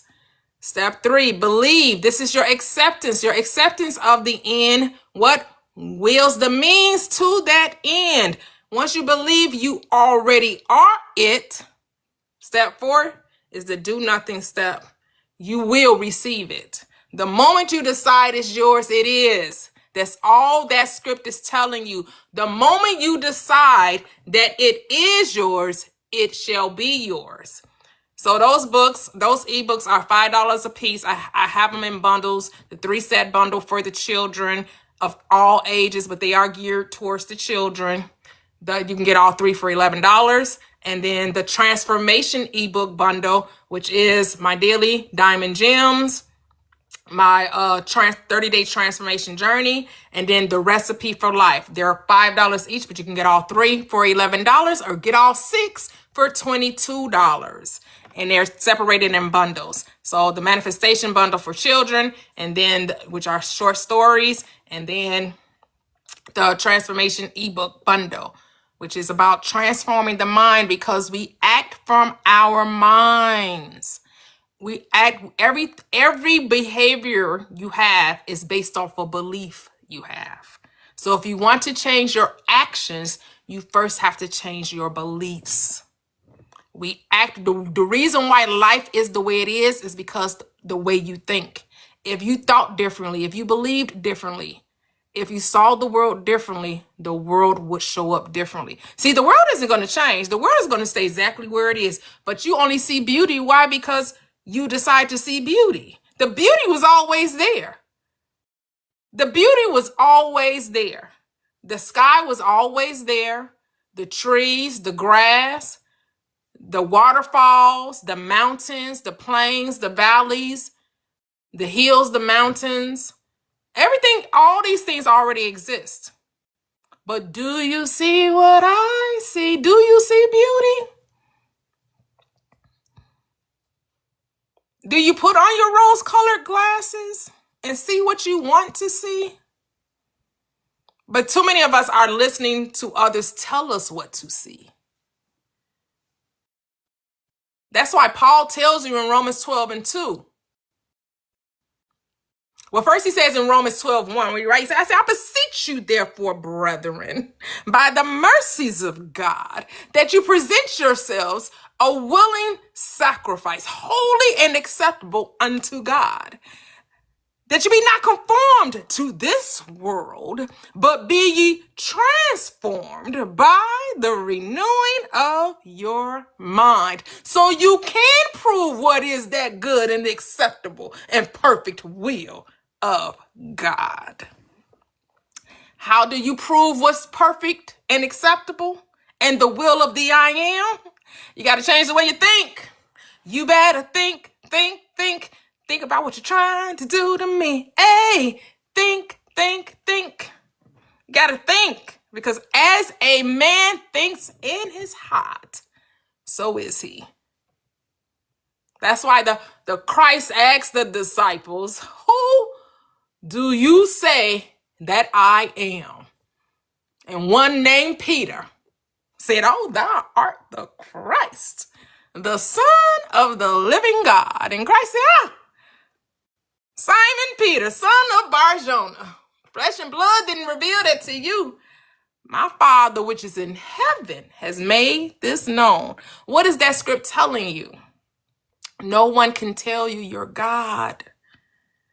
Because we tell people they're God and they scoff and they mumber and they say you're a heretic and they call you crazy and they call you delusional and they say you're not the all-powerful, all-knowing, everywhere present God. How dare you? And we're simply saying we're all God. God doesn't mean that you manipulate, control, and have authority over another. God means you're a creator. And you got dominion and power and authority over your life, not my life. I don't have dominion and power over your life. I have dominion and power over my life. Now, can we use our dominion and power, our authority, to manipulate and control and coerce through force? Because that's usually how it happens. Or psychologically, a lot of people through fear, right? So if I use fear, manipulation, coercion, and control as opposed to love, I can get you to do anything because you're scared of the unknown. That's why people move in fear, because they're afraid of the unknown. But what we have been remembering through the teachings of Neville Goddard, and some of us were already privy to this, but many of us are coming to much more of this awareness that we don't need to be uncertain. We may not know how we get it, but we can be certain of the end. We can be certain that the thing we want, we already have. We may not know how it's going to come. That part sometimes remains unknown. And sometimes the spirit within you, the I am, will show it to you in a dream or a vision of the night or even in the day. Some people do get prophetic visions that show them exactly what's going to happen. Do you always get these? Not all the time, but sometimes you can. Sometimes you can be shown the way in a dream. This is why the script tells you that the ways of the infinite are unknown to the logical mind, to that carnal mind, that part of you that only wants to operate through the five senses. That's why I say you got to go beyond the five senses. You got to have faith, faith, faith. I got to have faith. I said you got to have faith, the faith. That's going beyond the five senses. You got to believe in things that you have no evidence of seeing. The five senses tell you you're not rich. What are you talking about? And you're walking around talking about, no, my father is rich with houses and land. He holds the world in the palm of his hands, and all that God has already belongs to me. He said all that the Father have is thine. It's mine. I just have to remember. I have to be like the prodigal son and remember who the fuck I am. Wait a minute. My father's servants live better than this. Let me go back to the Father. Which means let me remember who the fuck I am. Who the fuck am I? Oh, I'm the Christ. I'm the Son. I'm the expression. I am the face. I am the voice. I am God. Which means I'm a creator. That when I decree a thing, that means it must come to pass.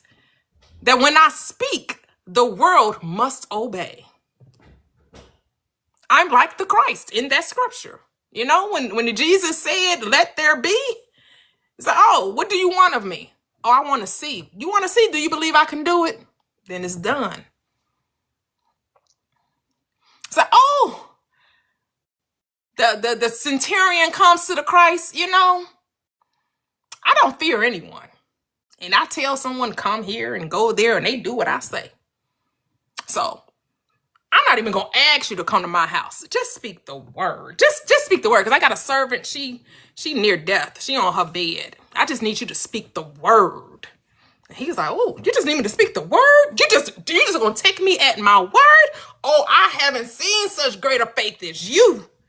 In all of Israel, I haven't seen a faith as great as yours that you just going to believe me at my word? My word is sufficient for thee?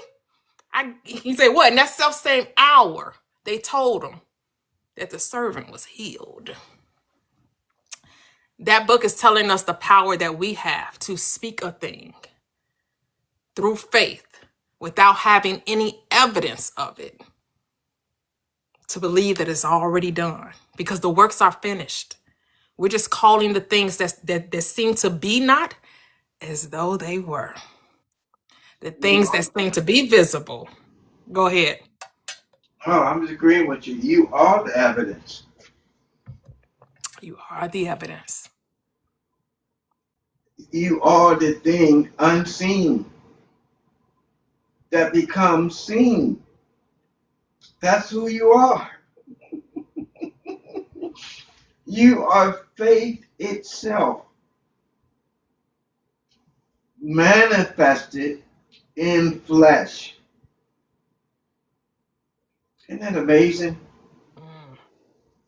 I mean, isn't that absolutely amazing? I I, I love watching you cook, Toyia. That's why I said when I came in, the kitchen was already open.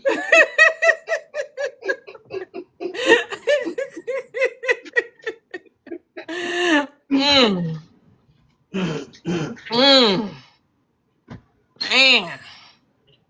It's just about remembering and accepting. Oh, I know, right? The artist, I was singing that song in a choir and I realized I was talking about me. Oh my goodness. That's why I didn't throw away the bath water. I didn't throw away the baby with the bath water. The bath water was religion, and the baby is the Bible. And I didn't have to discard the Bible just because I understand that the religion got it wrong, y'all. They got it all wrong. It's a fear-based mentality. Now, every now and again, they get it right. I'm not saying they don't. They always missing. You know, a clock is right 2 times a day. So sometimes they right. Sometimes they could, like the artist was saying, the pastors in there talking about abundance. And they manifested the abundance in which, see, everybody wants to experience wealth here on this third dimensional plane. I don't care what they tell you. I don't care all these religions trying to tell you it's virtue in poverty. No, poverty is a disease. There ain't no virtue in not having shit. I don't know. That's a lie. And the truth ain't in them. Like what's his name? Reverend Knight said they tell you that that the love of money is the root of all evil. No, the root of all evil is not having money. What the not having money is the root of all evil. Because the script says that God gives you the power to possess wealth.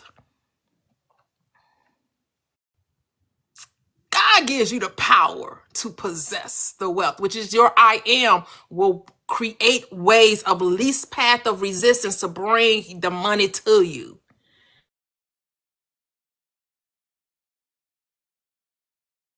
To the logical mind. But it will happen in the most natural way. In the most natural way. And sometimes it may happen in a little spooky way. You'd be like, damn, I know I didn't have, like my grandson. Many of you have heard me talking about my grandson. He just turned 8 in January. My daughter is doing his laundry. Why he have a $20 bill in his pants pocket? Where is an 8-year-old getting a $20 bill? Because we don't give him like allowance or anything, right? We just buy him whatever he need, right? There's no really a way for him to like really, so she's been having him have a piggy bank or whatever. So he's saving his money for something big. You know, maybe he wants, the Switch 3 if it comes out or something. I don't know. But he's saying that. But I'm like, she's like, and she normally does not check his pockets. She's like, because why? Why would she be checking his pockets? He's not putting paper in his pockets. I don't know, for whatever reason, she checked his pockets. And she came out the laundry room and she was like, he got $20. He was like, $20. And she let him have it. She gave it to him and he went and put it in his piggy bank. Now that's a little spooky because we just like, where does $20 come from? And he has no remembrance of putting $20 in his pants pocket. Because when he has to take money for field trips for school, it's put in an envelope. And that's handed to the teacher. So again, he's not handling money. So sometimes the spirit delights and surprises you in ways unknown to you.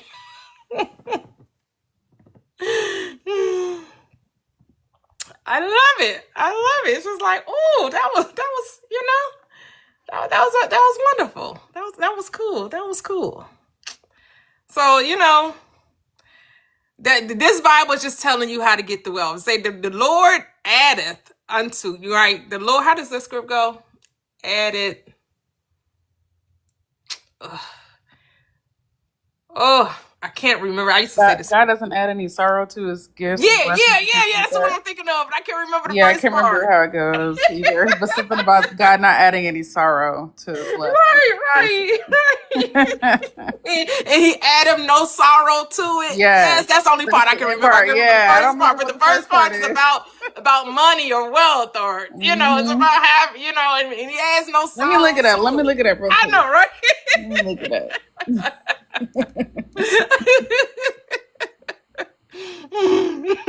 I know, right? Be honest. And let me check my pants pockets real quick. I know that's right. Okay, here it is. Actually, this is even better than we thought. The verse is Proverbs 10:22. The blessing of the Lord maketh it maketh rich, and he adds no sorrow to it. Woo! The blessings of the Lord maketh rich. Yes. Rich, rich, rich. Amen to that. Let me put that on my Man, that's board. all throughout, especially the Old Testament. All you kept hearing is the Israelites being promised of great wealth, right? The Yep. only time they found themselves in handcuffs, imprisonment, enslaved was what? They didn't obey the God. They didn't obey the Lord of their fathers. They went away from knowing who God was, and they found themselves in some sticky situations. And then God got to come and deliver them from themselves and pull them out of darkness, out of Egypt, which is their murmuring, their complaining, and they're believing in two powers. What saved them? A transformation of the mind. Remember, God is mind. The creative power in man is the mind. The Bible is a book about the mind. God is your mind. Neville Goddard called it the imagination. What's his name? Dr. Joseph Murphy calls it the subconscious mind, right? Reverend Ike calls it thought. That's what emerald tablets, thought, same thing. All these books, these sacred texts, which just means secret, which means hidden knowledge. Some people call it forbidden, but it's not forbidden, it's hidden. It's veiled where you can't see it because why? Your eyes are blinded. Saul,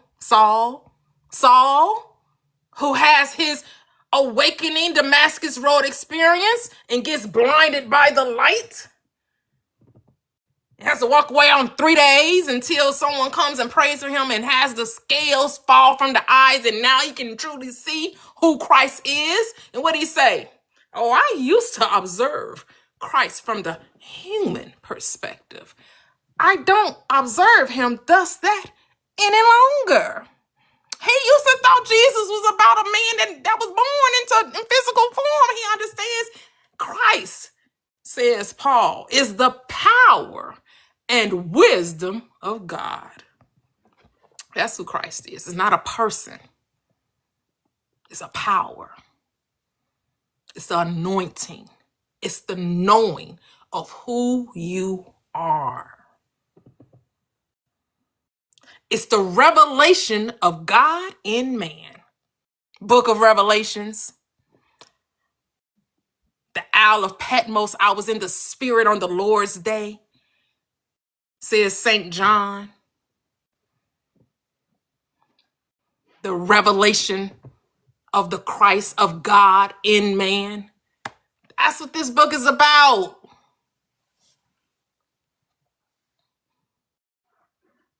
And the body is just what?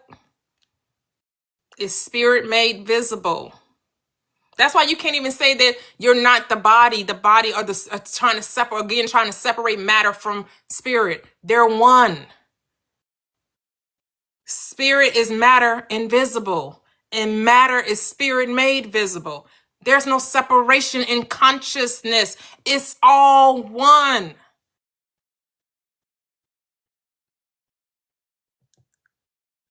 Because I know someone asked me about the soul, and I said, well, I'll tell you what, in my perspective, what the soul is.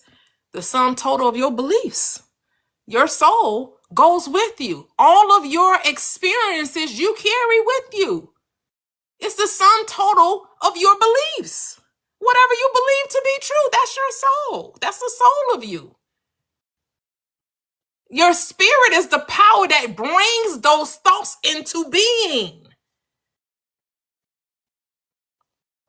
Your spirit causes the thought to be seen. It is the move of the spirit. It is God in action. That's why it talks about the triune God. Consciousness being the Father, the Son being the expression of that consciousness, and the Spirit being the action of the Father. The three in one. It's all one. That's who you are. That's who I am.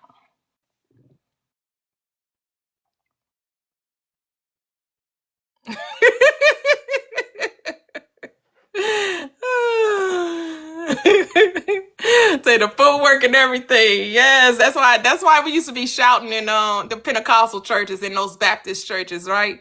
We get the day. They tell you couldn't go to the club and dance because you came to the house of the Lord and dance. I can dance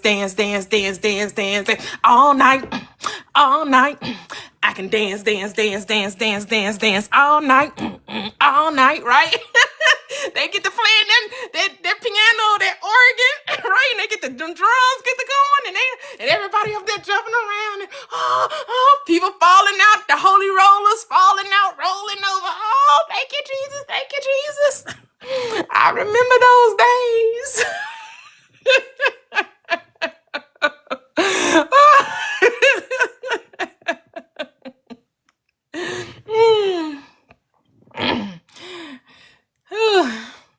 I don't know about reincarnation, but you're always continually to incarnate.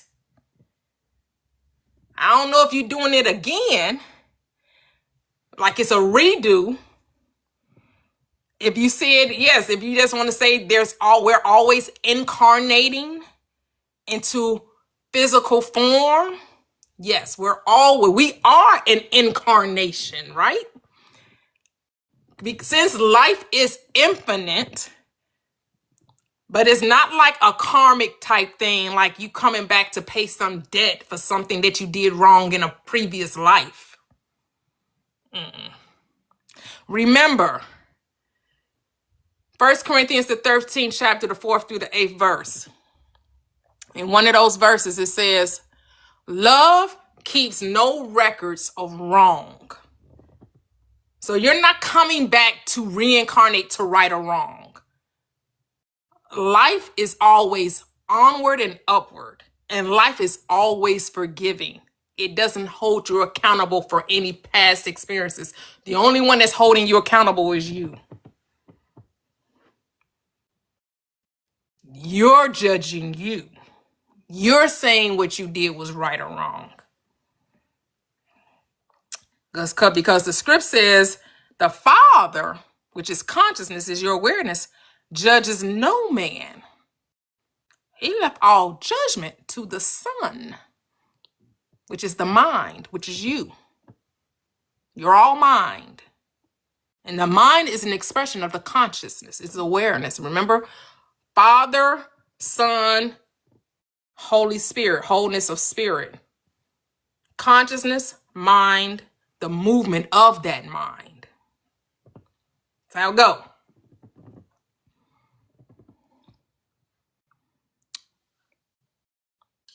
So when you move your mind, you can decide to not judge yourself for the movement of your own mind. Because you are the operant power. You are the awareness experiencing itself in physical form.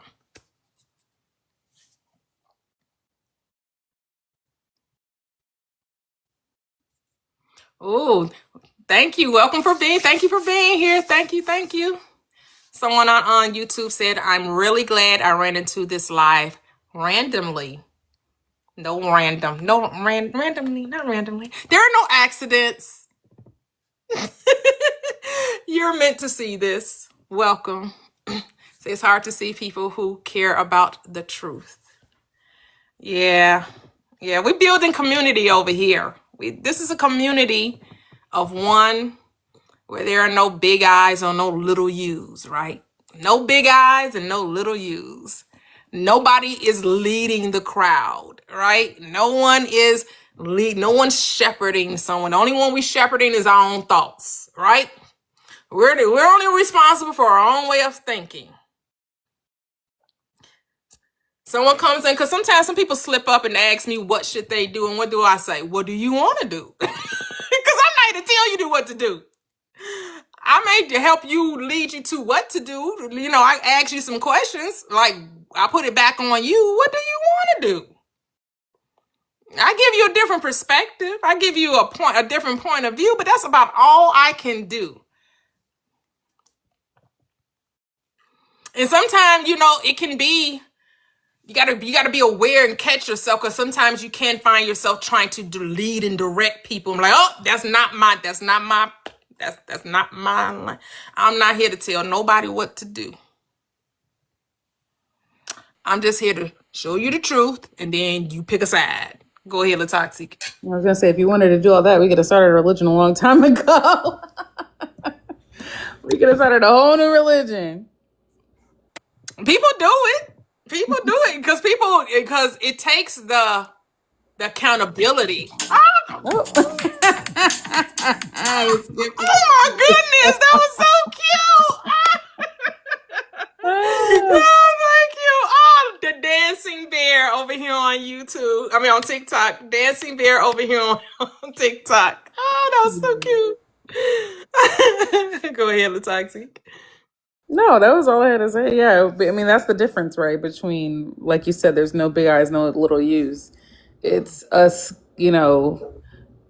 Just having a good old time. Yeah. We come here together. We come to laugh, you know, share maybe some of us, you know, wobble. We talk about where we've become aware of some of our, you know, doubts and fears and shortcomings, and we lift each other up, and we put one another back on, you know, track, you know, like, you got this, you can do this, right? Mm-hmm. Like, we're just here to support one another. 100%. That's all. We're just here to support one another and remind one another that you can have it. It's yours. If you can think of it, that's your cue. That's your sign that is yours. I know people go on signs, right? Oh, well, I need a sign. The sign is that you thought of it. That's all the sign you need. Your sign is the moment you thought of it. While you were, when you asked, I answered. While you were yet speaking, I did appear. The moment it entered your mind, the moment it was your reality. It's that now you just got to persist in it. Now you just got to hold on to it. Now you just got to not worry about it. Not try to figure out, why is it taking so long? When is it going to happen? The moment you start talking about why is it taking so long and when is it going to happen? The moment you start pushing it away from you, the moment you stop trying to grasp it, the moment you stop trying to make it so, then you'll see it. The reason why you can't see it is because you keep asking, where is it? So you're basically communicating to your brain, it's not there. And so what the brain has to do, it has to hide it from you. Say that again. The reason why you can't see it is because you're looking for it. The moment you say, where is it? You're telling the brain it's not there. And so the brain has to hide it from you. Okay, one more time. I'm sitting way in the back. You're so silly. Kevin, funny. But yeah, you can't see it because you're looking for it. You're looking for it. The moment you say, where is it? The brain that's the signal you're giving to the brain that it's not there. And so the brain has to do its job and give you confirmation bias, as Latoxic was talking about earlier. It's always going to give you what you expect. You don't expect to see it. So guess what? You don't see it. Man, that's too simple, isn't it? It's like, wait, what? Wait, what? It's not because I didn't say enough robotic affirming.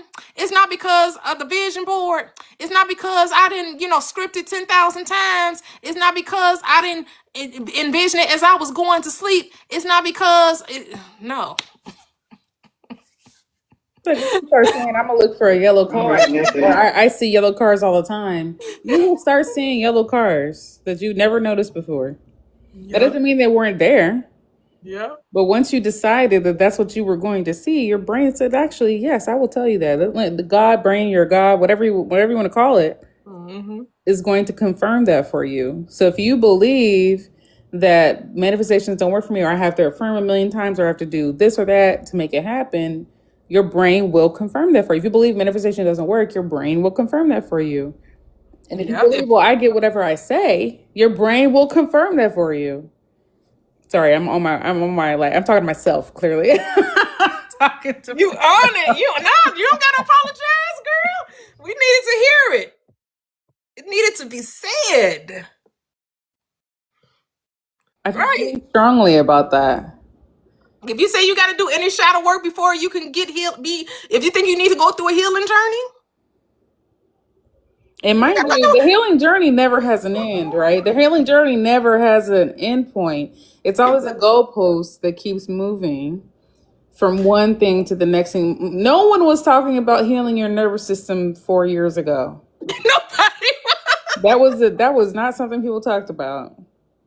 And now you got the inner child, the shadow work, gotta kill the ego, gotta slay that dragon, gotta kill that ego. I'm here to tell you, you need to embrace it. Got a huge ego. I mean, what do you think the purpose of the ego is? Right? The purpose of the ego is to help you step into your shit. The purpose of the ego is to help you really step into who you're really trying to be. Like the ego is so big. I must admit, I got every reason to feel like I'm that bitch. Ego so strong. If you ain't know, look, Beyonce tried to tell you. It wasn't about humbling yourself, like June was saying. Somebody trying to come through my platform, I'm gonna put you in your place. I'm gonna humble you. No, dude, you just watered this dragon. You just fed this dragon. You fed the beast. And anyone who's poked the bear. It's so low. I missed that part because I was in the meeting. What does God look like without an ego? What'd you say, Kevin? Like, what does God look like without an ego? When you think everything, the very essence of being large and in charge is being God. Humble? What? Everything humbles around you in your presence. Don't get me started. Every knee shall bow and every tongue shall confess. Period. You in the word. I think I missed that part when I was in a meeting, but I saw the aftermath.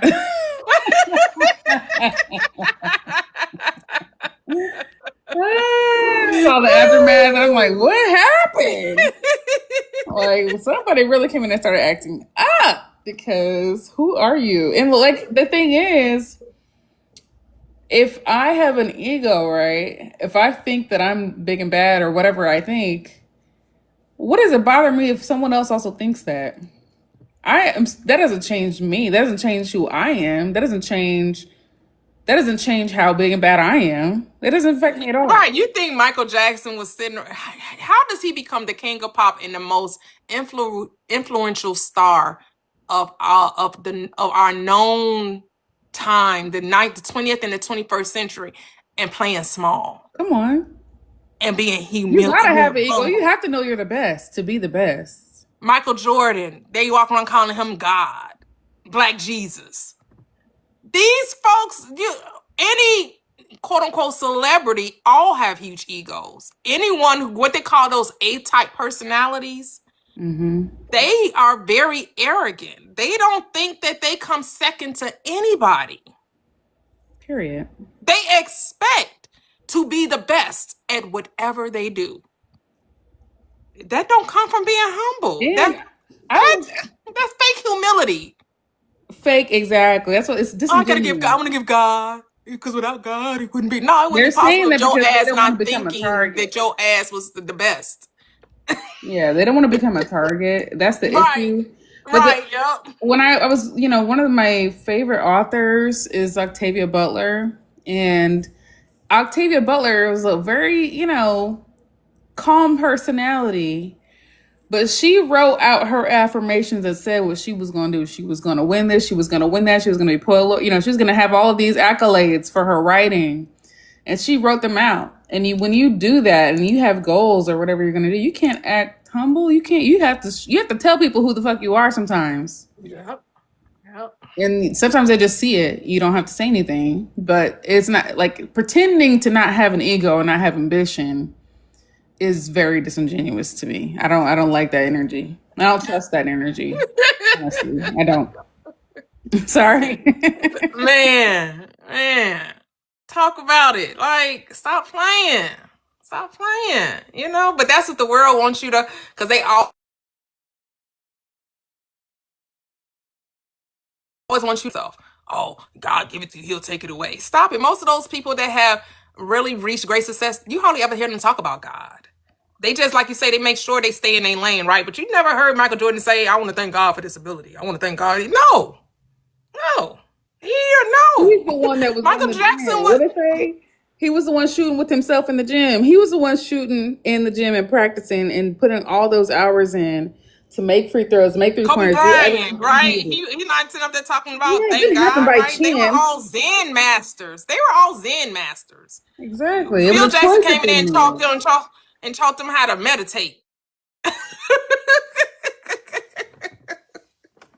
They learned how to use their mind to create their reality, to see themselves as the greatest of whatever they were doing.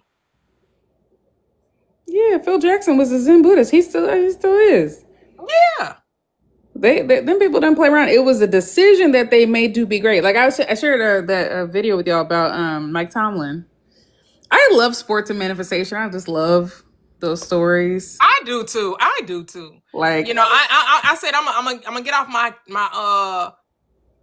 my Brady hate because he don't play no more. I'm not ever gonna get off of that because I still hate him so much.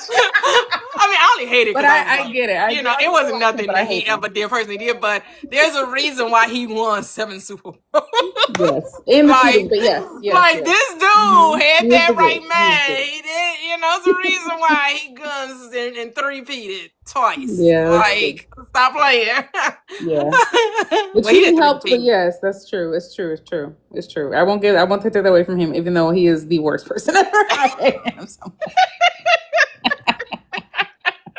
I get it though. He had the mindset. I try not to look into him too much because I really don't like him, but I understand what you're saying, and I'm with you that it was a choice. It wasn't by happenstance. It wasn't some random blessing that God decided to bestow on him. He did have to work for it, just like most of the other greats had to work for it really hard. Not saying that hard work is what they had to do. I'm just saying it's a deliberate choice that they made to be great, and then therefore. It looked like hard work to us, but it was their passion, right? To us, it's like you get them at 4:00 in the morning. Like, listen, when you listen to Kobe and you listen to Michael Jackson and you hear their work schedule, right? And what they did on the off season and during the season and how they were like, yeah, I get up this time in the morning, do this, eat, take a break, go back to it, right? They had a whole schedule and they did it every day. Yep. Serena too. Serena. Yeah, Serena and the rapper say the Williams girls. What was the golf player? What's his name? Tiger Woods. Tiger Woods, right? Yeah. They all had that mindset, right? That's why the Bible tells you get it in your mind first, and then the body must follow, right? Yeah. So when they had the mind that yes, when you hear the Williams sisters talk, right? Just go look at some of their past interviews, how they spoke of themselves, and how some people was tripping on their responses about being great, and right, they didn't think small or small of themselves, right? They spoke very big of themselves, very confidently. Yep. Like they knew that they were great. And so what? Their habits had to match it. They didn't get the habit to match the mind. The mind matched that. The habit didn't create them. Yeah. The mind did. Once they got it in mind, the habits had to reflect their mind. See, some people try to do the outer first, right? So until you get in consciousness that whether like you're trying to lose weight, right? And you got to get in consciousness that you're already that person. And you got to keep telling yourself, I'm this weight, I'm beautiful, I'm this, or whatever it is that you got to keep telling yourself. And then eventually the body will follow, whether whether you have the urge to go to be a gym rat, do Pilates, take up yoga, dance, cycle, walk more, whatever it is, change the way you eat, whatever it is that is designed for you to do, right? Because everybody ain't shedding pounds the same way. You may get the GLP-1. I don't know. You may take those shots, those Ozempic. You may be led to, get the pills to help you not eat as, whatever it is. That's going to be a result of who you say you are. But if you do that before you change who you are, you'll do it and lose the weight and then put it back on and be twice as heavy. Yep. You see it all the time. You see people lose weight all the time and they're not able to keep it off. Why? Because they tried to change the outer without changing the inner. There's someone that wrote on YouTube that says the brain is programmable and you are the programmer. Yes. Period. You are the operant power. It does not operate itself. Gotta change the program. Gotta upload, download new software. You gotta rewire the hardwire. The hardware, the software, all of that. Right? You gotta change the mind. You gotta get it in consciousness. This is where the powerful awareness comes in. This is where it is so key to be aware of what you're being aware of. When you notice that you are shifting to the left or shifting to the right, all you have to do, see, this is where most people get caught up. They decide that they're going to do a thing, and then they notice that they're doing the opposite of it. And instead of just changing it, forgiving themselves, repenting, showing themselves grace and mercy, what they do, they beat themselves up. They not spiraling. Now they mad. Oh, I can't believe I did this. Why did I think that way? Why did I do this? Oh my goodness. It's never going to, they go down this. All you had to do was be aware that you were on the wrong track and get on the right one. There was no reason to shame yourself, guilt yourself, condemn yourself, judge yourself, operate in remorse and regret and all. That is all unnecessary. All you had to do was, oh, yeah, that's right. I don't do that no more. That's it. Oh yeah, that's right. I don't think that way anymore. That's it. It doesn't No. do this long drawn out process. Yes. Of understanding why. Because if you keep going down that road, you're gonna keep asking why, and there's no end to the answer. The why is because you used to think that way. It ain't that hard. Now you don't. The why is that's what you were programmed to think. Now you're changing the program. It ain't that hard. It's not that difficult. It's not that you used to believe that. Now you don't. Now it's time to act like you don't. Now it's time to move as you believe this now. It ain't that difficult. You don't gotta go back. When was the first time you did it? When was the first time it happened? Oh, when I was 5 or when I was 10 and this incident happened and I felt so alone. I felt neglected, or, they didn't include me, or this person didn't treat me right, or what? No. What's that scripture that says, this is what's coming to mind for me, is when I thought when I was a child, I thought like a child, but when I became a man, I let go of my childish ways, or something like that. I think it's in Corinthians, maybe. But it goes into the whole... It's in Proverbs. Proverbs? Okay. So I was totally wrong.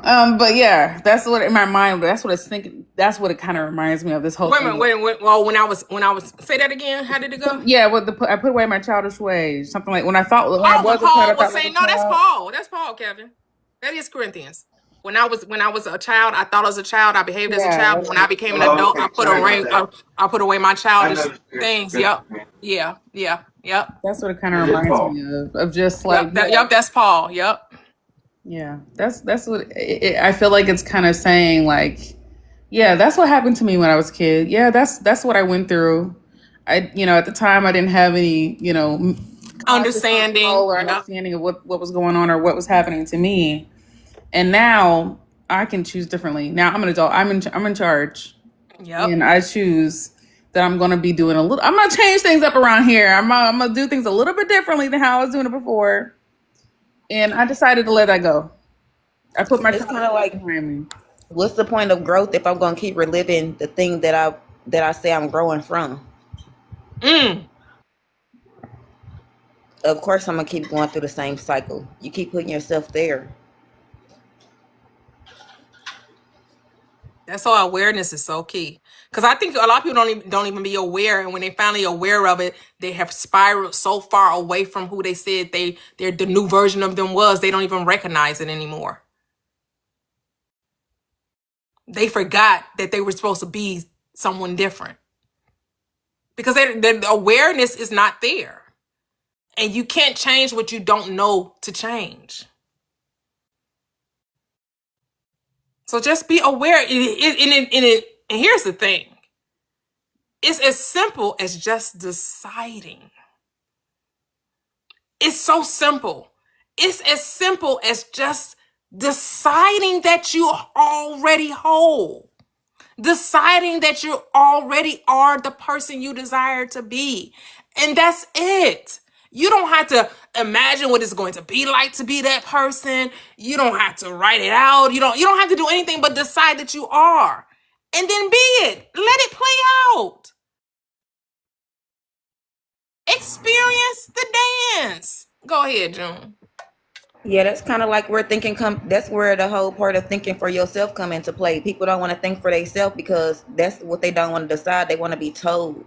And that's where people remain stuck at, because you haven't made the choice that, oh, I'm going to think for myself, because you don't want to feel for yourself. You're afraid to feel. Once you get over that fear of whatever it is you're afraid to feel, or for whatever reason you're afraid to feel, then you can actually say, oh, once you learn to start making decisions, oh, I'm growing. Then you can actually say you growing, because now you're making decisions for yourself, because now you're not looking outside yourself no more. You actually understand your feelings, why you was afraid. Now you're not afraid. You growing. Mm-hmm. Yep. Thing is, you're already there. Just stop telling yourself that you're not. You're already the being you want to be. You're not becoming. I am. I am is not becoming, will be one day. No, it is now. All is now.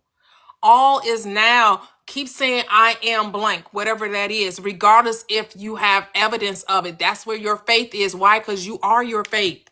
You are the evidence. Your existence is enough. Your word is enough. That's all the evidence that you need. Because you can't see your word. And that is sufficient for thee, because in the beginning was the word, and the word was with God, and the word was God. And then the word becomes flesh. And then it becomes flesh. Then it becomes something you can detect with the five senses. But the word is invisible. You can't see the word.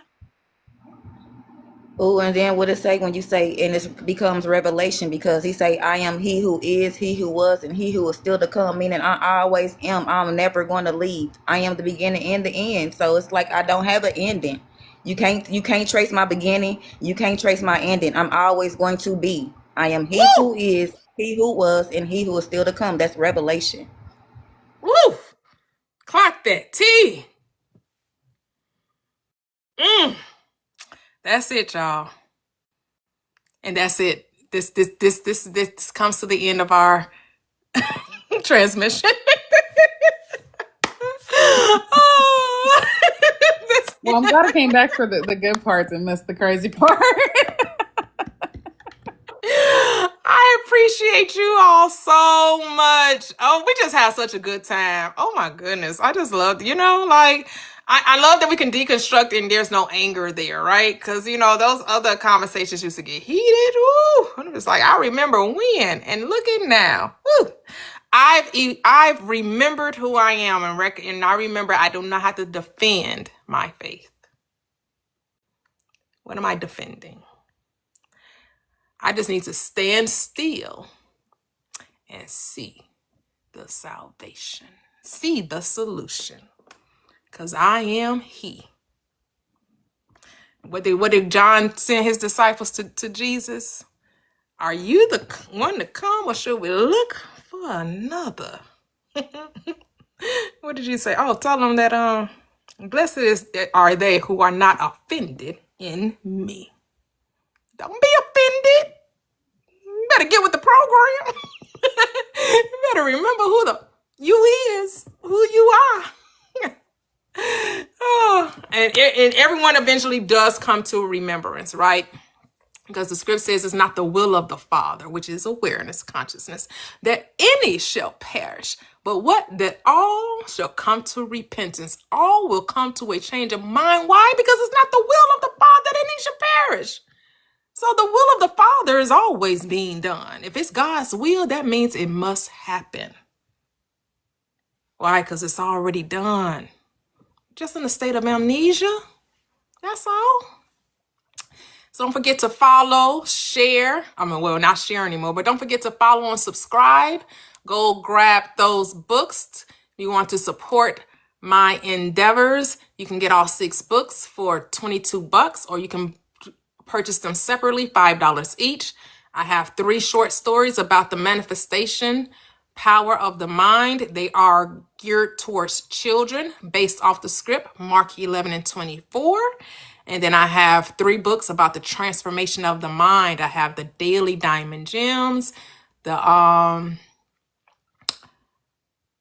Recipe for Life, and the 30-Day Transformation. The 3 short stories is the Recipe for a Radiant Life, the Recipe for a Wonderful Life, and the Art of Revision. And the Art of Revision is about a young boy wanting to be on the basketball team and didn't make it, and he revised it where he became the captain of the team. So that's a really good book. And the other 2 are about the Recipe for Life, and it's all about the Recipe for Life. It's all about the 4 steps to manifesting. The other 2 is more based with about making cake. So it has that type of flair. They're really short, but really they're tiny but mighty to get to the point. And they're based. The short stories are to help our children remember that the power is within them, and then they can create their reality as well. That's what they say, teach them while they're young, train up a child, which is also talking about your mind, but we're going to make this literal, but it's talking about the mind. Train up a child in the way they should go, and when they are old, they will not depart from it. Train up the mind while it's young, so when it is old, it will not depart from the power of the I am. Right? So tomorrow is the final day for our book club. I don't know when we'll start it again. It'll probably be maybe end of summer, maybe around July. I don't know. We'll see how it goes. But when we read a book, we like to marinate on it, meditate on it. We don't like going from book to book. We like to put a few months in between so that you can take what you've learned, what you've remembered, what you've gleaned, and apply it to your life so you can prove to yourself that imagining really does create reality. And so the book club tomorrow starts 10 a.m. Central Standard Time, and we're reading the last 4 chapters of The Power of Awareness by Neville Goddard. Come join us on Wednesdays at 5 p.m. Central Standard Time, where we discuss manifestation. We talk about, whether you feel like you're having difficulties manifesting your desires, any success stories, your spiritual journey, your remembering of who you are. Come Wednesday and do that. And then, of course, Fridays, we deconstruct from Christianity because we want you to remember that the Bible is not a book you have to throw away. That yes, it appears that it's talking about a God that's unjust, a God that's displeased, when actually it's talking about the mind that fell into duality and then arises to oneness. That's all that book is about. The fall of the mind into duality, and then it arises back to remembering who it is and the oneness of all things. Because there is only one Lord, one faith, one baptism, and one Father, one consciousness, one God. Not two, not 10,000. There's only one God, individualized in form. And the all make up the one. So thank you guys. Thank you, YouTube. Thank you, TikTok. And catch you guys tomorrow. Have a great Friday. Bye-bye. Bye.